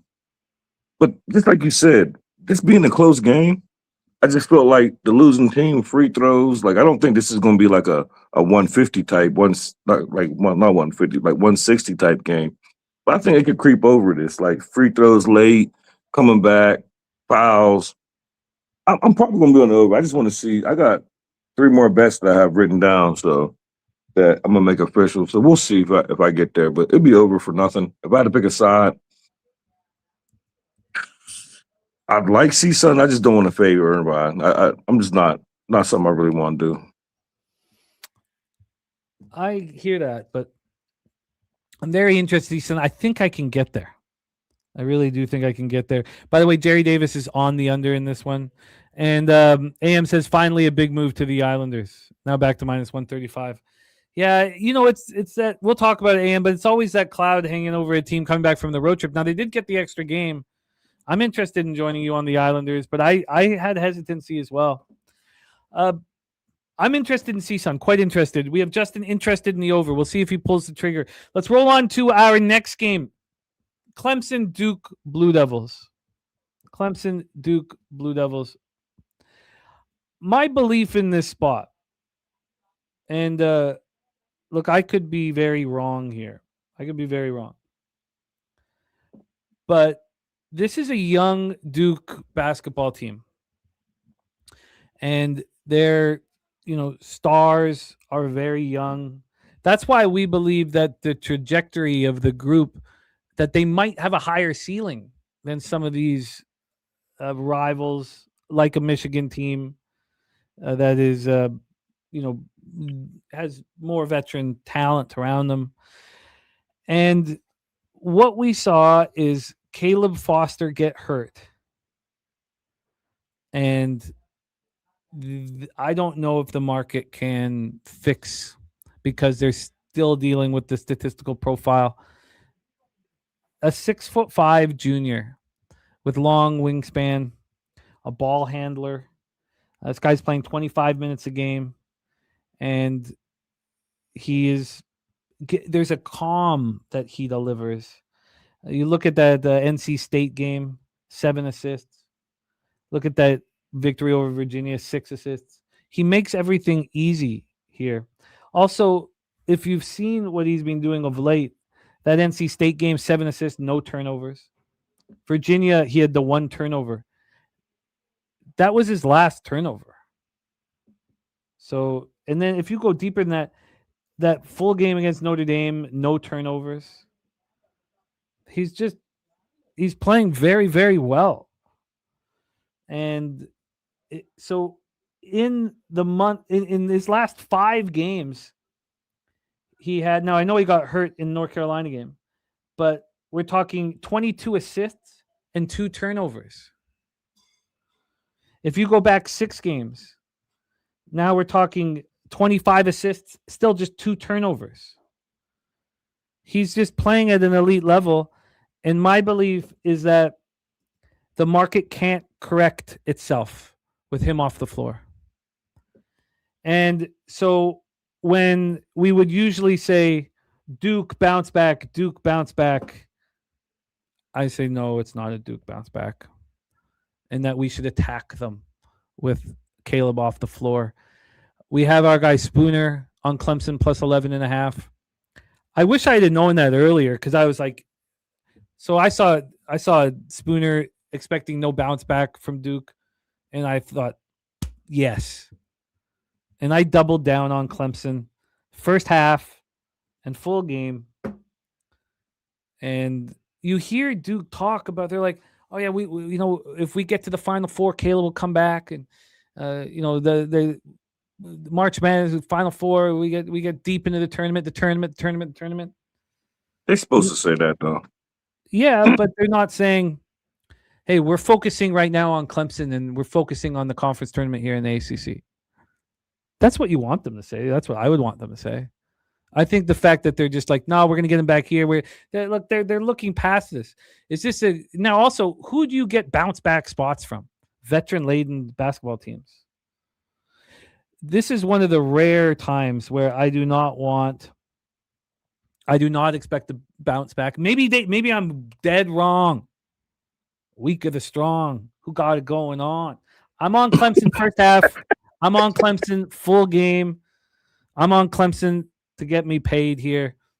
And the market can't correct itself fast enough with 25 assists and 2 turnovers over his last 6 games. You take him off the floor, everything gets more difficult. Justin, take it away, my man. Funny, we both got 2 bets, and only one of them are the same. I'm not on the first half. I'm on a Clemson full game, and I'm also on the over in this game. I like them both equally. I think Clemson is – I don't think they're going to win this game because at the end of the day, Duke's going to be Duke, and I'm sure they'll win this game by a couple points, couple baskets or whatever. Maybe. I mean, plenty of things can happen. So I wouldn't talk nobody off the Clemson money line, but I just think there's too many pieces missing. And whether Duke folds this game or don't win the ACC, it's not going to hurt them. Doesn't mean nothing for the tournament. They could probably coast the first round, maybe the second round, and we'll see what happens. But just like you said, I think they're still pricing this team as Duke will find a way to win this by double digits. And I disagree. I think Clemson, I was impressed. I was on the wrong side of the Clemson-Wake Forest game, and I was really impressed with Clemson. And the only reason why I think I was on that against them was, I don't know, I just had horrible success backing this Clemson team. Regular season, good spots, and it just wouldn't come through for me. But I think when you start these tournaments, I think it's a reset for these teams. Like, we could put the regular season behind us, let's enter this tournament, and then let's go through the other tournament. So I think this is a lot of points. I think Clemson's going to score now. I think Duke is missing enough. They got the I want to say the top 3 defense in the nation. Talking about Duke. However, when you take these pieces off, can't say they're the top defense. And in a game that I think it's going to be a close game, come down to basket, single possession, free throws will get me over. I'm on Clemson over, and I'm on Clemson with the points. Best number you can get me with over. And then now I got one more thing. Didn't I made Virginia official, right, Jimmy?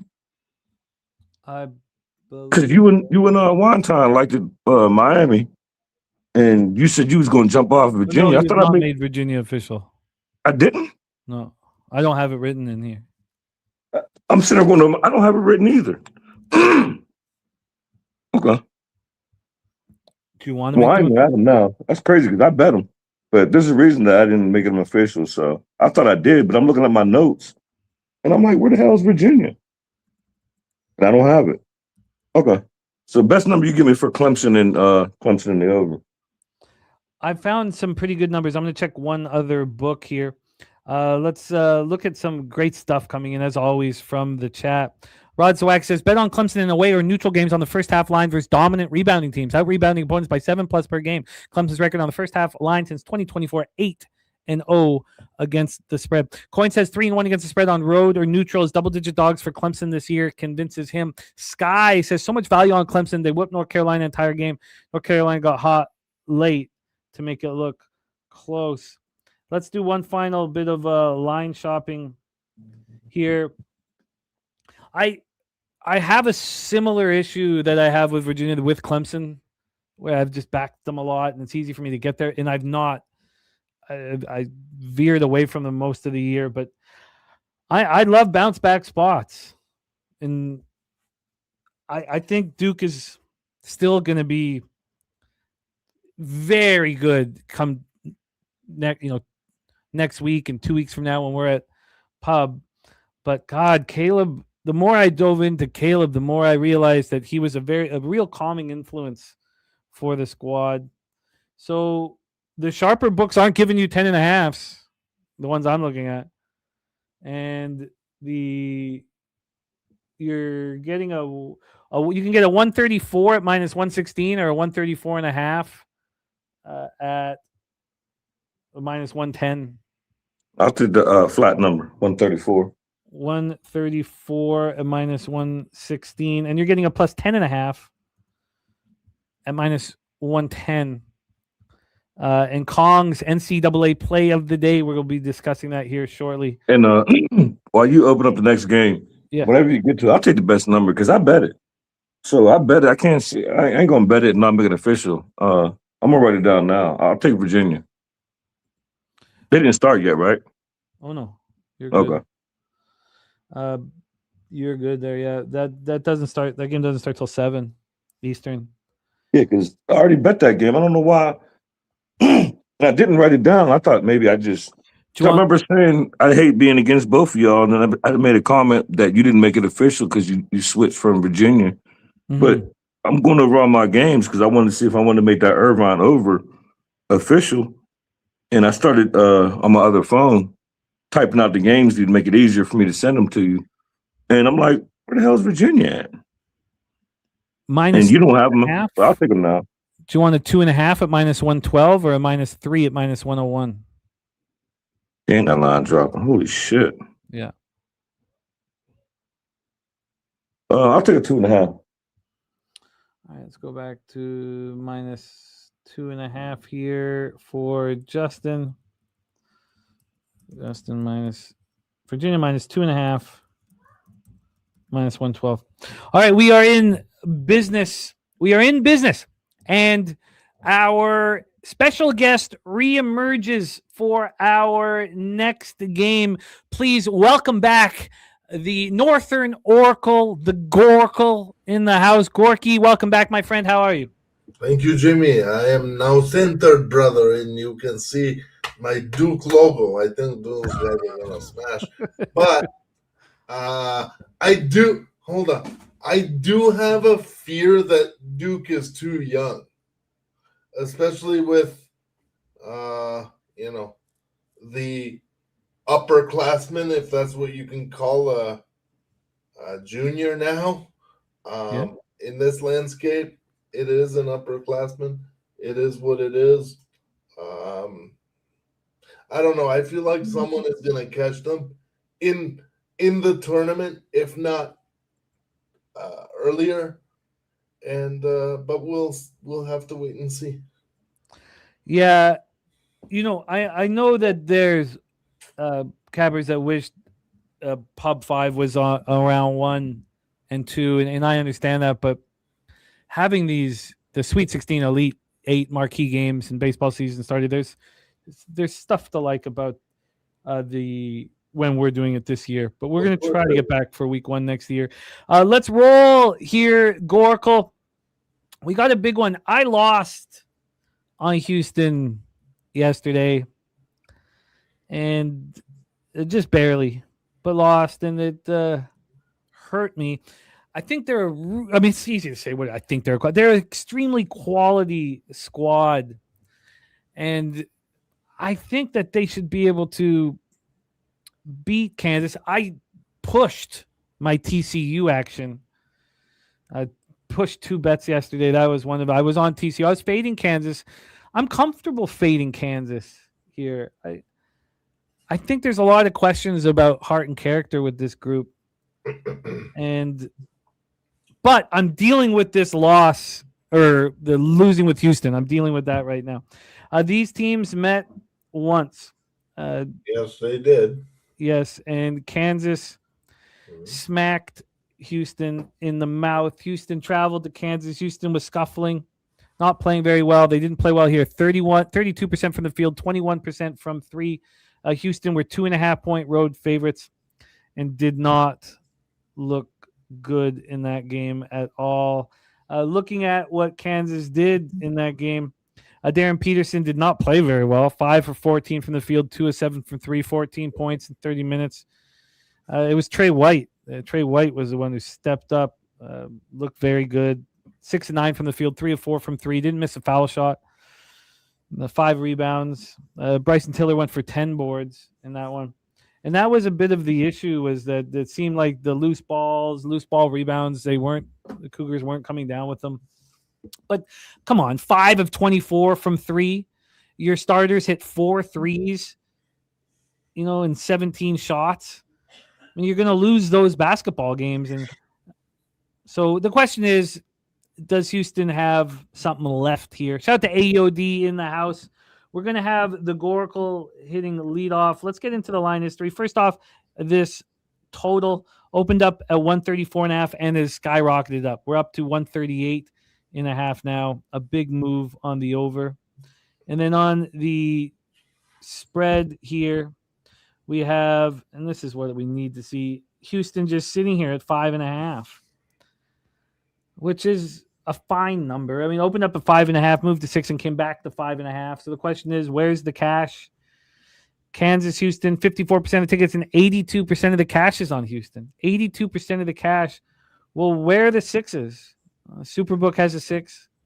They have 64% of tickets and 92% of the cash. They moved it a half point. Let's see what Circa has done. Circa has 54% of tickets and 80% of cash on Houston. They haven't done anything with it. They moved it 5 cents towards Houston. Is that enough? I don't know if it is. That's the problem. Now, we have action. Goracle's going to hit leadoff for us, but we have action. Our guy, Kong's Clips, making moves. Kong is involved here with his play of the day. He's heating up. Let's see. Kong is on Houston first half -2.5. Shout out to our guy, Kong.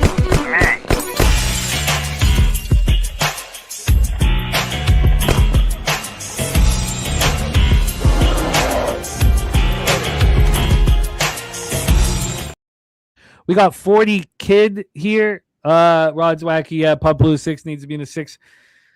Yeah, I don't know. It's freezing cold up here, man. I want to go hang out in Texas in the sunshine. We do a Pubapalooza. It's called Woodbine-O-Palooza. Yeah, we do a Woodbine trip in August. That's when it's nice. But I hear you, Rod. You should come out for it, man. That was a phenomenal day. You're only in Alberta, brother. So here we go. Kong's Clips on Houston, first half -2.5. Gorky, take it away. Kansas, Houston. I'm just going to fill my coffee up really quick. I'm going to be less than a minute. I'm going to be listening. I have the door open. So Gorky, when you're done, hand it over to Justin. I'll be right back. Okay, brother.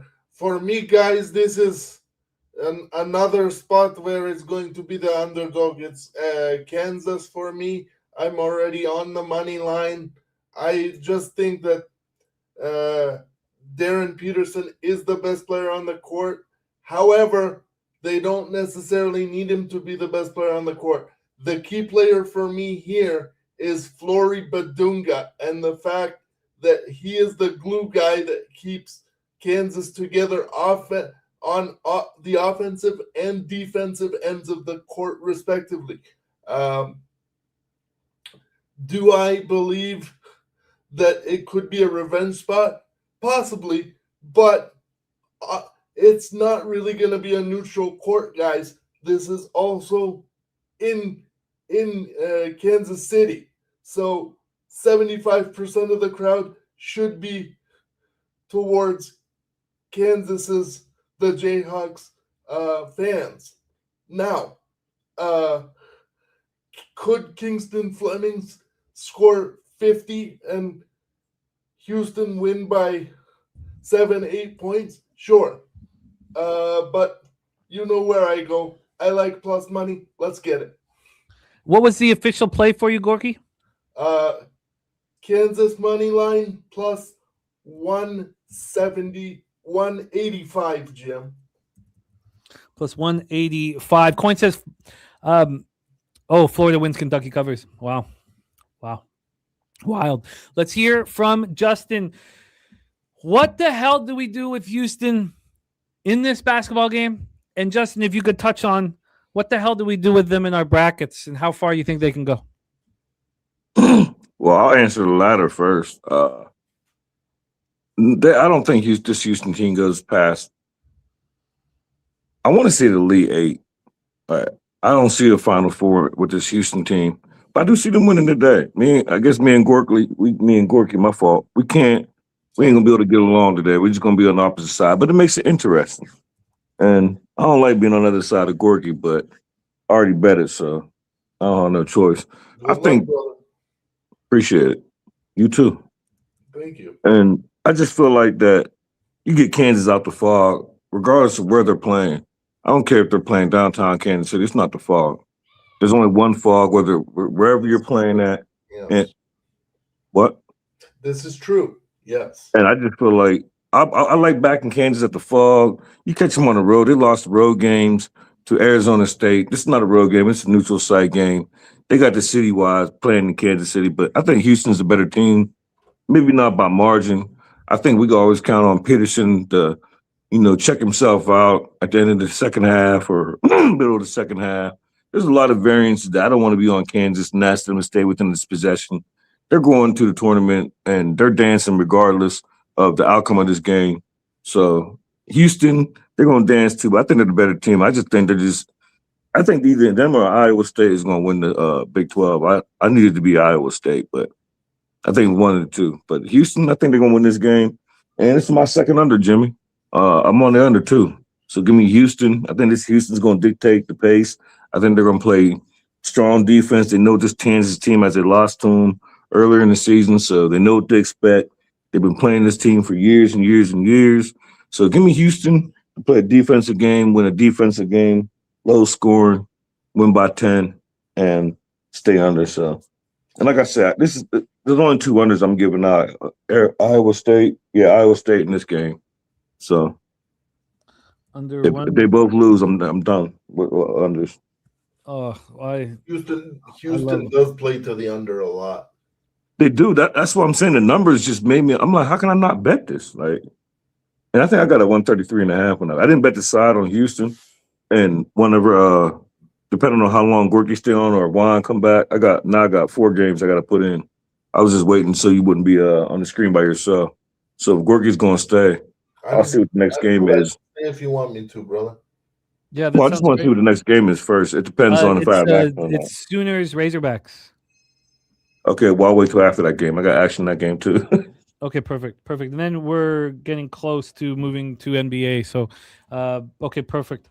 Coin says the total has shot up 3 points. Let me just move over here because I saw 138 at minus 110. I wonder if I can beat that. Wait a minute, 138. Yeah. So maybe why am I thinking I got a 133.5? Did I not? Did it move that much against? I'm it's moving as we speak. That is moving as we speak. I'll just move over to the line history here on the total. And it was a nice job for Kentucky to come back, battle back there. Illinois did cover the first half. For the first half, bettors, Nasty Nate back on track. Cashed the Dayton, Illinois first half money line parlay. Nice job. And Rusty Kuntz is in. Play of the day, St. Louis Blues team total under 2.5 at plus 120. Oh, that's a fun bet. That is a fun bet. I can't wait to talk about that game. It's a fascinating one. But let's get over here and you got this has climbed very, very fast. There's even 139s and 139. What did it open? I'm still going to bet it. What did it open up? Just curious. It opened here at 134.5, so it's climbed up. Okay, so on the legal books, it's not. Yeah, no, 134.5. Yeah, 134. That's close to your was it 7 points in the NBA? We're getting close to that. We're getting close to that in college now. I'll do that with the big schools. We've done it once. Remember that you got me on it, and it crashed. I remember. That was helpful. South Florida and was it Memphis? South Florida. It was definitely South Florida. Absolutely, yeah. It was the Memphis. I remember that. Yeah. That's why I asked that. I have a question about this game, fellas. Do you think that if Oklahoma can get to Sunday, they can punch their ticket? I do. I do too. But it's questionable. Do you think they need to get to Sunday? I think they have to. I do. Well, Yeah. I mean, they Because certainly. of their conference record, like brother, it was horrific. They had like 7 wins. But or they're on something like that. they're on like a 6-game beatdown tour right now. Yeah, but the regular season. Oh wow, I can get you a 139.5. Under 139.5 at minus 110 at Circa. This thing is flying up. 139 minus 110. Yep. All right. Under Was there a hook on that? 139.5 or a flat 139? No, that was a hook. 139.5 minus 110. This thing is flying up. And what about Houston? This line's moving pretty briskly towards Houston right now. So the best I can get you is at South Point. It's a minus 5.5 and minus 110. That's cool. All right, minus 5.5. I kind of lean towards what AM's saying about how this is just a very efficient line. And I also think it's important what Jerry Davis is saying. He's saying the only thing about this site is it's the Iowa State and Kansas crowd. And they play back-to-back in the same session. And that same thing, all around. And when I was Iowa State, Virginia, Syracuse, who was the fourth team in that when I was at the Sweet 16 at United Center and Elite 8. But that was a little different because it was all Iowa State fans. And when the Iowa State game ended, it was half empty. So let's roll on. Then you could pick your seat, brother Jimmy. Yes, we did. But there was no booze being served. We showed up hammered, but that hammered goes away after 3.5 hours. That's when the whiskey suit comes in handy, Jim. It does. And there was no whiskey suit back then. I should probably bring it. To Southtown. But let's roll. Let's roll on to the next spot. So in conclusion, Kong on Houston first half minus 2.5, minus 115. Justin on Houston minus 5.5 at 110, full game, of course. And then we have the under 139.5, minus 110 for Justin. Gorky's on Kansas plus 189. J Cop cashing another one with Illinois. We're running hot right now. 185, I believe, Jim. 185, yeah. Yeah. You are in business there. And I have some interest in Houston. Bouncing back here, shooting the ball a little better. I think I'm not sure if I get to the window. It's sort of in that uncomfortable number where if it moves towards, like if the show's over and it's 6s, that it's not appealing. Now, if it moves back towards Kansas and you're like, well, that gives you a better line, I don't even know if that is appealing. Wow, Robin McCormick says North Texas jumped out to a 8-0 lead and forced a timeout. Well, the Tulsa situation is exactly like the St. Louis situation. So here, okay, I'll take a look at him. Thank you, my man. But remember, we said we need at least 8 minutes to move live on St. Louis.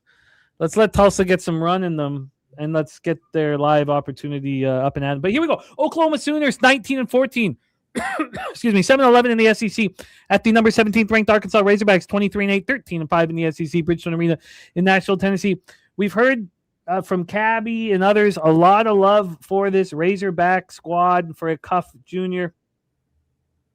They are playing very good basketball, and so is Oklahoma. And they went to Texas and beat them. Other than that, that was in overtime. Other than that, Oklahoma beating teams by margin. And playing good basketball, getting hot at the right time. We saw them face Arkansas, and let's discuss what happened when they faced the Hogs. And they faced the Hogs just once this year, and it was an 83-79 loss at home. It was a tight game. That was right when they were in that massive losing streak. So that was the 7th game that they lost in a row. They ended up losing 9 in a row before they snapped it with a 1-point win at Vandy. A lot of the games were very, very tight here during that losing streak, and this one was no different. So let's just take a look at what the line was. It was an 83-79 final score. At that point, the Sooners were 1-7 in the SEC. And look where they are now. In that game also, Arkansas couldn't miss from 2 and couldn't hit a 3. They went 2 of 17 from 3. 2 of 17 from 3. From inside, from 2, they went 33 for 46. Their shooting percentage was insane. So even with the 2 of 17, they shot 56 from the field. They were getting what they wanted, and they're getting it. In that game, also Arkansas had some big leads, double-digit leads in the first half, and Oklahoma were 3.5-point dogs and lost by 4. We have Jerry Davis moving on Tulsa money line at plus 110. I will pull that up here. So let's take a look at line history here. Hand this over to Justin, who will hand it to the Goracle. So, Justin, after you break down the game, bounce out then, and Goracle and I finish off the game and come back when you can. But we have the total here at 168, opened up at 168.5, so little to no movement there. And then on the spread here, we have Oklahoma sitting right now at plus 7.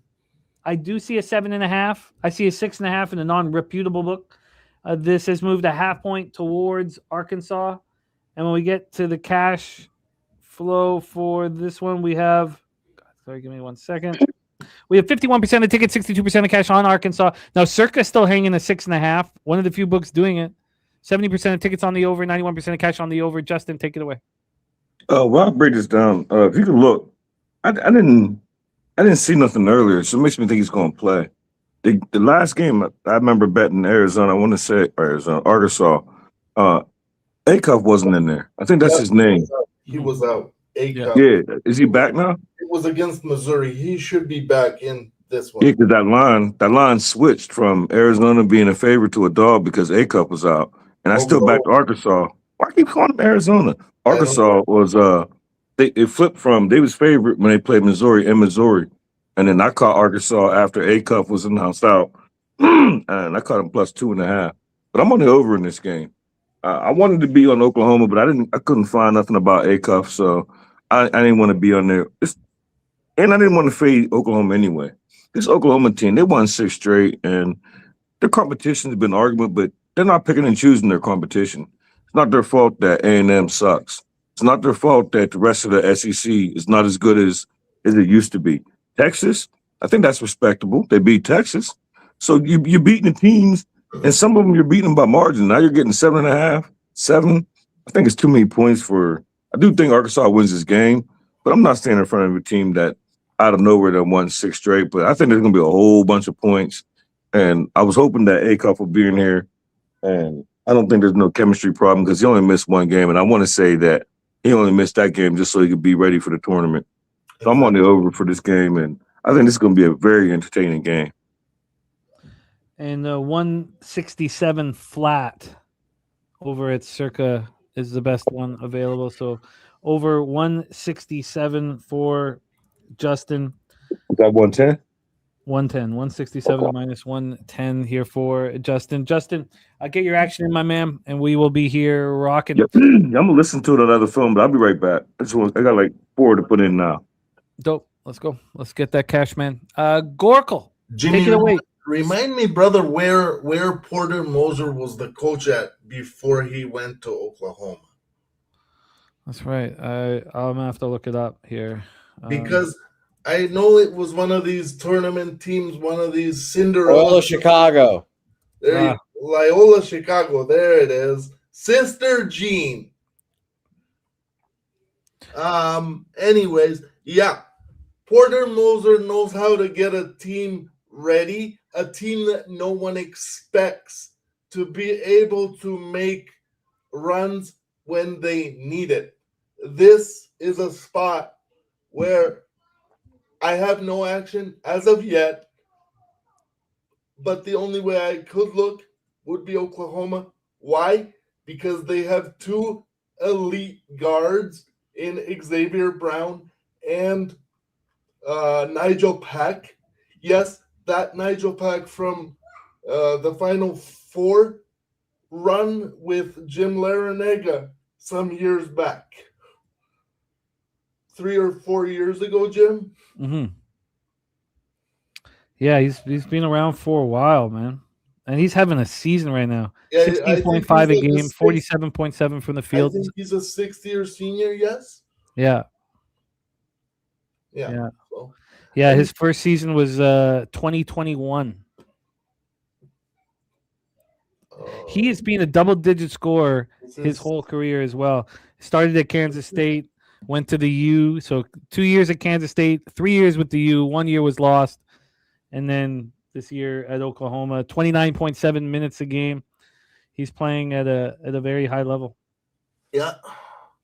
And in college basketball, guys, it's all about guard play. If you have a competent guard play, all the rest of the pieces tend to fall into place. If you don't have a guard play, your forwards can be as good as they want. It won't work in the long run. I don't know if I can move on Oklahoma full game here. Is 7 not enough? It's just that I don't want Arkansas to regroup and slap back. I think that I want, if I move on it here, I think I prefer this first half on Oklahoma. I mean, this is their third game in 3 days. Yes, they've been excellent and they've been efficient, but Arkansas hasn't played in 6 days, and maybe they get out of the gate slowly. Jerry Davis said he played the under with his Hogs rested. He also moved live on Tulsa. We'll keep an eye on that. AM on Oklahoma +7, but I have interest in Oklahoma first half, real interest. I'm happy that this game doesn't go till 9:30. I'll get this action in shortly. We have NBA, just a 2-game NHL card, so this show should be over by 5 p.m. Eastern here.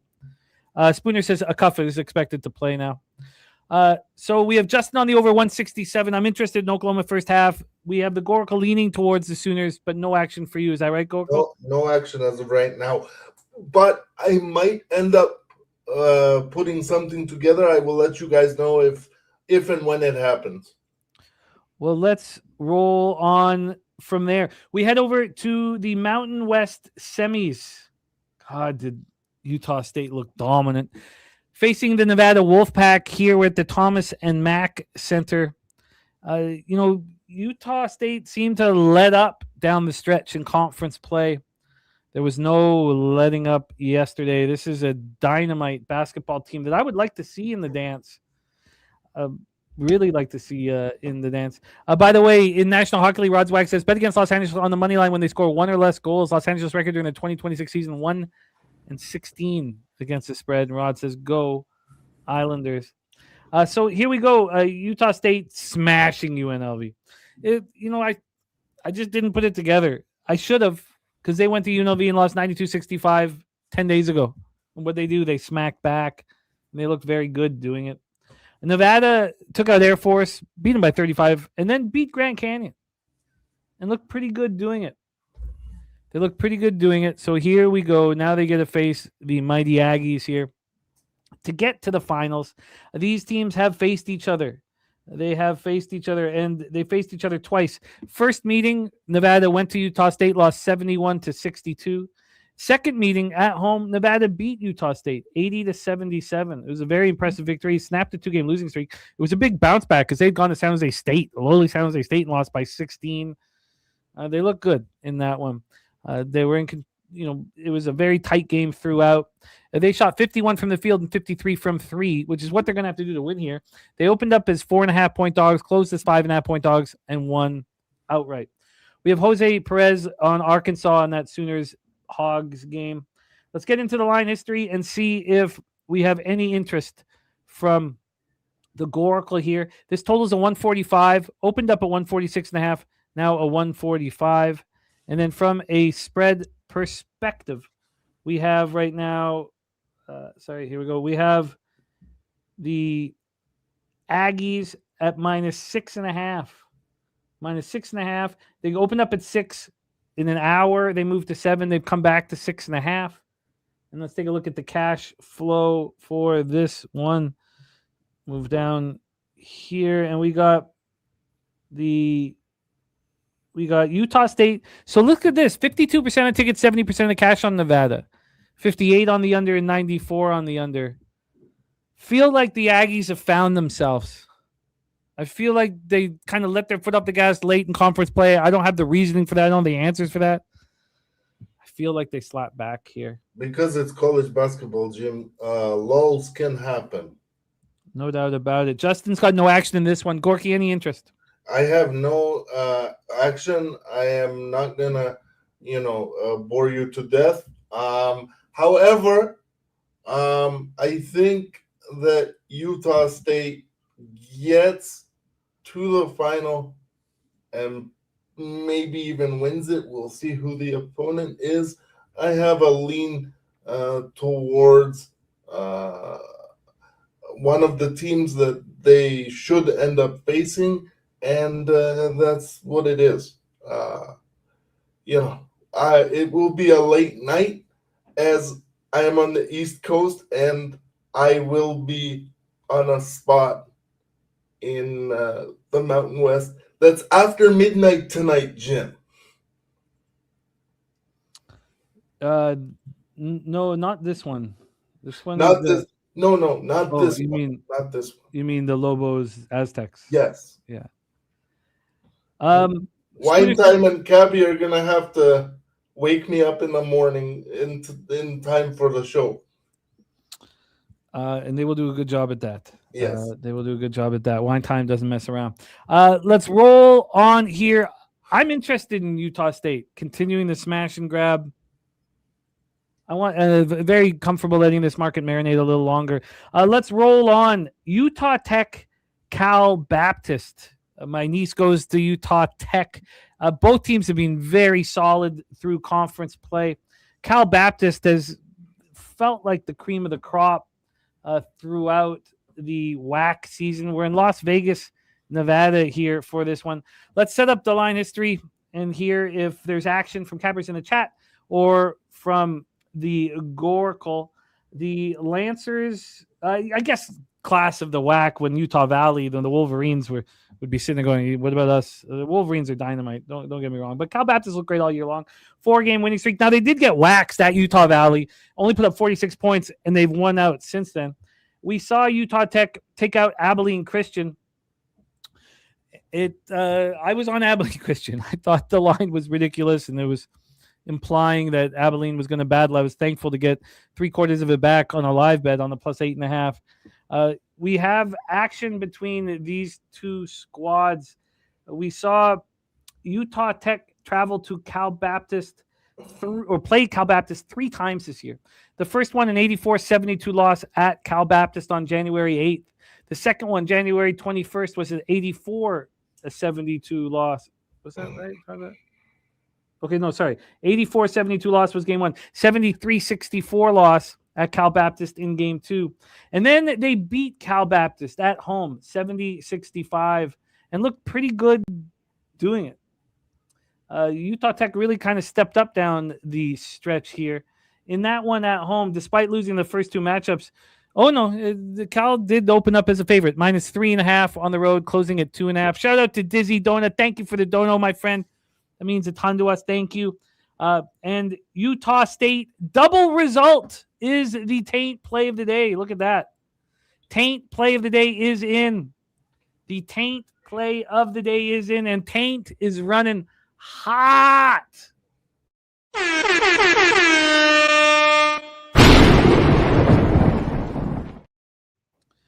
Tommy Guns, that's what up, Tommy Guns. Taint play today is in. Here we're talking about this Cal Baptist Utah Tech spot. Let's take a look at the line history and see what we are dealing with. Cal Baptist opening up minus 5.5, now minus 6.5, and that's juiced. I see 7s at very sharp books. We'll see what the legals are doing, but this one opened up at 5.5, quickly got to 6.5, back to 6, and now here at 6.5 once again. A Cal Baptist. God, it feels like it's just probably where the line needs to be. It makes me pretty uncomfortable. Let's take a look at the total here for this one. We have a total at 142. It's climbed up from 138.5. And then when we look at the cash flow, oh, wow.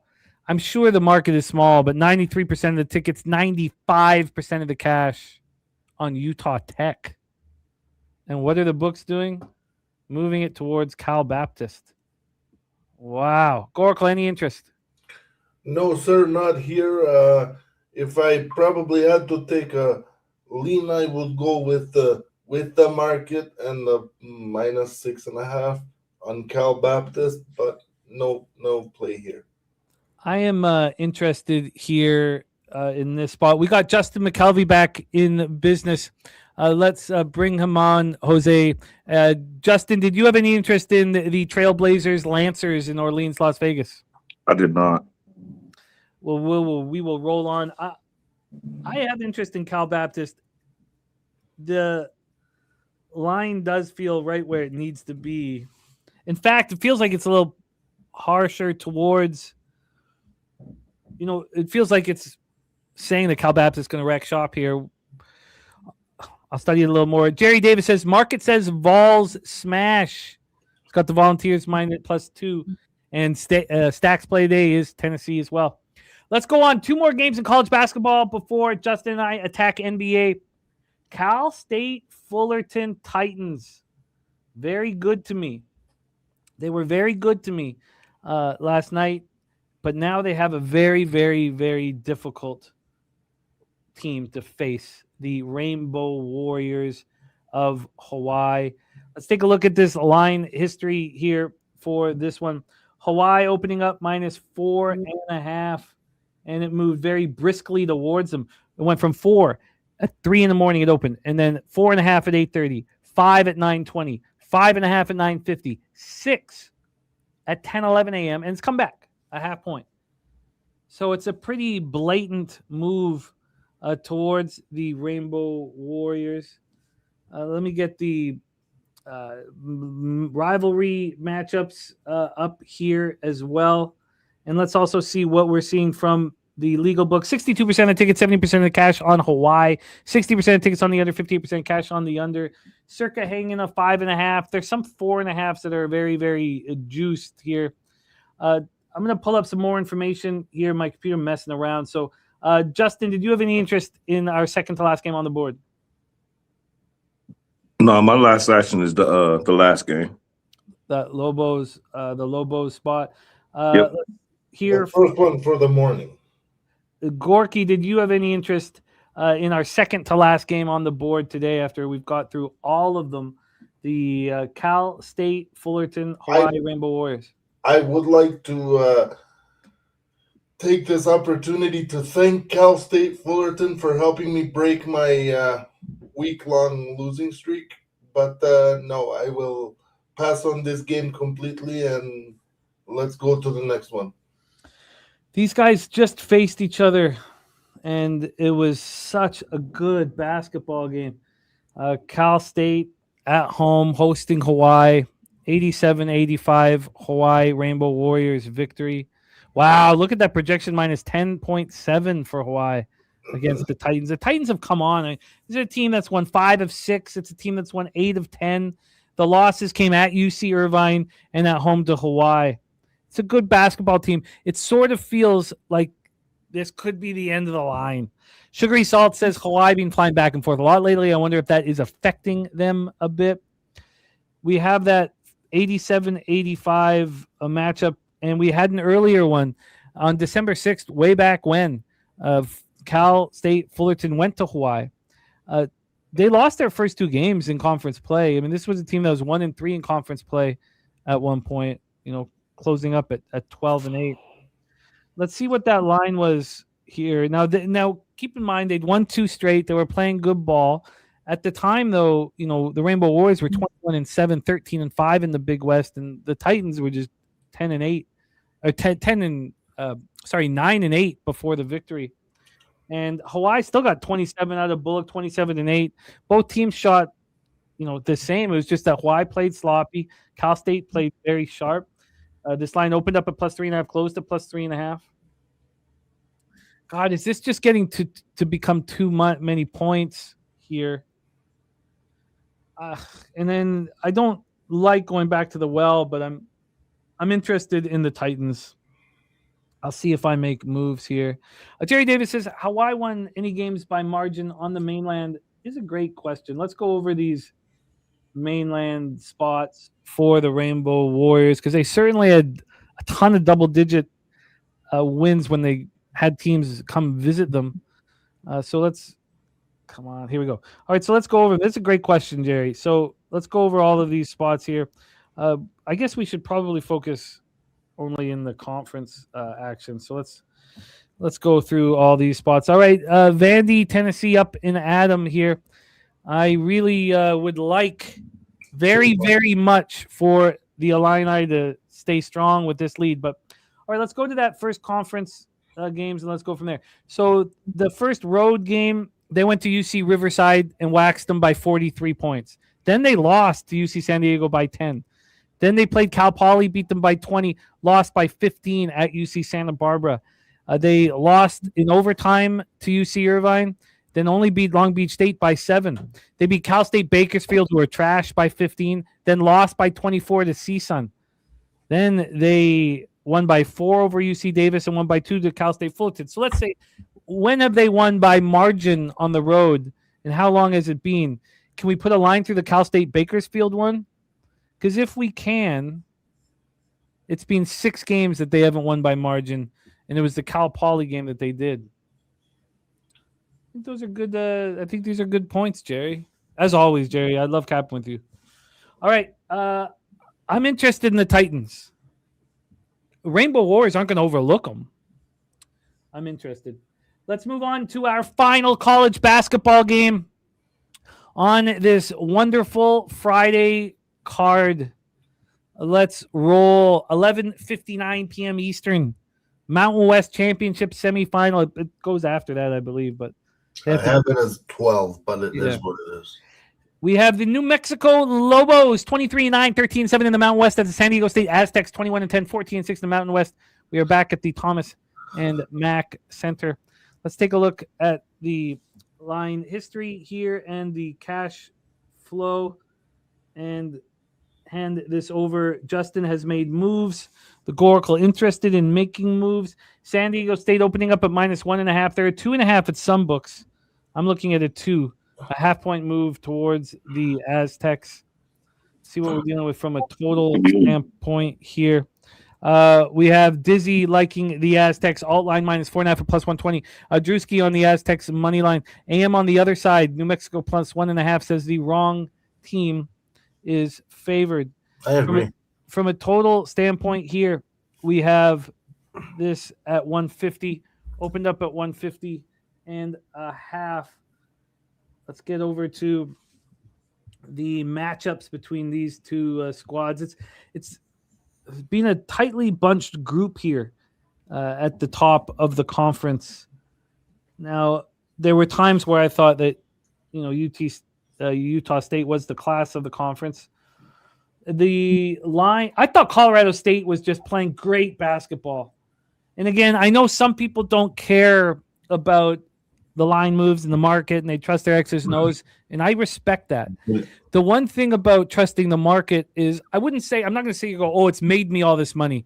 I'll tell you, it saved me all this money because the spots where the market's moving against me, my ROI would be very negative.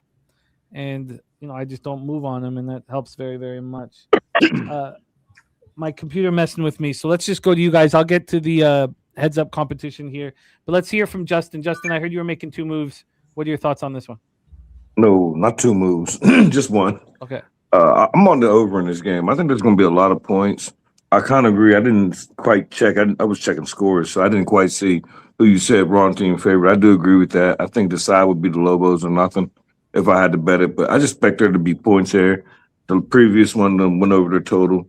And I don't know. I just think it's going to be a back and forth game. I think it's going to be a close game, but I think the Lobos, and that's the reason why I didn't get there, because it was just, I circled them. And the good thing about this game is I'll be getting up either right around halftime or right around the beginning of this game. So I'll be able to live bet it. And hopefully I'll be able to get the Lobos with a little bit more help. Maybe they'll be down by halftime or not. But my more confident play that I'll make official is the over. Best number you could give me because I didn't bet it. Y'all bet it after NBA.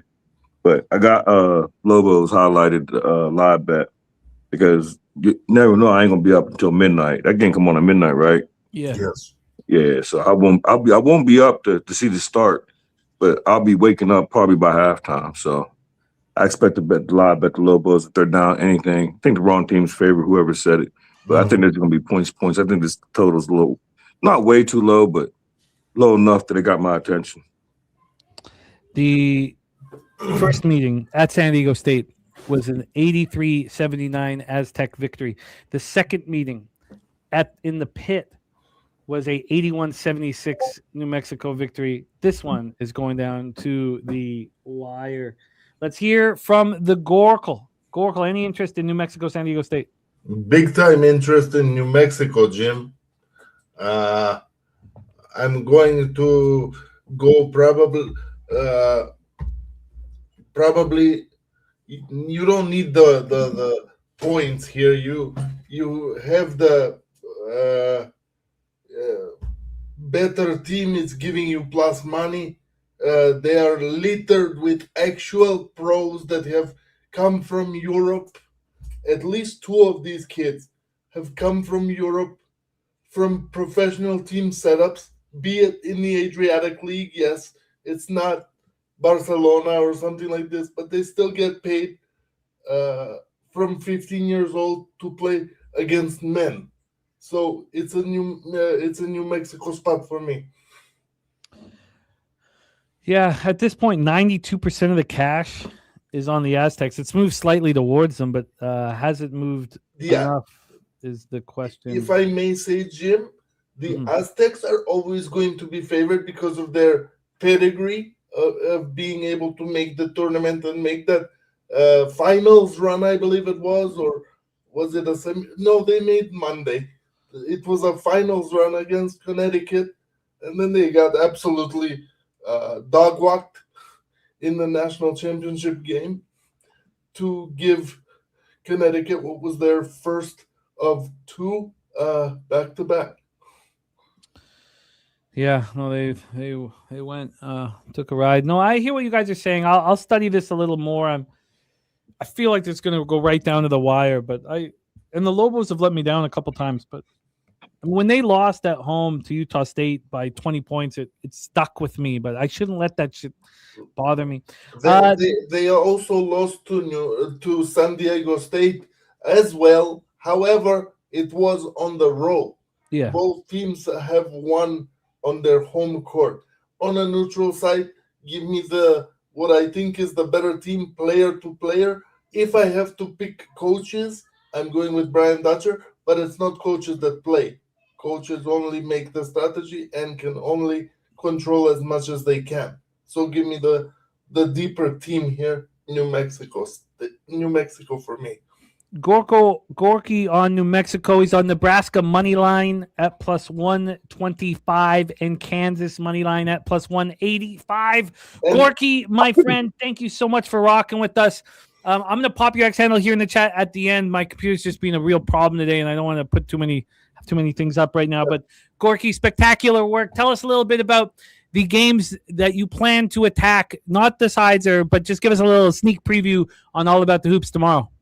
All About the Hoops tomorrow. We have to wait for the outcomes of today's games so that we can know where I'm going to be.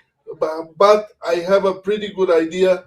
In the morning, guys, look at that Cornell side for me. They are live to do some crazy shit. It's going to be a plus money spot. I might easily be on it as long as I can wake up in time to get on it. I love it, Gorky. Thank you for your time, my man. Go out there and get that cash. Justin, 34 games broken down in college basketball. Let's go over the ones that are yet to be played that you have moved on. You got heavy action here right now. Justin on Toledo minus 2.5. Well, I'm going to have to make a decision about Duquesne now because we're going to be capping here. So that was just an aside. I'm going to have to make a decision about Duquesne now. Justin on Duquesne plus 8.5. He's on Purdue minus 3.5 alongside Wine Time. He is on Virginia minus 2.5 and minus 112. Stacks, Alabama team total over 87.5. Wine Time on Ole Miss team total under 76. So that does correlate there.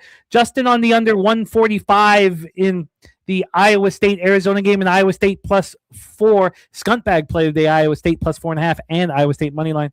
I'm interested in that game, very interested, but I don't know if I get to the window. Justin on Kent State plus 7 there. I'm very interested in Delaware State. Justin on Florida A&M plus 3. I have interest in both UCLA and Utah Valley.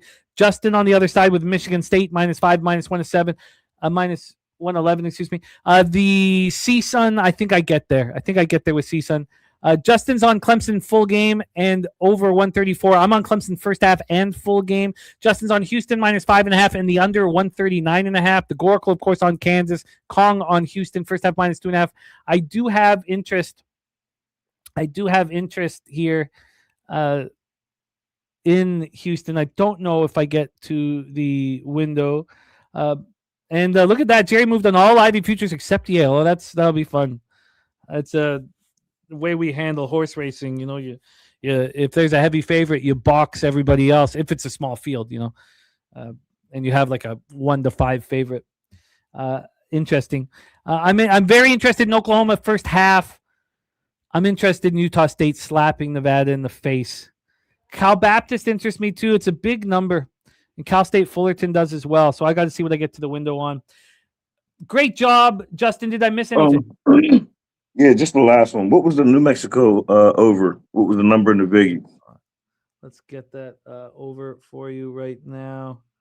I thought I'd missed something.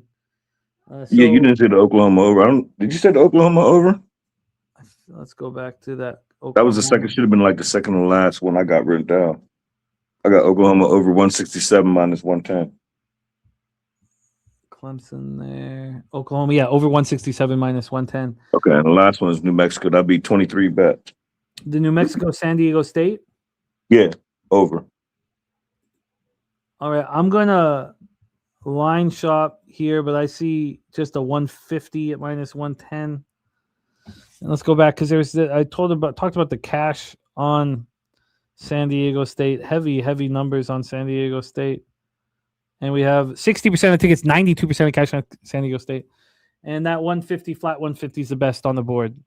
Over 150 at -110 here for Justin. Shout out to Ole E in the house. What's happening, man? Ole E ready to get to work. Well, let's do exactly that. Let's get to work in the NBA. Let me just move a couple things over here and get the injury report up. God,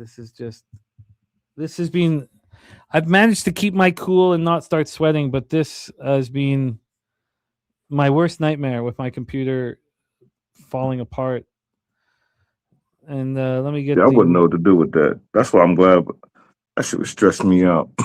Oh, I've kept my cool, but I gotta go. I'm gonna go right into the shop after this. I gotta even live betting, jumping off and getting my live bets in and getting my other bets in because I know I'm gonna forget. Just jumping off and then all of a sudden the wrong time now they want to ask you for a password. Like, the fuck, I've been betting all morning. Why you need a password right now?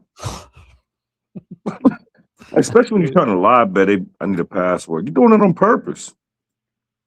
Well, let's get into the NBA here. And let's move quickly here. And I've also got to remember, I got to figure out if I'm moving on Duquesne, which I can figure out. All right, fellas, let's roll. We head into the NBA. We start with the Memphis Grizzlies at the Detroit Pistons. Grizzlies 23-42, 11-21 on the road. Pistons 47-18, 24-8 at home.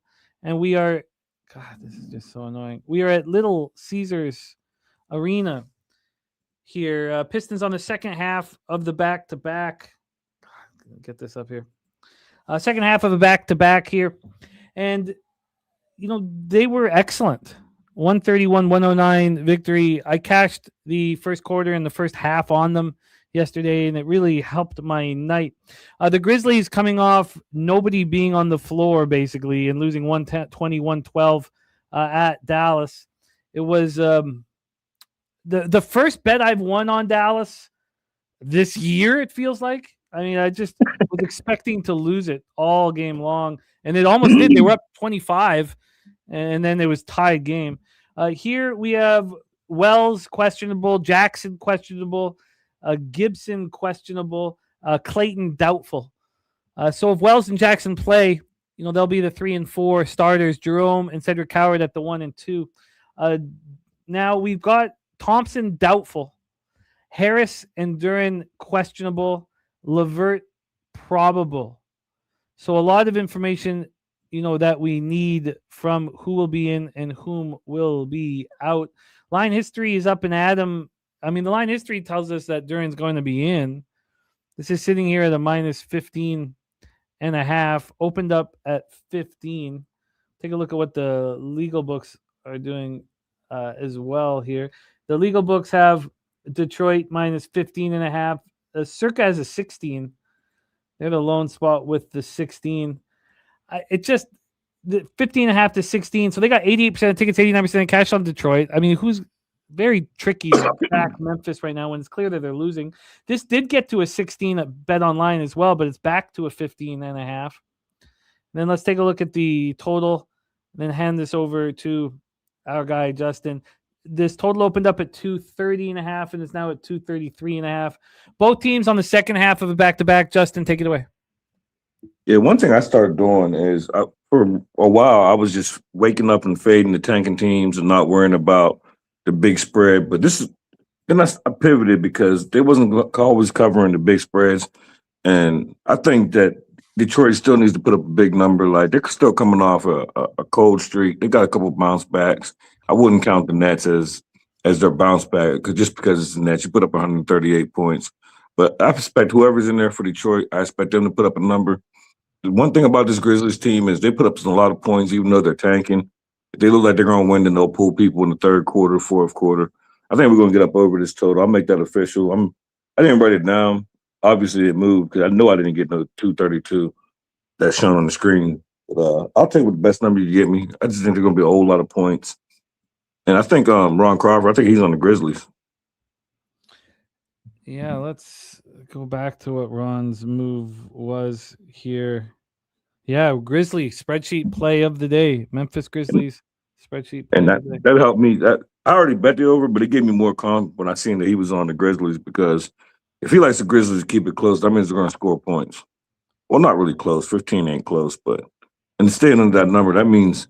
And the thing about these big spreads, when a blowout happens and everyone pulls their starters, you're going to get some garbage points. Everyone thinks when the starters and you're on a total, it's not a chance to go over. It's going to be a struggle because the people that come in, they're just going to start jacking it up, playing no defense. But I don't think we should have this worry in this game. I think this game is going to sail over. Yeah, it's now some books are at 234, but I can get lots of 233.5s. Feels like the sharp books are all at 234. Goracle moving on. New Mexico money line plus 102. I love it, Gorky. Let's grab you the over 233.5. I'm gonna keep looking though. I'm gonna keep looking. A couple of spots I haven't looked up yet. Shout out to our guy Big Show Picks. 29 months old today. His son said finally ran up to me, gave me a running high five. Said at this stage that's as good as saying I love you. I was so happy. That's wonderful, man. Absolute respect. Respect. We have Nuke Worker back in business with us. Let's take another look at the scores. So Tulsa now a plus 5.5. You guys know what we're looking for. We're looking for an 8.5. The Illini only up 6 right now. So a lot of things now only up 4. And all you guys have already cashed the first half, but of course I went full game. Making me very nervous. And Cornell plus 119 for the Goracle. Let's roll on to the next spot on the board here. We have Knicks Pacers. Pacers on the second half of a back-to-back. It was a beautifully broken down Pacers-Suns game by Brizzy yesterday. And again, Pacers showed little to nothing in that basketball game. But now it's a Friday night and the Knicks are in town. So there should be people in the seats. Let's see what we're talking about, who's going to be in and who's out. We have Cat. Well, first Deuce out, Cat doubtful, Shoan doubtful, and Hart doubtful. So we're going to see a lot of Landry Shamet in this one. And then Mitchell Robinson at the 5. On the other hand, we have Zubac questionable. So Siakam and Jackson doubtful. But Toppin and Naismith and McConnell probable. The fact that Nembhard and Zubac are questionable means they're probably not going to be in the lineup here. Knicks coming off the 134-117 victory at Utah. That was a cover that didn't look like it was going to happen all game long, but they dominated in the fourth quarter. Utah just gives in, as we so often see. And then we have the Pacers on the second half of a back-to-back off a no-show. They've stepped up against the Knicks, all season, but they step up against the Knicks and they have Siakam, Spicy P, carrying and the team carrying, and we're not seeing a lot of that. So let's get into the line history here. The Knicks have been on this trip for a while. I didn't move with you guys on that Utah game on Wednesday because I was like, look, I understand that they've lost back-to-back games to the Clippers and Lakers, but God, now you got to go play Utah and then Indiana. Is this spots where you step up? And they didn't until the fourth quarter, until it mattered. And now they have a whole bunch of players out, and they just want to go home. At least it appears that way. This total is a 227, opened up at 227.5, now a 227. From a point spread standpoint here, let's get this up. We have the New York Knicks minus 13.5, opened up minus 11.5. Like, this just feels like too many points, but again, that would mean you would have to back the Pacers. 86% of tickets, 77% of cash on New York. It's just a plug your nose and back. Taint is Utah State double result, King Al. Taint is Utah State double result. So here, do you want to back the Pacers? Public all over the Knicks, line moving towards the Knicks. We have 62% of tickets on the under, 68% cash on that under. Take it away for us here, Justin. Game 2 on the card, Knicks Pacers. This is horrible. I'm on the over. I'm on the over 227.5 minus 112. And I think partially what you said, and a lot of people look at it different, but the way I look at it is before you go home, you got one last road game. Speaking about the Knicks, you got one last road game. And I just think there's going to be a lot of points by the Knicks against this Indiana Pacers that not only they're tanking, they're not playing no defense. Their Pacers game alone, last 10, they're 8-2 to the over. And one thing I expect the Pacers, whoever's in there, they just internally don't like the Knicks. They got a little rivalry going. My homie Doms, he's a Pacer fan. He don't bet the Pacers though, but he bet them today. And I just told him good luck. I can't back the Pacers, but it's a whole lot of points to take the Knicks. I wouldn't. It would be Pacers or nothing. I just can't back this Pacers team. Like I can't really back no team that's knowingly tanking. You're not going to lose every single game, but 13 points to a Knicks team that they're not really blowing nobody out. They blew out the Nuggets in the first game. I want to say this is the first game of the road trip. I think they was coming off a loss before that and put up 142 points. That don't count. He was coming off a loss, motivated, but I just think this total was a little bit low. And when I bet it, I went back to it. I put it in my slip right before I bet it. And this is like my favorite NBA play today. Not play today, but just my favorite NBA bet. And I just think this game sells over. And I don't see how it doesn't unless the Knicks just win by 40 and everybody quits and there's no more points. But back and forth, I think the Pacers will be competitive. I think the Knicks will do enough early, put up a big number, cruise control. Let's just go back home. They don't care if they win by 14. As long as they win this game and go back home, I think their next game is on Sunday. So, yeah, they host the Warriors. Huh. I am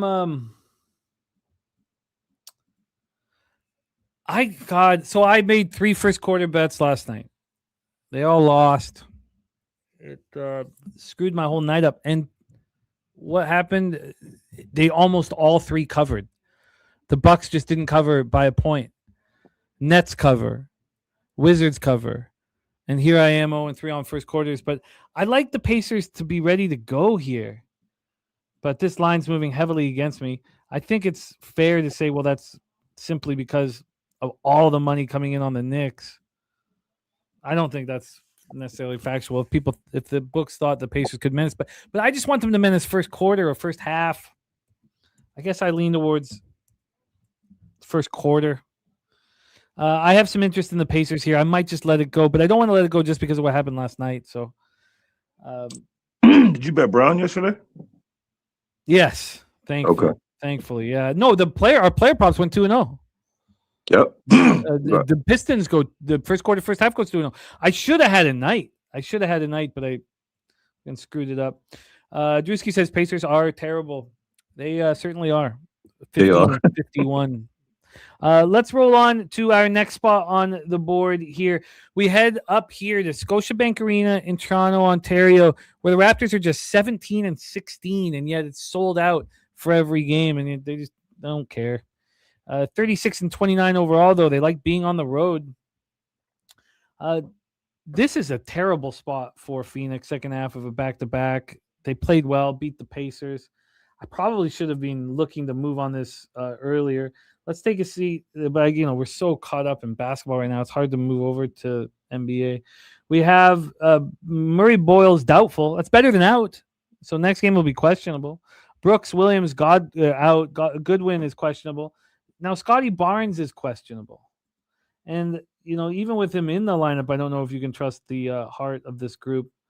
Let's see. We'll get some more information on Scotty Barnes, which is crucial. This line's gone from -4 to -5 for the Raptors. Take a look at the total and take a look at the cash flow. Cash flow is 79% of tickets, 91% of the cash on the Raptors. But Circa just hanging a 4.5.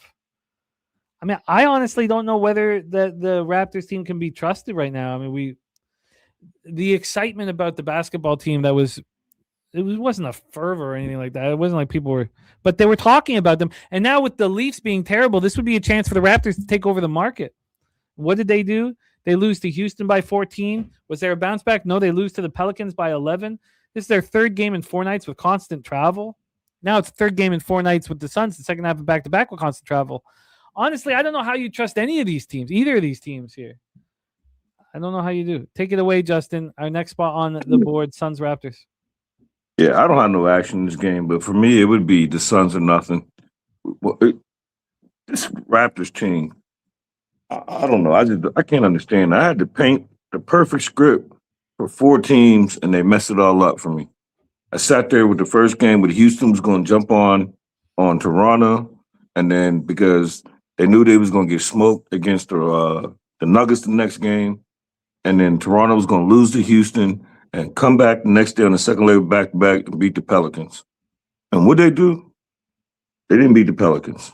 You can't beat the Pelicans. This Suns team, all they do ATS-wise, like early in the season, they was covering more often than not. Then they had a couple little injuries. Book was out for a little bit. And my whole thing is Brooks was out, and then he got a little DUI or whatever. So I want the Suns as a dog, but it just seemed like this would be the time that the Raptors would come out and smack something because it is a bad spot for the Suns. I just don't think any other team I would say it's a bad spot, but I just don't know. I need to see something from the Raptors. That I had those 4 teams. I spent so much time in that, and everything happened the way I wanted it to happen. Houston jumped on Toronto, and I was like, wow, this is working out. And the Raptors, man, like you can't beat the Pelicans. And then and I said this before, but I believe it now. And I'm not standing in front of Brizzy or these Pelicans no more. Brizzy came on here one Friday show and was talking real heavy about Murray and the Pelicans. So maybe we can't judge the Raptors off that. Maybe the Pelicans are hot. So I don't know. But I don't want no action. It would be the Suns or nothing. It's a bad spot for them, but I don't think there's a such thing when it comes to the Raptors. But it'd be now or never. Like that's the only reason why I didn't bet it. This could be their one feel-good story coming off of back-to-back losses. You can say they's both different points because you let Houston take you out back, and then you turn around. I know you had the second leg of a back-to-back, but teams win all the time on second leg of back. That's not an excuse. Like this is part of the NBA. You got to win, at least be competitive. And it was respectable, but to lose to the Pelicans when you just got smoked by double digits by the Rockets, I don't know. I just don't want nothing to do with this Raptors team. Yeah, I understand that. Now, the Raptors just getting hammered at every single book right now. So I that's what I'm saying. I can see it being a feel-good story off of back-to-back disappointing losses. Then you come back to the crib and smack up the Suns. But they got show. They got they got to do a couple games in a row before I do it. Drewski's saying everybody on the Suns +4. Drewski, is that you just mean like on X or something like that? Every single site telling us that it's 80% of the tickets and 90+% of the cash on the Raptors. So where are you seeing all this? Because that would did the be. Bonnies cover? Did they? Is it over? My fault. No worries. I am trying to get. It this looks like it's connected. over. I'm not watching it, but Yeah, my book Bonnie's cash. said We have Sweaty Butcher liking the under in this game. I guess we need to know about Scotty Barnes. I would like to sit here and expect the Raptors to show something. Maybe we need Scotty Barnes to be out. God, it's just Colin Murray Boyles goes down and nobody steps up. It's just, I think if Barnes is out, I would find maybe some want out of this Raptors team. So I'm gonna have to give this a little more. And this is the thing. This is why I ended up passing, because originally I loved the Suns. I'm like, damn, Suns is a dog. Raptors can't beat nobody. And then I was like, no, it's a bounce back spot, 2 losses on the road, come back to the crib. And then I was like, well, does the Raptors bounce back? And then I like to do these little 2-leg money line parlays for plus money. I just don't trust the Raptors even on the money line. So I don't have no parlays, but it went from Suns to Raptors leg 1 of a parlay to just walk away. I don't want nothing to do with to rattle Raptors games. Yeah, Sweaty Butcher says, I like the Raptors to win, but not sure about the spread. Trying to tie it in a parlay, but not going to. I do like this under, though. Yeah, he likes the under as well. Yeah, I like the under. Let's go, Bonaventure. Appreciate y'all. Okay, I got to put this out on X. I got in on Duquesne plus 8.5, minus 111. I need to post it here. So I'm with you. I'm riding with you on the Dukies, man. Let's go. Let's get it. I'd rather you just put it in and not tell me. Because now if they lose, the first thing I'm thinking of, damn, why he had to say I'm riding with you? I think I like the cap. I like everything about it. I think they can make this a game. This isn't necessarily fading VCU. It's just saying that you got Pittsburgh playing it. You got Duquesne playing at PPG, and they're a team that believe in themselves right now. Why can't they make this a game? So Whiskey is taking the lead, 72-70. Why am I trusting the Whiskey took the lead? Could have been long gone. Sitting here with the casher on first half, sitting here 2-0 with the live bet casher, which I'm not even including. Instead, things are not. Yeah, I'm sweating out that over. All right, let's roll into the next spot on the board here. We have Cleveland Cavaliers at the Dallas Mavericks. Mavericks on the second half of a back-to-back.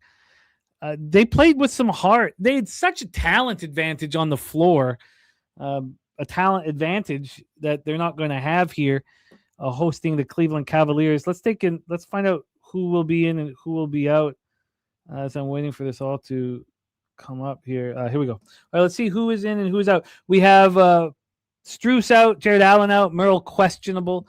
Starting 5, Harden, Mitchell, Merrill, if he's in, Wade, and Mobley. On the other hand, we have Gafford and Washington both doubtful, so you're gonna have to play start Chris Middleton at the 4, Bagley at the 5. God, Marshall is questionable at the 3. I mean, he could not be there. Martin is probable, and he can play, different spots here on that one.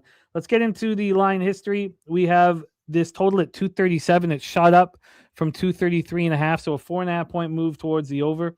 On the spread, we have Cleveland minus 13.5, opened up minus 12. This is interesting situation, I guess. I mean, it sucks talking about these teams that aren't trying. 66% of tickets, 85% of cash on the Cavaliers. 50% of tickets, 56% cash on the over. FanDuel's moved this to a 14. They appear to be the only spot with a 14. Take it away for us, Justin. Do you have any interest here in the Cavaliers as big favorites? Because it's hard to have any faith in this huge dog. Yeah, I got one play already bet, and once you tell me what does total open up at? But while you look at that, I'll tell you, I'm on Evan Mobley, the Cleveland Cavaliers. I'm on over his points. I got over 17.5 points at minus 113. And I just think it's a matchup problem. I'm not really concerned about the blowout in this. Usually I don't take props and blowouts. But I think the matchup, I think he could get this like early third quarter. I think he's going to have a big game.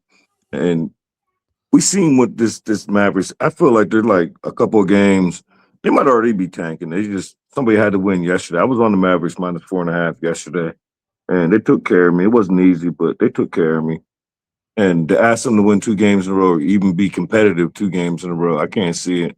I see a lot of points, and I do see, for some reason, I can see the Mavericks staying within this big number. That's the reason why I like the over. Because one thing, Cleveland fits the bill for teams that you don't really want Cleveland as a favorite. You want them as a dog. And you definitely don't. I don't want them as a 14-point favorite. So I think Evan Mobley over 17.5 points minus 113. That's official. Play for the Cavaliers. I love the matchup. And I think even with the possible blowout risk, that he'll get his points early. But I just need to know. I think this total went up a lot. And I think it was close to your 7-point.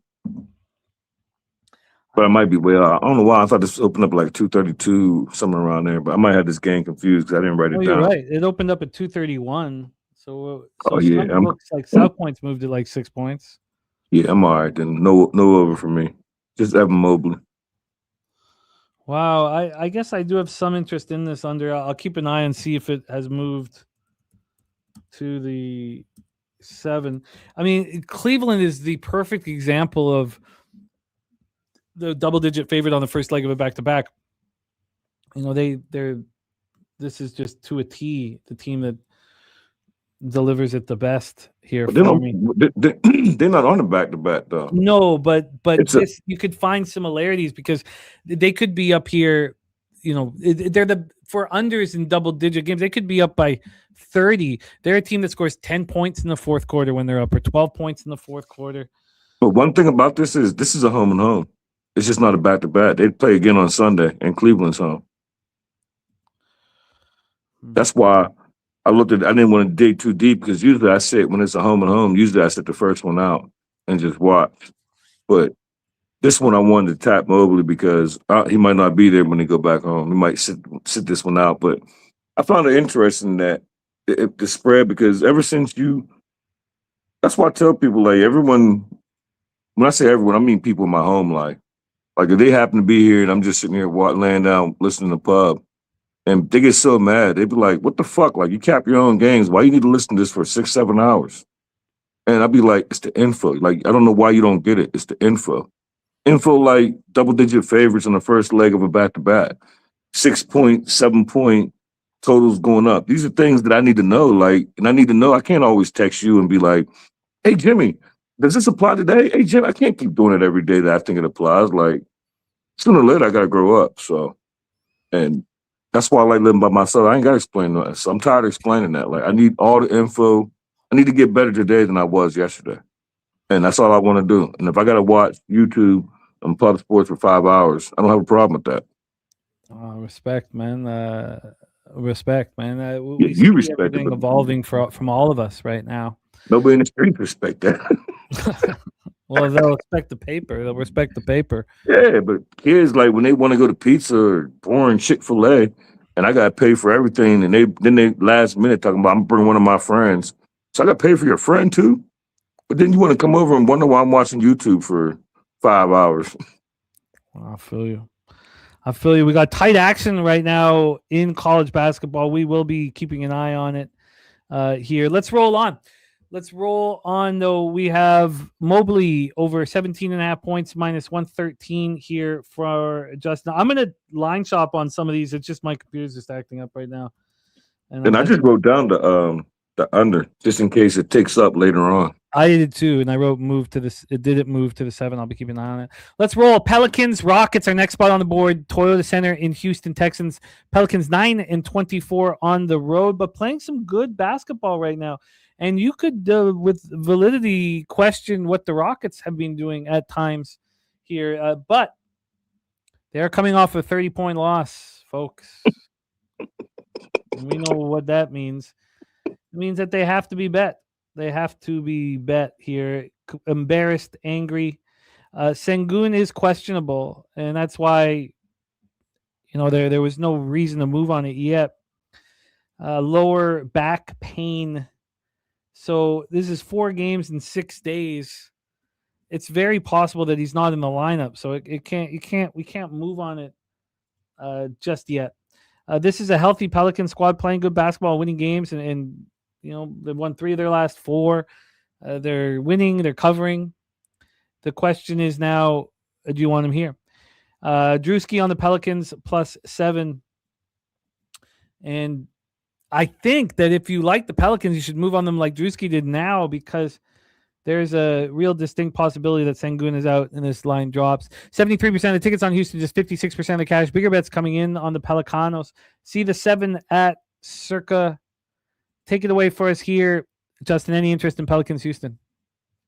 Yeah, it's funny that I just talked about information. I already bet it. You know what? We're already bet, Jimmy. It's something that I don't question it no more. It's the same as the double-digit spread. I don't even write it down how often it wins, but I just keep track in my head that, and so far it's going to keep winning. I already bet the Rockets, and as soon as I bet the Rockets, I seen LJ's play today was the Pelicans, and then I listened to it, and if I wasn't stuck on betting team 30 and 30, like whether you lost or won, depends if I fade or bat, it would have started stressing me out, because his little early bird Twitter play was the Pelicans, and a lot of things that he said had me like, damn. But I can't think that way. You just got to wake up and bet it. You can't look at the analytics. You can't look at trends. You can't even cap the game. You got to wake up and bet it. And that's what I do. Like for the unders, I usually text you about the unders for the double-digit spreads just to see, because I still haven't learned when do we bet it. Like, do we what wait? time of the day? Yeah. Like, because, my 2 a.m., that's probably not the time to bet it. You time those totals very well generally. So I think you just got to trust yourself and trust the market. And that's what I do, because I don't want the injury report to – one thing, I don't mind if it moves against me. I just don't want a worse number. Like, I don't want it to be worse number. Like, if I got, like, the game come on later on, 235 is what I got. I would hate to wait until game time and it turned into like a 229. Like, that's a prime example of wanting to break something. So I just learned, instead of trying to judge the time, I text you just to make sure that I'm right, that I didn't mess up the little system. I know you don't like to call it a system, but mess up the gameplay. And now I'm just learning. I just bet it, especially if I get a flat number. But so this game, I'm on Houston. I got Houston. I got a 7, and I'll take it now because for show purposes, I got a 7.5. So that's what I'm going to take to make it official. And I got 7.5 minus 110 when I bet it. So if you could get me, I'll take the 7.5. You get plus money, I'll take the same thing that I bet. Because I don't know, just Houston off that big loss, you just got smoked. Like, and this is still the Pelicans. Like, just go out here and beat these boys by double digits. LJ doesn't run his space in my head, and then the line moving against me, and I know Sengun go out, it's going to be a better number. But I can get nice plus money for something that I've already bet anyway. So for show purposes, I'll take a 7.5. Let's see what we can get you on that 7.5 here. When a team loses by 30 points, it's hard to come up with a breakdown as to why you'd want to back them. You just have to trust. I mean, other than the fact that they were embarrassed and they're angry, but you could say, look, they're playing. You could break down what's been going wrong with the team very easy and eloquently. And it's funny because on the other shows that I do, I shout you out. I'm pretty sure you don't see him or watch him, but every single time I shout you out and tell him, like, he put me onto this little plan. I said, he don't call it a system, but I call it a system. And I say, I don't overlook it. I don't listen to nobody. When I see that it applies, I just bet it. Mm-hmm. Because if I look at it, I'm not going to want to bet it. Like, I always say, who the hell wants the Rockets? When me and Dutch was texting about the Houston Rockets and the Toronto Raptors, he was like, motherfucker, you're the one who says that you don't want the Rockets laying points. And my response was, I drive every day without a license. Rules are meant to be broken. Like that was my only I felt like that was the spot and it cashed. But I don't want the Rockets laying points. But after that 30-point loss, I had to bet it. And I bet it, and I'm okay with even if it lose, I'm still gonna bet the next time it happens to anybody else. Oh yeah. No, Yeah, a loss don't. I need 3 consecutive losses. Yeah. And then even then I gotta look at were they close losses or did I not stand a chance? But I need 3 L's in a row before I abort. What we need to look at is at this time of the year, was it a team that is giving up and not trying? Because on a team like the Rockets, this is the perfect situation. The Wolves situation is a team that's tanking. I can get you that -7.5 at +107. Houston -7.5 at +107. Let's roll on. Timberwolves, Golden State Warriors, we're the Chase Center, San Francisco, California. Warriors 32-33, 19-14 at home. Timberwolves 40-26, 18-14 on the road. And Timberwolves playing some ugly basketball right now. We have here Curry out, Moody out, Post questionable, Melton questionable, Horford, Green, and Santos and Pods in, and that's who you need here. We have Ant Edwards questionable. Great breakdown by you as to why we are going to be on Ants over as well as Minnesota. So we broke even there. It's a late addition to the injury report. We've seen this all the time. And of course, you would imagine that the Timberwolves wanted to take a rest day, and he doesn't want to, which was what we expect to have happen here. We expect now. It's not right to say yes, we expect them to play, but it feels like we've been in this situation often. The Warriors come in off of an overtime loss, 130-124 to the Bulls, a third straight loss. They're not playing very good basketball, but it's based on injuries. We have the Timberwolves have allowed 273 points over their last 2 games. If you want to go further than that, they've allowed 392 points over their last 3 games. This is egregious, and this is a problem. Their defense looks horrible. They're playing terrible basketball. They didn't just lose by 30, but they did just lose by 25. When's this team going to wake up and show some heart? That is the question here. Line history-wise, we have Minnesota opening up -6.5. Now they're -5.5. I do see 1-5 on the board. From a total standpoint here, we have I was scared to look because I know we've moved on that Bulls Clippers under. When we look at the total here, we have a 223, a big drop down from 227.5. And we look at the cash flow, 63% of the tickets on Minnesota and 83% of the cash. This line's not moving towards them. 79 on the under. Are the Wolves missing heart and character? Justin, take it away. Done with the Wolves, Jimmy. Not forever. They're not on no ban list. But I'm what I feel like is spots, and I don't know, I just feel like they blew it. That was, to me, it should have been a layup against the Clippers. Like, you're coming off back-to-back all year. You've been coming off a loss, and especially big losses. You can count on them. Now y'all got back-to-back losses, and it doesn't seem like there's an end in sight. And I really didn't want the Warriors here. And I was close to betting the Warriors, but Warriors just lost to the Bulls. Then they lost. Who did they lose before that? They lost to the Bulls and somebody before that. But you lose to the Bulls at the crib. And I kind of wanted to, I felt like Steve Kerr would be like, okay, enough is enough. But these are 2 teams that I just got the worst of luck with. Luckily, I won the Warriors because I had the team total, not the spread. And they went over against the Bulls before overtime. But it wasn't trending over. I felt like I had to scratch and claw to get that cash. And I don't want to be involved in this game. I was so close to the Warriors, but just I don't got no luck with capping either one of these teams. I just feel like there's always a spot for this team, mainly these 2, and it's just never there. But it would be Warriors or nothing, and it depends on. I might come back when we're done with NBA because I have them circled. I want to bet them, and whether I don't care if Anna plays or not, it's just I just don't have no faith in this Warriors team. But I got even less faith as we don't want the Wolves as favorites. I think that Chill Wills nailed it. if I don't believe he's been ruled out yet. Let me know if that's happened. But if Ant's ruled out, Minnesota will show heart.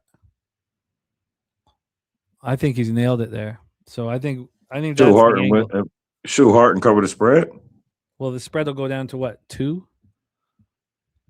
Yeah. If I feel you. I like that angle. Get out. If Ant's out. No, I'm not saying that Ant's a problem. I don't mean anything like that. But we need something to kickstart everybody else. Ant stepped up. Ant played hard. Ant scored the first 10 points. Shout out to our guy Alex Cruz in the house. Thank you for being a member, my man. Let's roll on to the next spot on the board. 2 more NBA games, and then we have 2 NHL games. We put a bow on the proceedings. Utah Jazz, Portland Trailblazer. We're the Moda Center in Portland, Oregon here. The Jazz, I've seen them do this so often. They play good for 3 quarters and then just don't show up in the fourth and then lose by 17. Must drive their backers absolutely crazy. Portland's had a couple days off coming off that very tight game against Charlotte. We have the Jazz missing George, Conchar, and Markkanen. On the other side of things, the Blazers missing Sharp, and they have Williams questionable at this point. Not that he's that big of a deal. Look, the Blazers are fighting out there. This totals at 236.5. That's where it opened.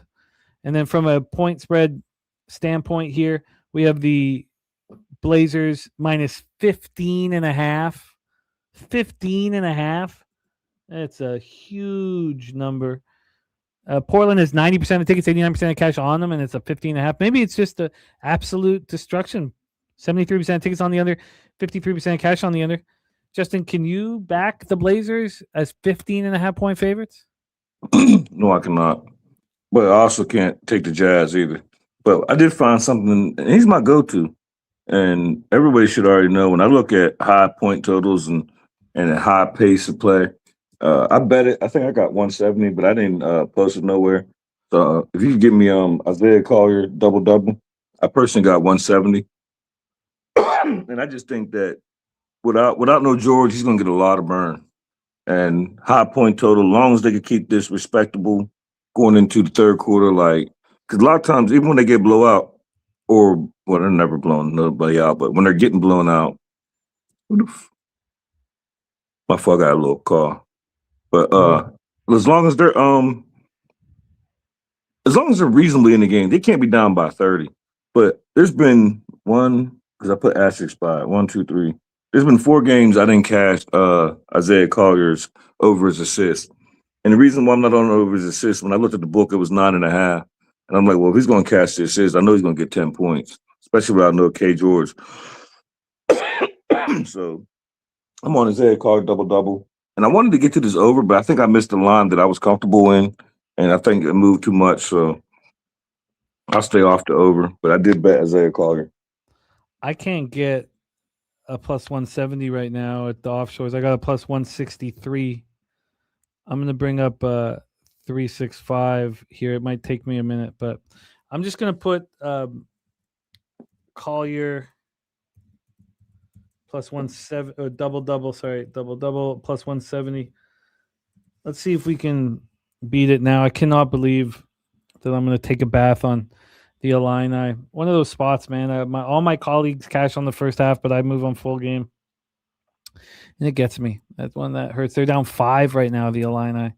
They've not delivered for me at all whenever I back them. God. They're just one of those teams. Sometimes I just can't get Illinois. Oh, that's what I wanted to ask you. I was just looking at the checking scores while you was talking. What did you get Duquesne at? Because my book dropped it down to a 7.5. Ooh, yes. I love hearing that. I got 8.5. Okay, you got 9, didn't you? No, I got 8.5. 8.5 minus 105. Let's grab this. I paid more than that. I paid minus 111. Matter of fact, I'm lying. It dropped it again. I just refreshed it. Now my Bet Rivers, they're plus 6.5 minus 105. Oh my God, really? That's right now. Bet Rivers, they're plus 6.5 minus 105. Ooh, let's go, Dukies. Duquesne. Get you the combo double here on Collier. See if we can beat that. No, I can't. That's a plus 150. So nothing doing there. God, need Tulsa to bounce back. I never moved on them live. They had the 5.5, but all right, let's move on to our final spot on the board. What a job our guy Justin Mcelvy has delivered. Jerry Davis moved on Jazz first half plus 8.5. Look, I get that spot. I think that the Blazers could beat them by 20 points here. Honestly, I'm not against. It just feels like the Jazz are giving up and Portland's fighting and they're healthy. And I'm not against. Actually, I'm starting to open up a little bit to back in the Blazers at this number. Let's talk Bulls and the Clippers. We have the Clippers on the first half of back-to-back as double-digit favorites. So, yes, we moved on the under. And, yes, it did not work yesterday. And the live under at 238.5 lost by 1.5. There's parts of gambling that bother me so much. And one of them is when you know you've lost and then you get a sparkle of hope. It was 138. There was about 24 seconds left, 26 seconds. It was a little over 24 seconds left. And there was stuff, went to the foul line for 2 shots. And I was like, well, they're not going to miss them both. Missed the first one, missed the second one. I'm like, oh. And of course, they hit the next basket and they fucking lose. That's the only part about your system that I don't get the benefit from. I don't get the chance to live bet the under again for a full unit at halftime because I'm never up at halftime. So I feel you. So it's just like that takes a lot away from it. Oh, I got the 235. Yeah, that's what I got. Oh, okay, good. For some reason, I thought that. Okay, that's great. Okay, good. So we're in business here. Clippers smash is our guy. Drewski's adding Clemson -2. Clemson -2. What do you must be getting that at a big. Got to be a massive.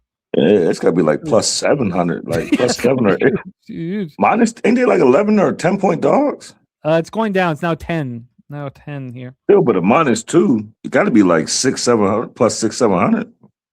Here comes Tulsa fighting back here. I should have live bet them. Let's 5.5. That's not my number. I was having computer problems, so I ditched the. I'm going to get this fixed, man, today. Okay, let's talk about Bulls Clippers. So we're on the under 235 here. The Clippers are on the first leg of a back-to-back, and the Bulls are on the second leg of a back-to-back. And when I thought about when do we bet this, I thought, wow, somebody could be out of this lineup. I mean, this is a possible total that could drop enormously.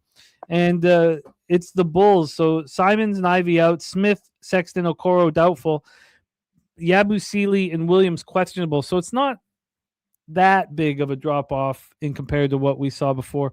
Garland and Collins are out, so it's Dunn, Sanders, Leonard Jones, and Brook Lopez here.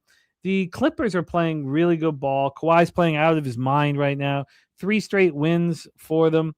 The Bulls have made it's be really tough to be a Bulls fan here.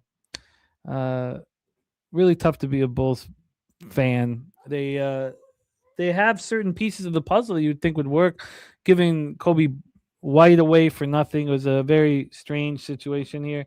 The Clippers host the Sacramento Kings tomorrow, so it's not too much of a look-ahead spot.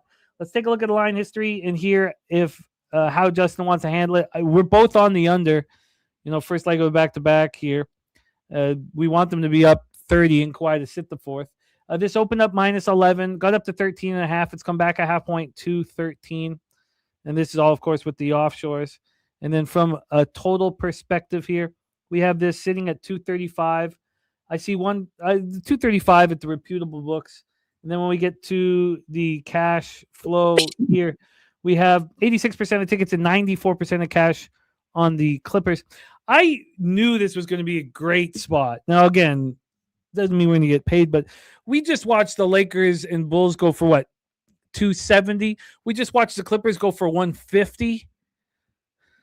The reason why this isn't going to skyrocket is because you're waiting for players to be announced out.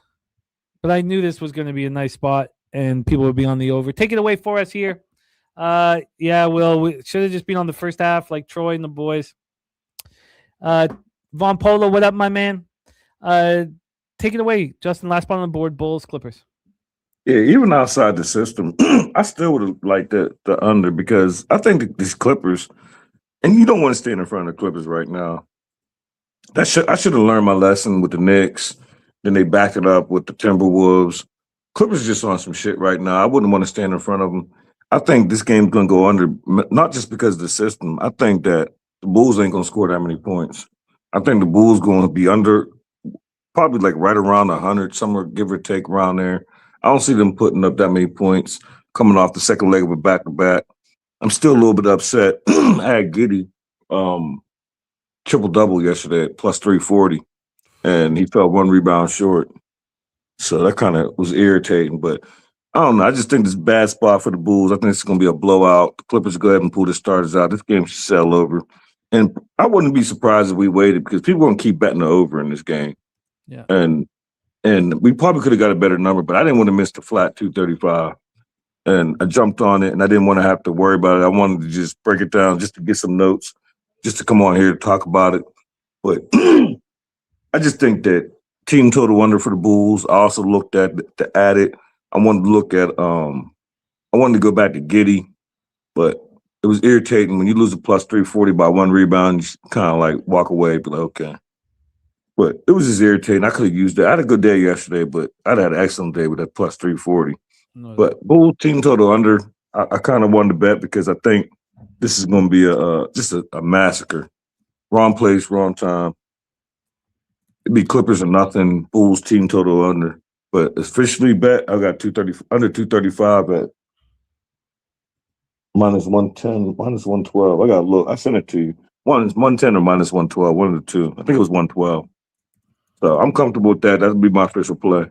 And I'll look at props for maybe Giddy. But other than that, maybe Bulls team total under. You are in business here. The under 235 minus 110 could give you a hook here. It's available.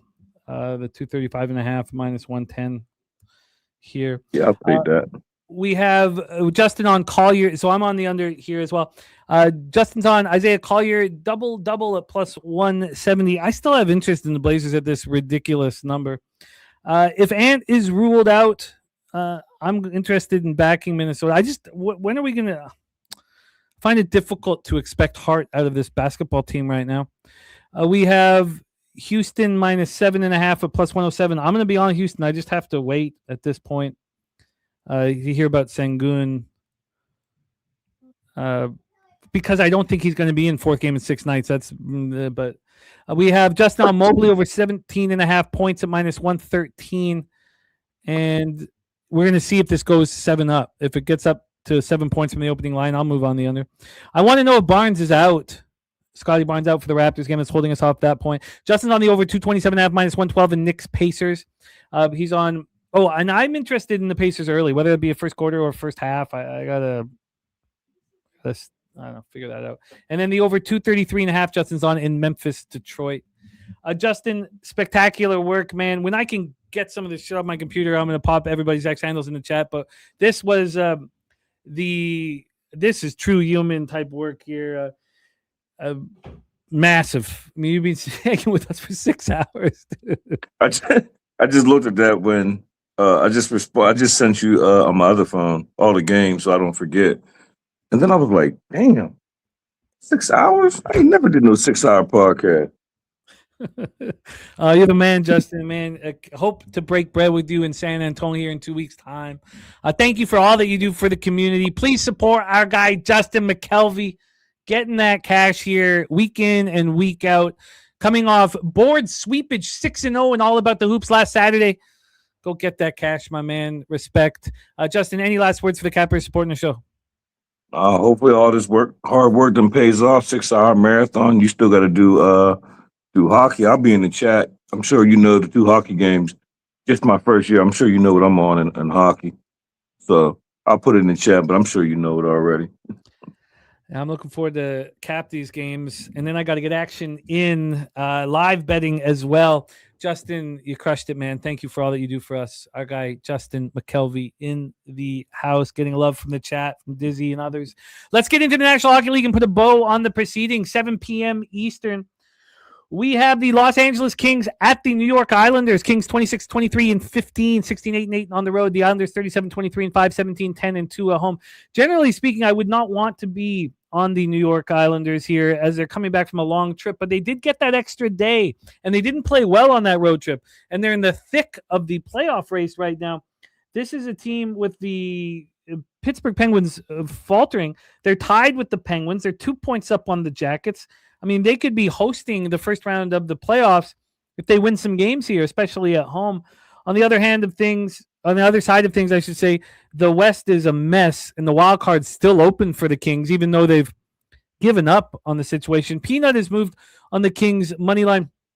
I had pause. I wanted to be on the Islanders, but I did not move on anything. We have Darcy Kemper, 15, 13, and 10, 2.70 goals against average, 897 save percentage, 2 shutouts, not playing well here. Lost 4 of his last 5 starts, 3.84 goals against average, 857 save percentage.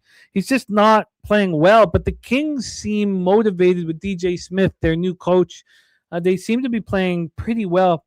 Sorokin has been great this year, but he's not been very good of late. Last 5 games, he has a 3 goals against average and 896 save percentage, but he's been quality all year long. So let's take a look at the line history here for this spot. And, you know, the Islanders have been a very cheap price to move on. A very cheap price to move on, and yet I haven't moved on. I thought maybe if we talked it out, I would find interest. They're sitting here at minus 140 right now. We heard from AM there was a move against them, a huge move against them. It's opened up at minus 140, and then all of a sudden this was a minus 128. It's minus 128 at 9 this morning. It's come back. It's a minus 140 now. There's no movement. I'm hesitant to fade the new coach right now. I feel like I would be better off putting all my focus on tomorrow's card.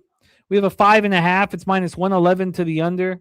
The Kings are playing more accountable hockey. They're also playing at a faster pace and playing higher scoring hockey.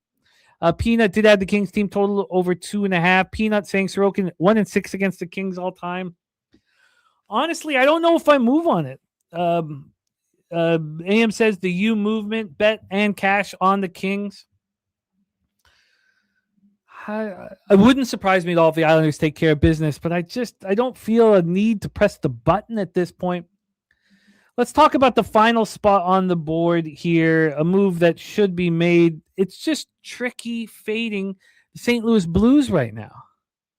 As much as I want to back the Oilers as much as possible, want to back them off a 7-2 loss, this is their 4th game in 6 nights. It is their 3rd game in 4 nights. It's constant travel. It's a ton of pressure on McDavid and Draisaitl, getting horrific goaltending. Connor Ingram, not confirmed right now, but he's the one you want. Yari looks like trash. Hofer's being elite. I mean, look at what the Blues are doing. They just went into Carolina and beat them. They're in the same difficult 4 games in 6 nights and 3 games in 4 nights. They've been traveling all over the place. They're at home here. This total is a 6.5. It's minus 110 to the over. It's a slight move. I guess actually a slight move to the under. Then you have the Oilers here at minus 145, and you have to ask yourself, yes, the Oilers are angry. Yes. But do you want to fade the Blues? Do you want to take a chalk road favorite when the Blues are playing out of their mind? Somehow Monty's pressing the right buttons? I thought, okay, so look, the first thing you do, you see a card, you make decisions, and those beginning decisions before even capping the card in other sports are a negative ROI for me. In NHL, they're not. In NHL, it's a positive ROI in those first thoughts. My first thought, you could take the Islanders -1, the Oilers -1. You could money line them both on a parlay. The deeper I got into it, I was like, do I want the Islanders on their first game back at home? I certainly leaned in their direction. Do I want to fade the St. Louis Blues with the way they were playing? I certainly leaned towards the Oilers. And when it comes down to it, the answers are no. They're no. No. I've not had a good week in NHL. Sport means a ton to me. It's supposed to be my bread and butter, and I'm not delivering for my friends. And I'm going to turn the page and focus on tomorrow's card. I may look to live bet. It is important to still cap these games. If the Islanders go down, will they be appealing live? Very much so. We watched them go down 3-0 against the Blues. Now, you guys know how I handled live bets. I only bet it once, and I bet it when they're down 1-0. So I only got the plus 140. I'm sure people got plus 700 if they bet them when they're down 3-0. I just got the plus 140. And would I be interested in the Oilers if they go down? Yeah. Yeah, I would. I'd be interested in both live. Do I want to be invested pre-flop? The answer is no. I just I don't need to look. I can sit here and hem and haw. Do I need to move? Should I not move? Or I could start capping Saturday's monster card and get that money that way. And that's what I'm going to do. That is what I'm going to do. So I know it sucks to end the show with me saying no action. But look, it does. I feel a pit in my stomach. AM says, I think this Oilers Blues total is suspiciously high. It is higher than you would expect. Jerry Davis on the Blues puck line, the over 5.5 plus 145. That's all legit. And we have the Toledo UMass game popping off. Tulsa still trying to battle back against North Texas. So no action for me here in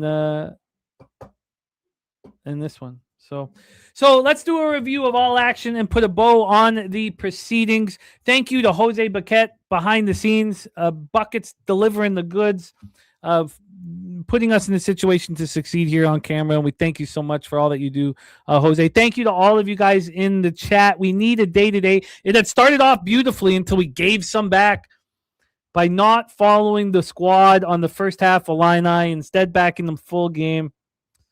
Very, very disappointing. Let's review all action here. Stacks play of the day. Number 1, Tennessee plus 1.5. Number 2, Alabama. Team total over 87.5. We have Res Mob, the Respect play day. Virginia, Miami under 144. J Dub here. Missouri State plus 1.5. Tennessee money line. UMass money line. St. Joseph's money line here. Flank Stake is on Kennesaw State plus 4.5 and Tennessee money line. The Goracle, Nebraska money line. Kansas money line and Arizona, St. John's, Florida together at money line plus 102. Let's get into our action in college basketball here. Do a quick review and then put a bow on it. So let's go to games that are 5:30 on. Seton Hall, St. John's gets it started. I will be there, man. I will be in the Discord throughout the weekend, my man. AM. We have no action for the. Well, look, I hit South Carolina State Bulldogs first half in full game. Goracle on Nebraska, but Wine Time and Justin on Purdue. I will study that a little bit more. I have interest in Miami, this line moving towards them. Justin got Virginia minus 2.5, minus 102. I'll have to make those decisions quick. Stacks has Alabama team total over 87.5. Wine Time on Ole Miss team total under 76. Justin on the under 145 in Iowa State, Arizona. Iowa State plus 4 as well for Justin minus 105. I do have some interest. Justin on Kent State plus 7. Then I want Delaware State. We have Florida A&M plus 3 for Justin. I have some interest in UCLA. I don't know if I get to the window, but kind of want to back Corona here. Don't want to fade Izzo. Justin on Michigan State minus 5, minus 111. Utah Valley. Are we going to expect them to beat UT Arlington 4 straight times by double digits? I think we're asking for a little too much.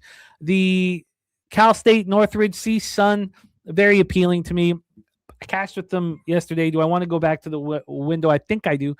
We've doubled down on Clemson first half and full game. Justin on them full game, and he's on the over 134. Justin on Houston minus 5.5 and the under 139.5. The Goracle on Kansas and Kong's Clips. NCAA play today is Houston first half minus 2.5, minus 115. I expect to get to the window on Oklahoma first half. Justin on the over 167 in Oklahoma, Arkansas.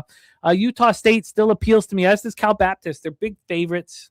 Am I going to be comfortable with that number? I've got to decide. Cal State Fullerton, are they going to, take on this dangerous Rainbow Warriors squad yet again and battle? I expect them to. Can they get the cover? That's the question. The over 150 here for New Mexico, San Diego State for Justin, and that's how he closes his NCAA card.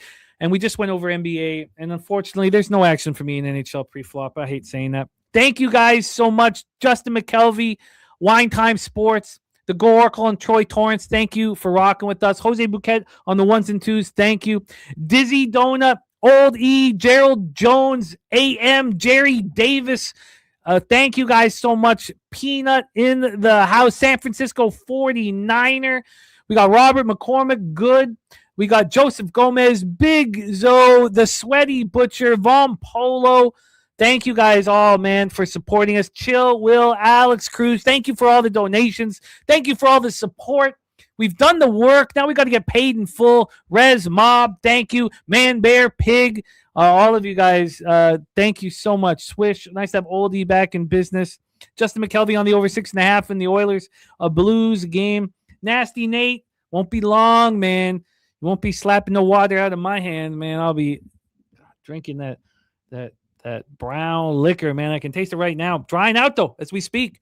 Can you see it? Can you see the focus? Thank you to all of you for your support. Let's go out there and get that cash. Leche. Hey, los bookmakers. Milk that shit. It's easier to sleep in the black. When you're losing your ass and feeling so, you know what to do. Tune in to Pub Sports Radio. Easier to sleep in the black. It's easier to sleep in the black. It's a roller coaster ride, you're gonna catch a bad beat. No problem, keep your head up and just bet the spreadsheet. It's easier to sleep in the black. It's easier to sleep in the black. All thanks to Jeff Slaughter, these shows have our backs. POD's always rolling, especially the stats. Easier to sleep in the black. It's easier to sleep in the black. We got Jimmy, Jose, Dabby and the fam. Dutch wine time, Spooner and OG Wham. So hit the like button, don't say that you can't. If you know what's best, just put your money on tape.